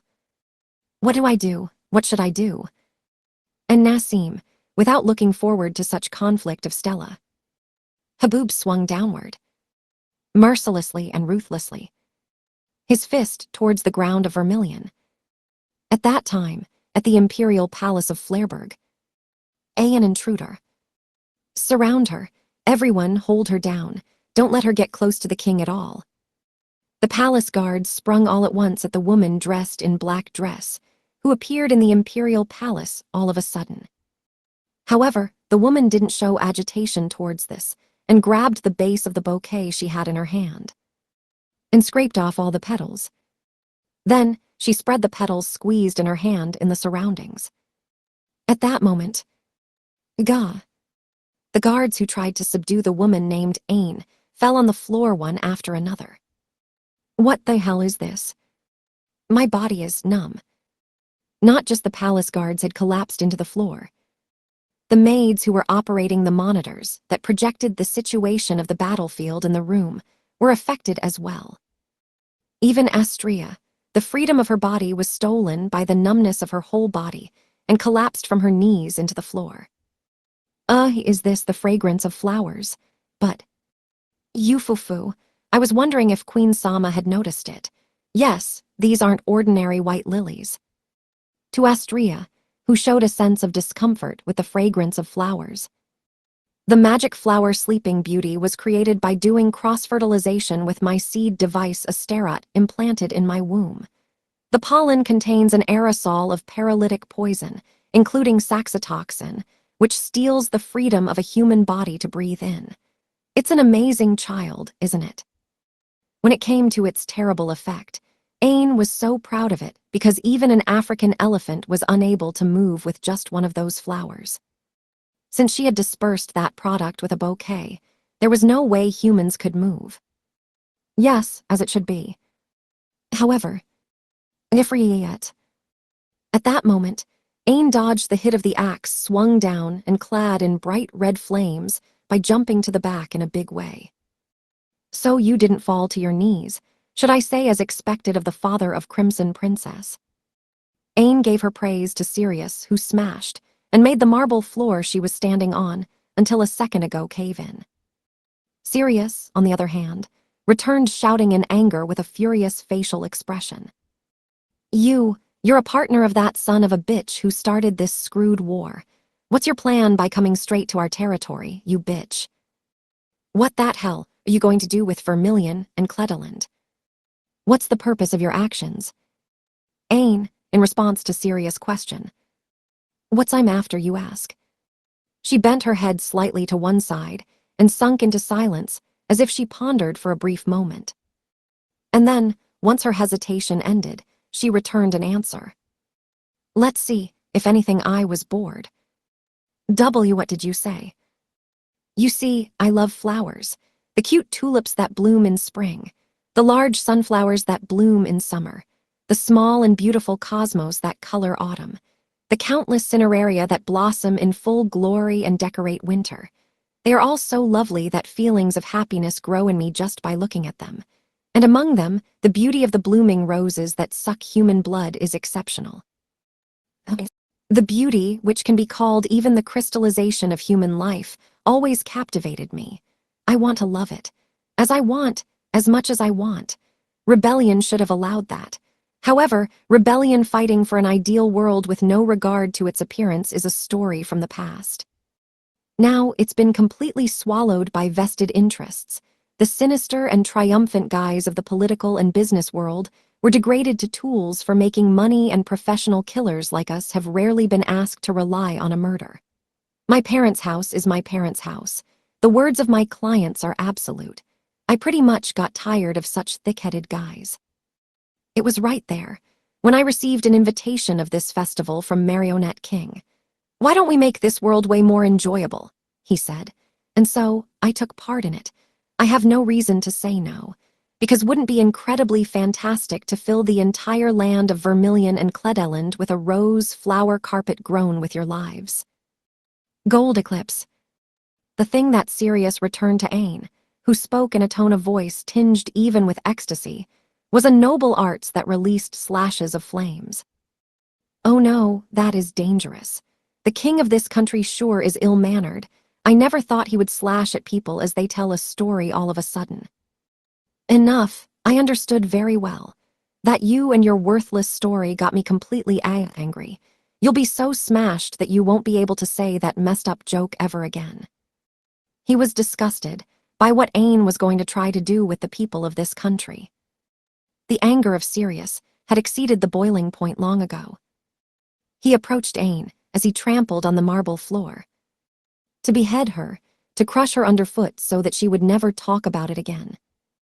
But Ain... Good grief, there's no use in having a conversation with a barbarian who looks like that and who doesn't understand the beauty of flowers. She threw off the black long glove that covered her right hand to her upper arm as she bared her disgust. Then Ain cut open the flesh of her exposed right arm, and thorny ivies, with pointed thorns, started to grow from inside her body. Rose whip, and became countless whips that attacked the distant Sirius. Uguaya. The attacks done by the whips had a long range, their trajectory warped when they were brought back. They were hard to read and difficult to avoid. Even so, they didn't look like ordinary whips. Ain's rose whip was unbelievably fast, as if the thorny shrubs that became whips had their own will. They weren't things one could avoid completely. Sirius was scourged by the whips with sharp thorns on his whole body, and fell down hastily as he scattered fresh blood. Papa. Sirius raised his body by putting his strength into both arms and tried to stand up immediately due to Astria's shout, but his body sunk again on the ground. He couldn't put his strength into his arms and legs. Because Ain, with the lashes moments ago, accurately cut the tendons of Sirius's limbs into shreds with the sharp thorns. And then, to Sirius who couldn't move. Since you're the father of 2 daughters, I want you to understand the feelings of a woman who loves flowers. Ain gave him a candid advice, and showed a smirking and sadistic smile on her face. However, it's not like I hate such vulgar appearance of yours, you know. In this world of beauty, there's something called harmony. The flower pot of unsightly shapes brings the beauty of roses into prominence. Together with a smile, Ain suddenly put back the palm of her left hand above her. Then, a bud that tore off the clothes, and the flesh of her palm came out. That bud bloomed at an astounding growth, rate as if time accelerated. A deep crimson rose bloomed. Then the rose fell, leaving a seed behind. Ain took that seed and... Well then, first is King Sirius. I'll be sure to love your flower. A terrifying magical flower that transformed humans into living flower pots and tied them with flowers that sipped their blood and lives. Bloom beautifully, Bloody Mary. She snapped that seed, and the seed flew to Sirius. The seed forced itself into the flesh that was torn off by the lashes of Sirius and grew explosively by sucking blood. A thorny ivy grew inside him, stealing the freedom of his movement as it cut and tore the nerves from inside. He had transformed into a living flower pot in a flash, and made his life bloom. This was how it should have been. But the seed bounced back in the opposite direction, as if it had hit an invisible wall. At the same time, one of the fallen maids, and who was next to Astria, stood up and approached Ain at a marvelous speed that was clearly different from ordinary people, just like an arrow. A hidden soldier, this impudent behavior is. As expected of a hidden soldier that wouldn't come out until the king was treated severely like this, so that she wouldn't notice them. Ain showed astonishment, but her legs didn't shake with the agitation and performed a precise counterattack. The same thing she did to Sirius earlier. Lashes by Rose Whip. Ain aimed at her legs. She had the intention to cut them off. However, and similarly to what happened to the seed seconds ago, the whips bounced back before it reached the body of the maid. But, I'm wrong, she's not a hidden soldier. This ability is. Ain had realized with the maid who stepped into the range of her weapon and who brandished her peculiar device that the impact that returned from Rose Whip, which connected to the arm of the maid, was different from the seed that was sent flying. I know this woman. She let the slashing attack go past as it raised a shrieking sound and managed to shake free from it by jumping to the back at the very limit. And, Ara, I'm so surprised to meeting you again in Vermilion, you know. She addressed the maid, who cut her thorny shrubs with a chainsaw with a close tone of voice.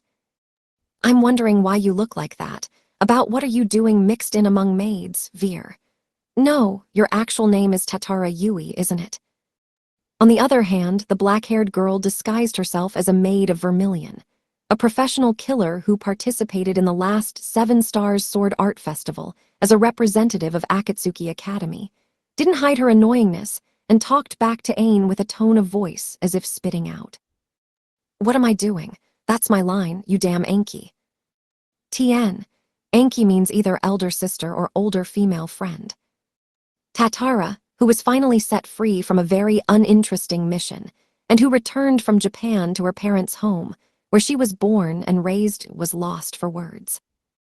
Her parents, her older sister, everyone was slaughtered in the house. They weren't killed normally. They were dead, with roses sprouting from the holes in their bodies. Moreover, when she examined their decayed bodies carefully, the direct cause of death was bleeding due to everyone biting off their tongues and cerebral contusion due to striking their heads against a pillar over and over. In other words, it was suicide. Yes, they were put to good use. They were still in a state where thorny shrubs that sprouted inside them tore apart the flesh, pushed out the entrails, penetrated the eyeballs, and the eardrums and flowers protruded from every hole and opening without break. But they abandoned themselves, and now everyone lived a cruel life in so much pain. Tatara read and understood that from the crime scene. And the persons who would do such a distasteful murder weren't two in this world. Tien. It means that only one person in the world did this. The criminal was immediately distinguished.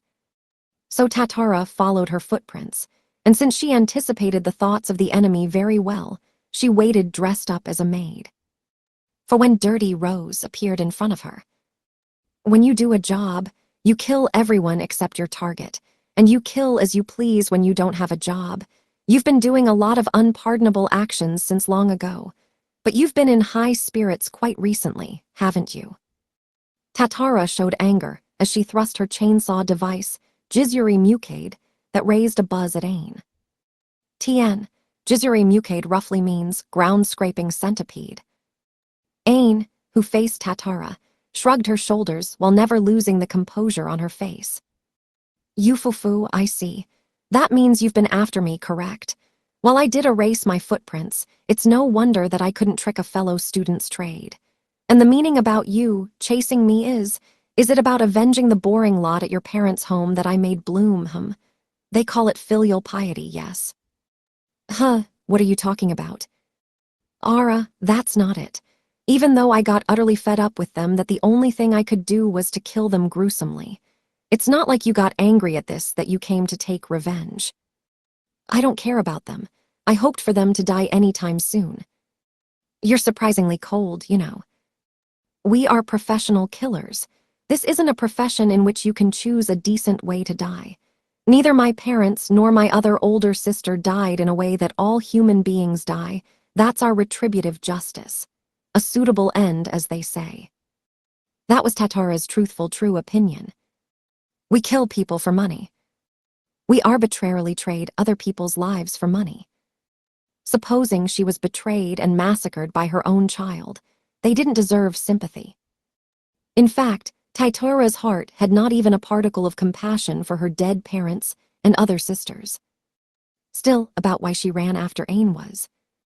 However, while I don't care the lot at the house, what was your plan, putting your hands even on the clients? One normally wouldn't do something as crazy as that. And the professional killer is one with one of the best job reputations in the world. You sullied the reputation of our Abgrund. The mud can only be rinsed with your blood. To put it simply, that's how it is. I came to take clear responsibility for that as a pro. Tien. Abgrund is the furigana reading for Black House, and it means abyss in German. She herself, as an assassin of Abgrund, would dispose of Dirty Rose. With that, the reputation of Abgrund would be regained. Ain stared in wonder before this unexpected reason of Tatara's action. Ara, I killed all the members of Abgrund except for you, but I never imagined you are fighting to regain the reputation of that house. The crybaby Veer has become someone incredibly splendid, you know. One Chan is pleased, but... Yes, but Ain showed a faint smile and... Can you accomplish it, I wonder? Will this dirty rose be cut by you? The instant she told her as if mocking her, thin shadows raised faintly from Ain's whole body. They were thorny shrubs. Thorny shrubs with pointed thorns, wet with blood, that extended all together from the interior of the skirt and from her back. And then she pointed them at Tatara with determination to kill. Like a snake that raised its head. This was Dirty Rose's battle stance. Tatara, who knew that. You say so, but you haven't changed anything, huh? Like you look down on pretty much everything when it comes to your satisfaction. But that's a big misunderstanding. What do you mean? That we don't exist for your satisfaction, neither me nor them. She said so, and looked at the monitor left turned on all this time with a sidelong glance. Ain was also lured by the movement of her eyes. In this very moment, another big change on the battlefield was happening again. The sky fell on the collapsed Ikki-Kuragain. No, the sky was simply mistaken for the soul of a giant hooded man. The giant-sized man, with over 300 meters in length, was about to trample on Ikki with the same anger when his eye was wounded by him. Before this, Ikki... This is bad. If I don't do something, I'll die. Thought so, but without even being capable of escape. He forced himself too much, with a body that used up his magic powers. Somehow, he raised half of his body, but as the bones of his whole body were broken, he couldn't move his arms and legs very well. The foot of the man was way too big to crawl and escape from it. He simply couldn't get away. What should? Ikki didn't even have the time to think about it now. The huge man mercilessly squashed Ikki's world. I made it. It all ends here, huh? The moment he prepared to die. A voice reached him from behind the nape. A gust of wind passed through next to Ikki and jumped in front of him right away. Ah. Ikki knew this imposing figure, dressed in black armor. Yes, Black Knight Iris Ascaride came running just in time. And... She slammed the battle axe she held in her hand against the falling foot of the man, and put all her might into it. It meant she was trying to force back the man's foot. That was reckless. Ascaride was incredibly small against a man that almost poked the sky. Like an ant trying to lift an elephant's leg. There was no way she could do it. If it was Stella, then she might probably do it, but Black Knight hadn't the strength like the one of a dragon. Her physical strength, that could be hypothesized from her physique, when unarmored was very strong for a woman, but it didn't seem to be enough to force the falling sky back. It was impossible. Yes, even Ikki thought so. But... Goo-oo. This is... The impossible-to-stop giant soul came to a stop when it collided with Black Knight Ascaride's raised-up battle axe. Competition was born between ant and elephant. How? Ikki immediately understood the answer. Black Knight, who caught the giant's foot. A large amount of fresh blood gushed out from the gaps of her obsidian armor due to the crushing pressure. Her skin, her flesh and her bones were destroyed without being able to withstand the weight of the giant. But still, Black Knight's knees didn't fall to the ground. Her back didn't bend even a little. The weight of the giant only crushed the ground at Ascaride's feet. The regenerative power of Orichalco's, the one that saved Ikki, was continuously regenerating her body at a rate that surpassed the destruction done by the pressure. Therefore, Black Knight would never break or yield. And finally, Ascaride literally pushed back the falling sky by sheer strength. The battle axe was completely swung. The slash cut the sole of the shoe and foot of the giant very deeply, causing a rain of fresh blood. It hit Huwiths, the giant, who fell down and screamed due to the immense pain. Brought a great destruction to the city, but it was worth since Ikki lured him to an unpopulated place. Nobody was injured. including Icky's life. "Are you okay?" "Yes, thanks to you." Icky returned a nod to a Scaride who asked for his safety. "And I feel like I understood the reason why you're called resilient." He praised her power that he caught sight of. Icky thought, evidently, this is an ability that represents the desperado who are outside the ring of fate. A strength that didn't snap even before a destruction of that magnitude. IPS regenerative tanks and the like were no match against such regenerative power. Perhaps it would be impossible to kill a Scaride with simple external wounds. How strong? This was the strength of the people called desperado. It hurts, it hurths, MEANGRYYYYYYYYYYYYYYY. But there was no time to being impressed. Because the giant stood up again with an angry look, and with tears and drool on his face. "Ascaride-san, he's coming again." However, Ascaride, before such warning of Icky, "It's all right," returned a few words without shaking in the slightest and thrust the battle axe in her hand into the ground. She ended up letting it go. What is she thinking about? Ascaride even exposed her face by throwing her helmet off. Looked up at the giant with her blue left eye and her right red eye. "Behave yourself." She said those two words in a tone of voice, as if reprimanding a small child. At that moment, something unbelievable happened. The angry look of the scolded giant suddenly transformed into a pallid one. I'm so sorry, Yueh." He burst into tears and turned aside adroitly and ended up running away while slamming the ground with his heavy feet. As one would expect, Icky was dumbfounded without understanding the meaning of this. He ran away, WI. Ascaride answered the question of Icky. "His name is B, Japanese symbol B. In reality, Big Baby. His body is tremendously powerful, but the truth is that he's a 5-year-old child picked up by rebellion." 5 years old. Yes, that's why it's better to make him understand by speaking to him rather than hitting him. If the counter was done poorly, he would go into a frenzy and attack. Ascaride, who said so, put her mask on again and put her hands on the battle axe. At that moment,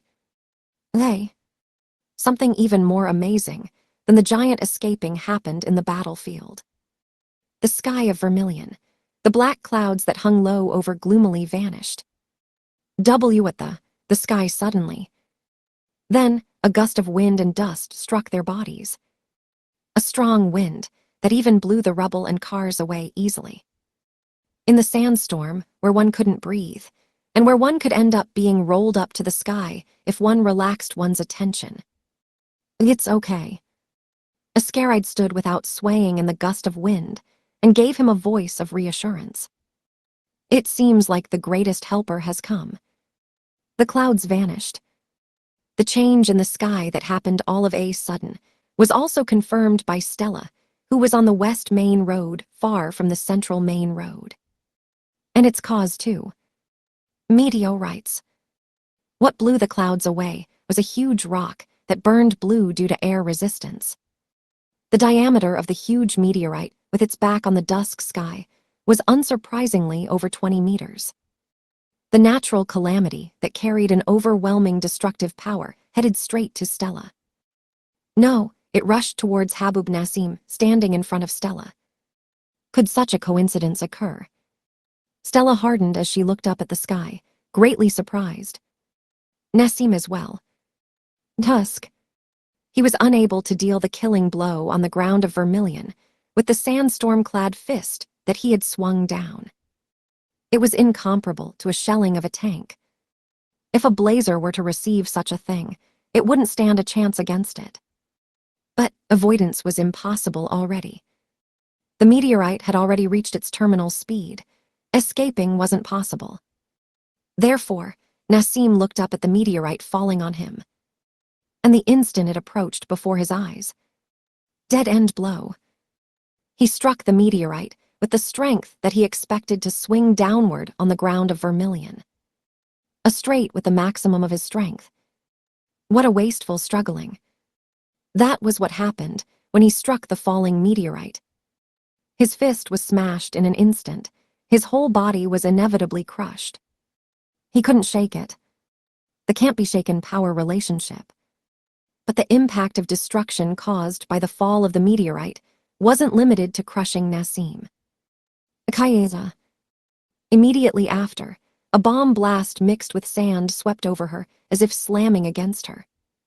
The body of Stella, which was right next to the falling point, was easily blown away by the impact. There was no way she could fight against it. She couldn't even open her eyes. Stella closed her eyes and waited intently for the torrent of power to pass. And after she finally confirmed that the shock wave that struck her body subsided, she opened her eyes. And she saw it. A space of about 100 meters in diameter, with the falling point as its center. Anything and everything that was there, like buildings, cars, and the asphalt of the roads, was entirely blown away. The scene amounted to an empty lot with nothing but sand. What on earth just? A thick cloud of dust ascended to the sky from the center of explosion.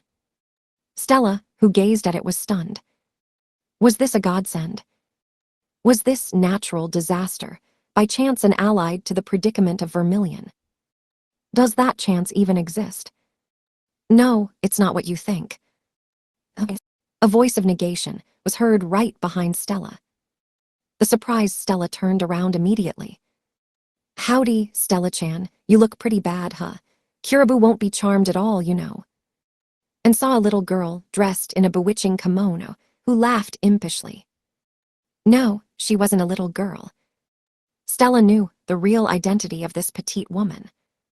Ninin-sensei. Yes, the one who stood behind Stella was a contract teacher who worked for Hagun Academy in Japan, where Stella was studying abroad, and also a world-leading powerful person who finished third at the KOK A-Rank League last year, organized by International Mage Knights League. Stella had apprenticed herself directly to Princess Yaksha Seikyo Nene for a while.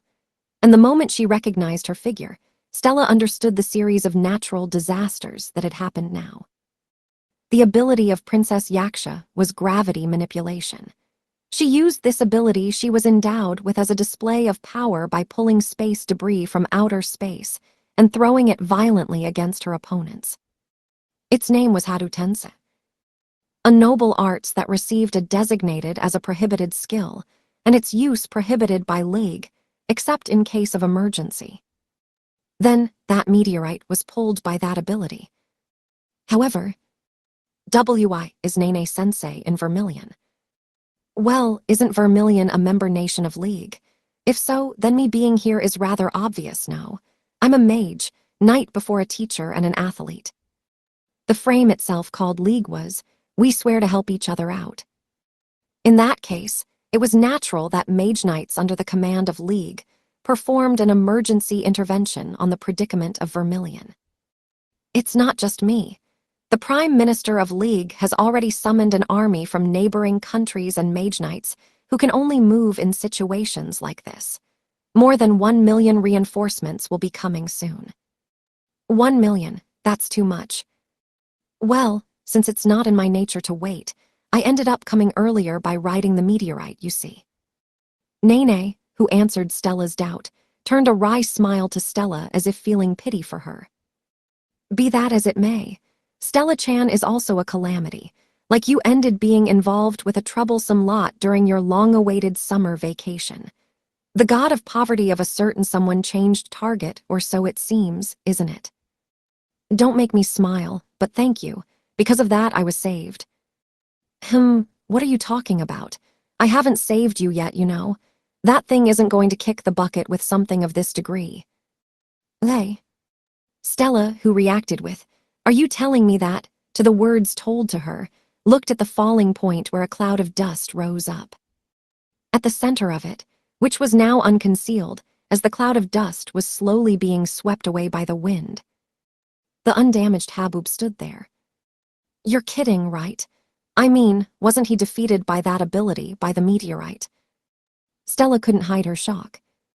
She had confidence in her strength, but she simply couldn't think he could crush Princess Yaksha as Hadu Tensei right from the front. Nene, who was next to Stella. Well, it's not like I defeated him with my ability. It's just that I didn't think that I could bring him down, but how is that he hasn't even a single scratch? This truly hurts my pride. As one would expect of someone called the world's strongest warmonger, huh? She said, it looks like this thing has become a tough business trip, and spilled a fed-up side to the figure of the unharmed enemy. The only redeeming thing you have is that you're quite a beauty. That unshaven face is nice. That something that doesn't seem to be composure and yet is advanced in age is good, and I like that wild thing you have. What do you say? Why don't you drop that child as your opponent and try to enjoy yourself with me? Nene walked up to Nassim as she talked to him in a frivolous tone of voice. Nassim returned with a surprised voice. You're Princess Yakshanine, huh? You're a moron who doesn't know about moderation, just like I've heard from the rumors. If I weren't able to defend against that, all the losers in this whole area would be dead, you know. You're not a guy who would drop dead quietly with such a cheap surprise explosion, are you? It's not my cup of tea to talk about impossible possibilities. Let's use our time more meaningfully.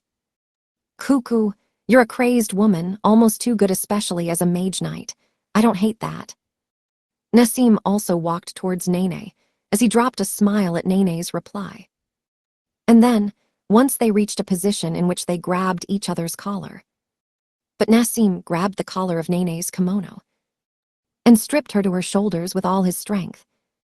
He looked down at the small swellings, unsuitable for the age of the exposed Nene, and, sorry, but having sex with brats isn't my hobby. Scorned her like that. Stella, who was next to her, was lost for words with his very rude behavior. But Nene, the person in question who received that humiliation. Well, I'm not saying something like take me with you, you know. Instead of trying to fix her opened kimono, she showed a smile on her face as if baring her fangs and... There's nothing I love the most than seeing bastards who put on airs like you screaming hig under my crotch. She gently caressed the right arm of Nassim, who grabbed her kimono in a sensual manner, as if stroking his downy hair. Nassim felt fright with that and tried to pull back immediately. But he couldn't. When he realized, the small left hand of Nene was digging his arm. He wasn't able to shake free from that. He couldn't become sand. Why, how? He didn't have time to think about it. Thud asterisk. The right foot of Nene mowed down Nassim's side. At that moment, Nassim's body was kicked by Nene and was blown off horizontally with a momentum like a cannonball, and passed through the undamaged buildings even after being struck by the sandstorm more than 50 meters ahead. He disappeared from the limits of their field of vision as the buildings collapsed one after another. Stella was dumbfounded before this scene. This wasn't an ordinary kick of power. The physical strength of Nene, who manipulated gravity, betrayed greatly her petite impression. Stella herself actually knew about it by experiencing it personally, so that didn't surprise her. What surprised her was, how did you hit the enemy that kills slashes by becoming sand? Nene, to this question of Stella. Since he runs away by becoming sand, if he's hardened then the story is different, you know. Nene said, and showed her left hand clad in a gravitational field where light was curved and turned into darkness. Stella noticed this and said, I see at the same time. If he was hardened, then damage would pass through, as she could do the same with her own heat. Yes, Nassim shouldn't be able to dodge her attack if the heat she has is enough to end up vitrifying him the moment he was touched with that heat. Stella, who attained that awareness and hope, put an even stronger heat into Levitane. But Nene warned Stella in a quiet voice. Don't fight anymore. This guy is way beyond Stella-chan's powers. Why? Her objection was soundless.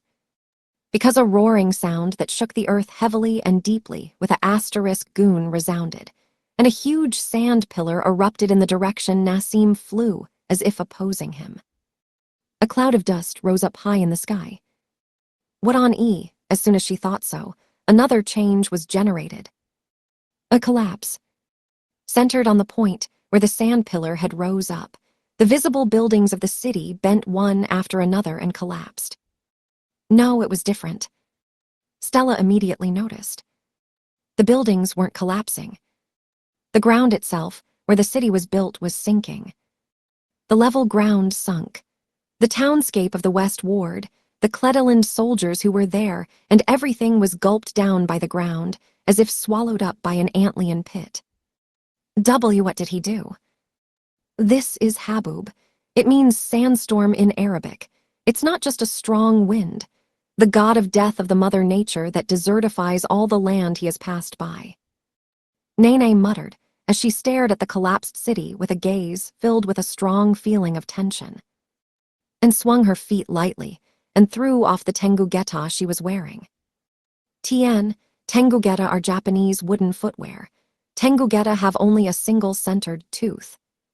Stella, who saw the tengugeta fell down, was lost for words.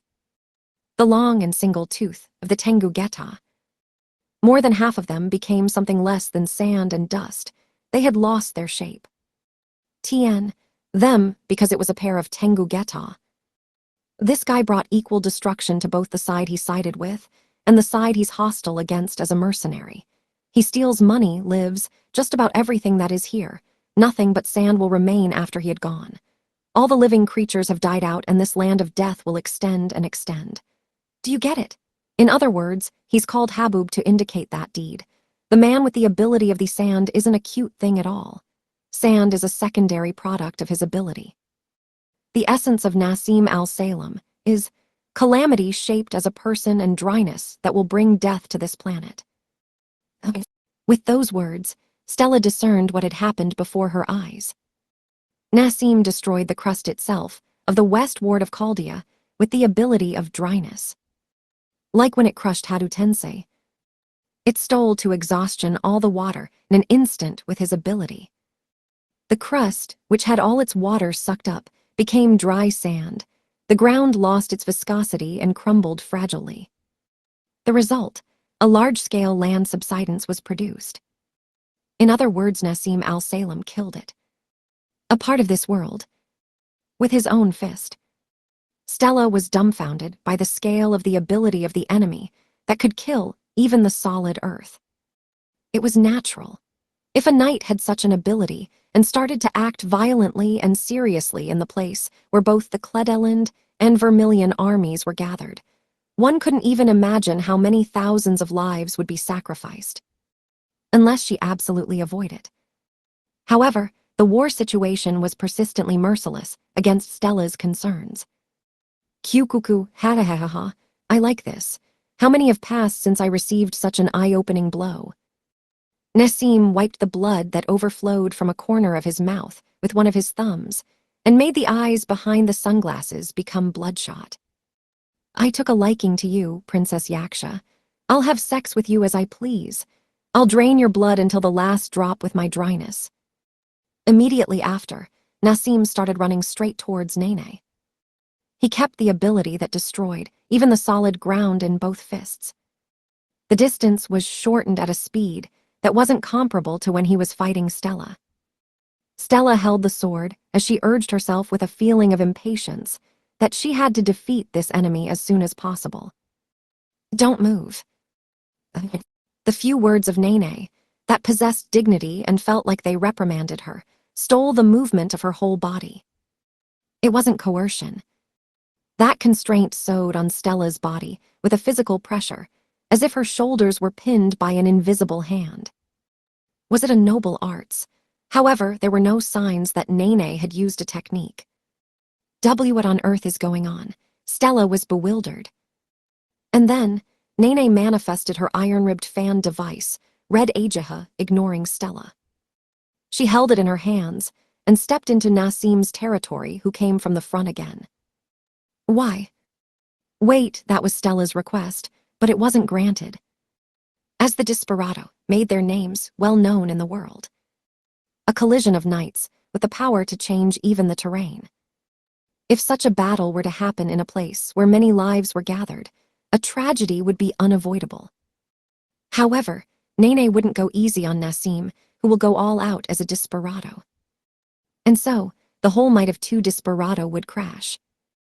Just before that, soon asterisk, a cloud of dust wall rose up between them with a sharp wind-cutting sound, as if to block the path of the two people who were about to hit each other. That was rolled up by a huge slash that fell from the sky. All the ones who were there looked up at the sky, wondering what was that. It'll be pretty bad if you get excited, so can you stop fighting for a moment? High in the sky dyed in brilliant red. They saw a warhorse shining in golden color, and a young blonde man straddling it, and a small figure covered with a black hood next to him. It was impossible to mistake them. The golden warhorse was Johann Christoph von Kalbrand's device chariot, and the boy in a hood standing in the empty air was none other than Marionette King or Equals Gaul. Her sworn enemy suddenly appeared in the battlefield, and to the figure of the culprit of this strife, W.I. However, Stella's pair of eyes that looked up weren't pointing at or Equals Gaul or Johann. She only looked up at one point. A peach-blonde woman was sat behind Johann, riding the warhorse. El Lunani. It was the figure of Luna's Vermilion, her older sister, who should be in the hospital of the Imperial City. The figure of Luna's who appeared mounting the golden warhorse could be confirmed from the monitor on the Imperial Palace of Flairburg. El Lunia, W.I. is Luna there? No way she was kidnapped. Her parents couldn't hide their shock. Aine, who just tried to attack Tatara, complained to Marionette King through a thread used for communication, who raised a voice of control to stop their movement. What is it now, just when I'm about to have fun? I'm sorry, there's something important to say regarding the future of this war. Or Equals Gaul returned an apology to the complaint of Aine from the other side of the monitor. And in that video, give Lunani back a straight line. A deep crimson light that extended towards the sky was displayed. Crimson Princess Stella Vermilion embodied a dragon's wings of flame on her back. Stella swooped down on, or Equals Gaul like an arrow with her newly acquired flying ability. Or Equals Gaul panicked before this. Yuawa, wait. There's no use in arguing about it. Stella brandished Levitane without caring about his natural thoughts or his voice of control. But, calm down, Stella. The charge of Stella stopped with that voice. The owner of the voice was no other than Luna's Vermilion. Stella was surprised by the tone of voice of her own sister that had her characteristic dignity as always. Lunani, are you all right? She certainly thought her consciousness was being manipulated or influenced. However, as seen by the eyes of Stella, the existence of threads could only be confirmed on Johann. Lune said to Stella, who was bewildered, saying, "What's going on here?" "It's fine, don't worry. I wasn't kidnapped or something like that, because I voluntarily went to the place of the current king of Cledeland." "Hey." "That's right, Stella-chan. Giving her back is disreputable. You can't go putting the fault on people for anything and everything, you know." Hold on a second. What do you mean with voluntarily? Stella asked Lune's, without listening to, or Equals Gaul's interruption. "It's as I said. After I woke up in the hospital, I went back to Cledeland immediately afterwards. I discussed this with the king of Cledeland and solved the misunderstandings and disagreements that existed between us and Cledeland." El Lunani, what did you say just now? The confusion of Stella got much worse due to the words that came back from Lune's. Lune's headed to Cledeland after she woke up. If she used a car or a helicopter in that period of time, it was possible. But why? For what? In the first place, what were those misunderstandings and disagreements? Stella thought desperately and tried to understand the words of Lune's. She feared this was probably the same for Sirius and Astria. But those efforts of them were. "Stella, did you know that Chichu entrusted me with all the decisions regarding this war between Cledeland and Vermilion?" What relation does that have with? The very next moment, she was smashed in very small pieces. I declare with that authority. Vermilion, as a member nation of the League, has officially accepted the declaration of war of the new government of Cledeland. According to the rules of League, the battle will not be done by our armed forces, but instead, both sides will carry out a battle of representatives done by 5 mage knights selected from their current national military strength to settle the war. These are legitimate war rights exercised in accordance with the rules, and as such, neither governments allow any emergency intervention by the International Mage Knights League within the territories of Vermilion and Cledeland. What did you say? Because that was an impossible statement. There was no way she could understand that not only she recognized the literally new puppet government made by or equals Gaul, but also she personally abandoned all the reinforcements of over 1 million troops.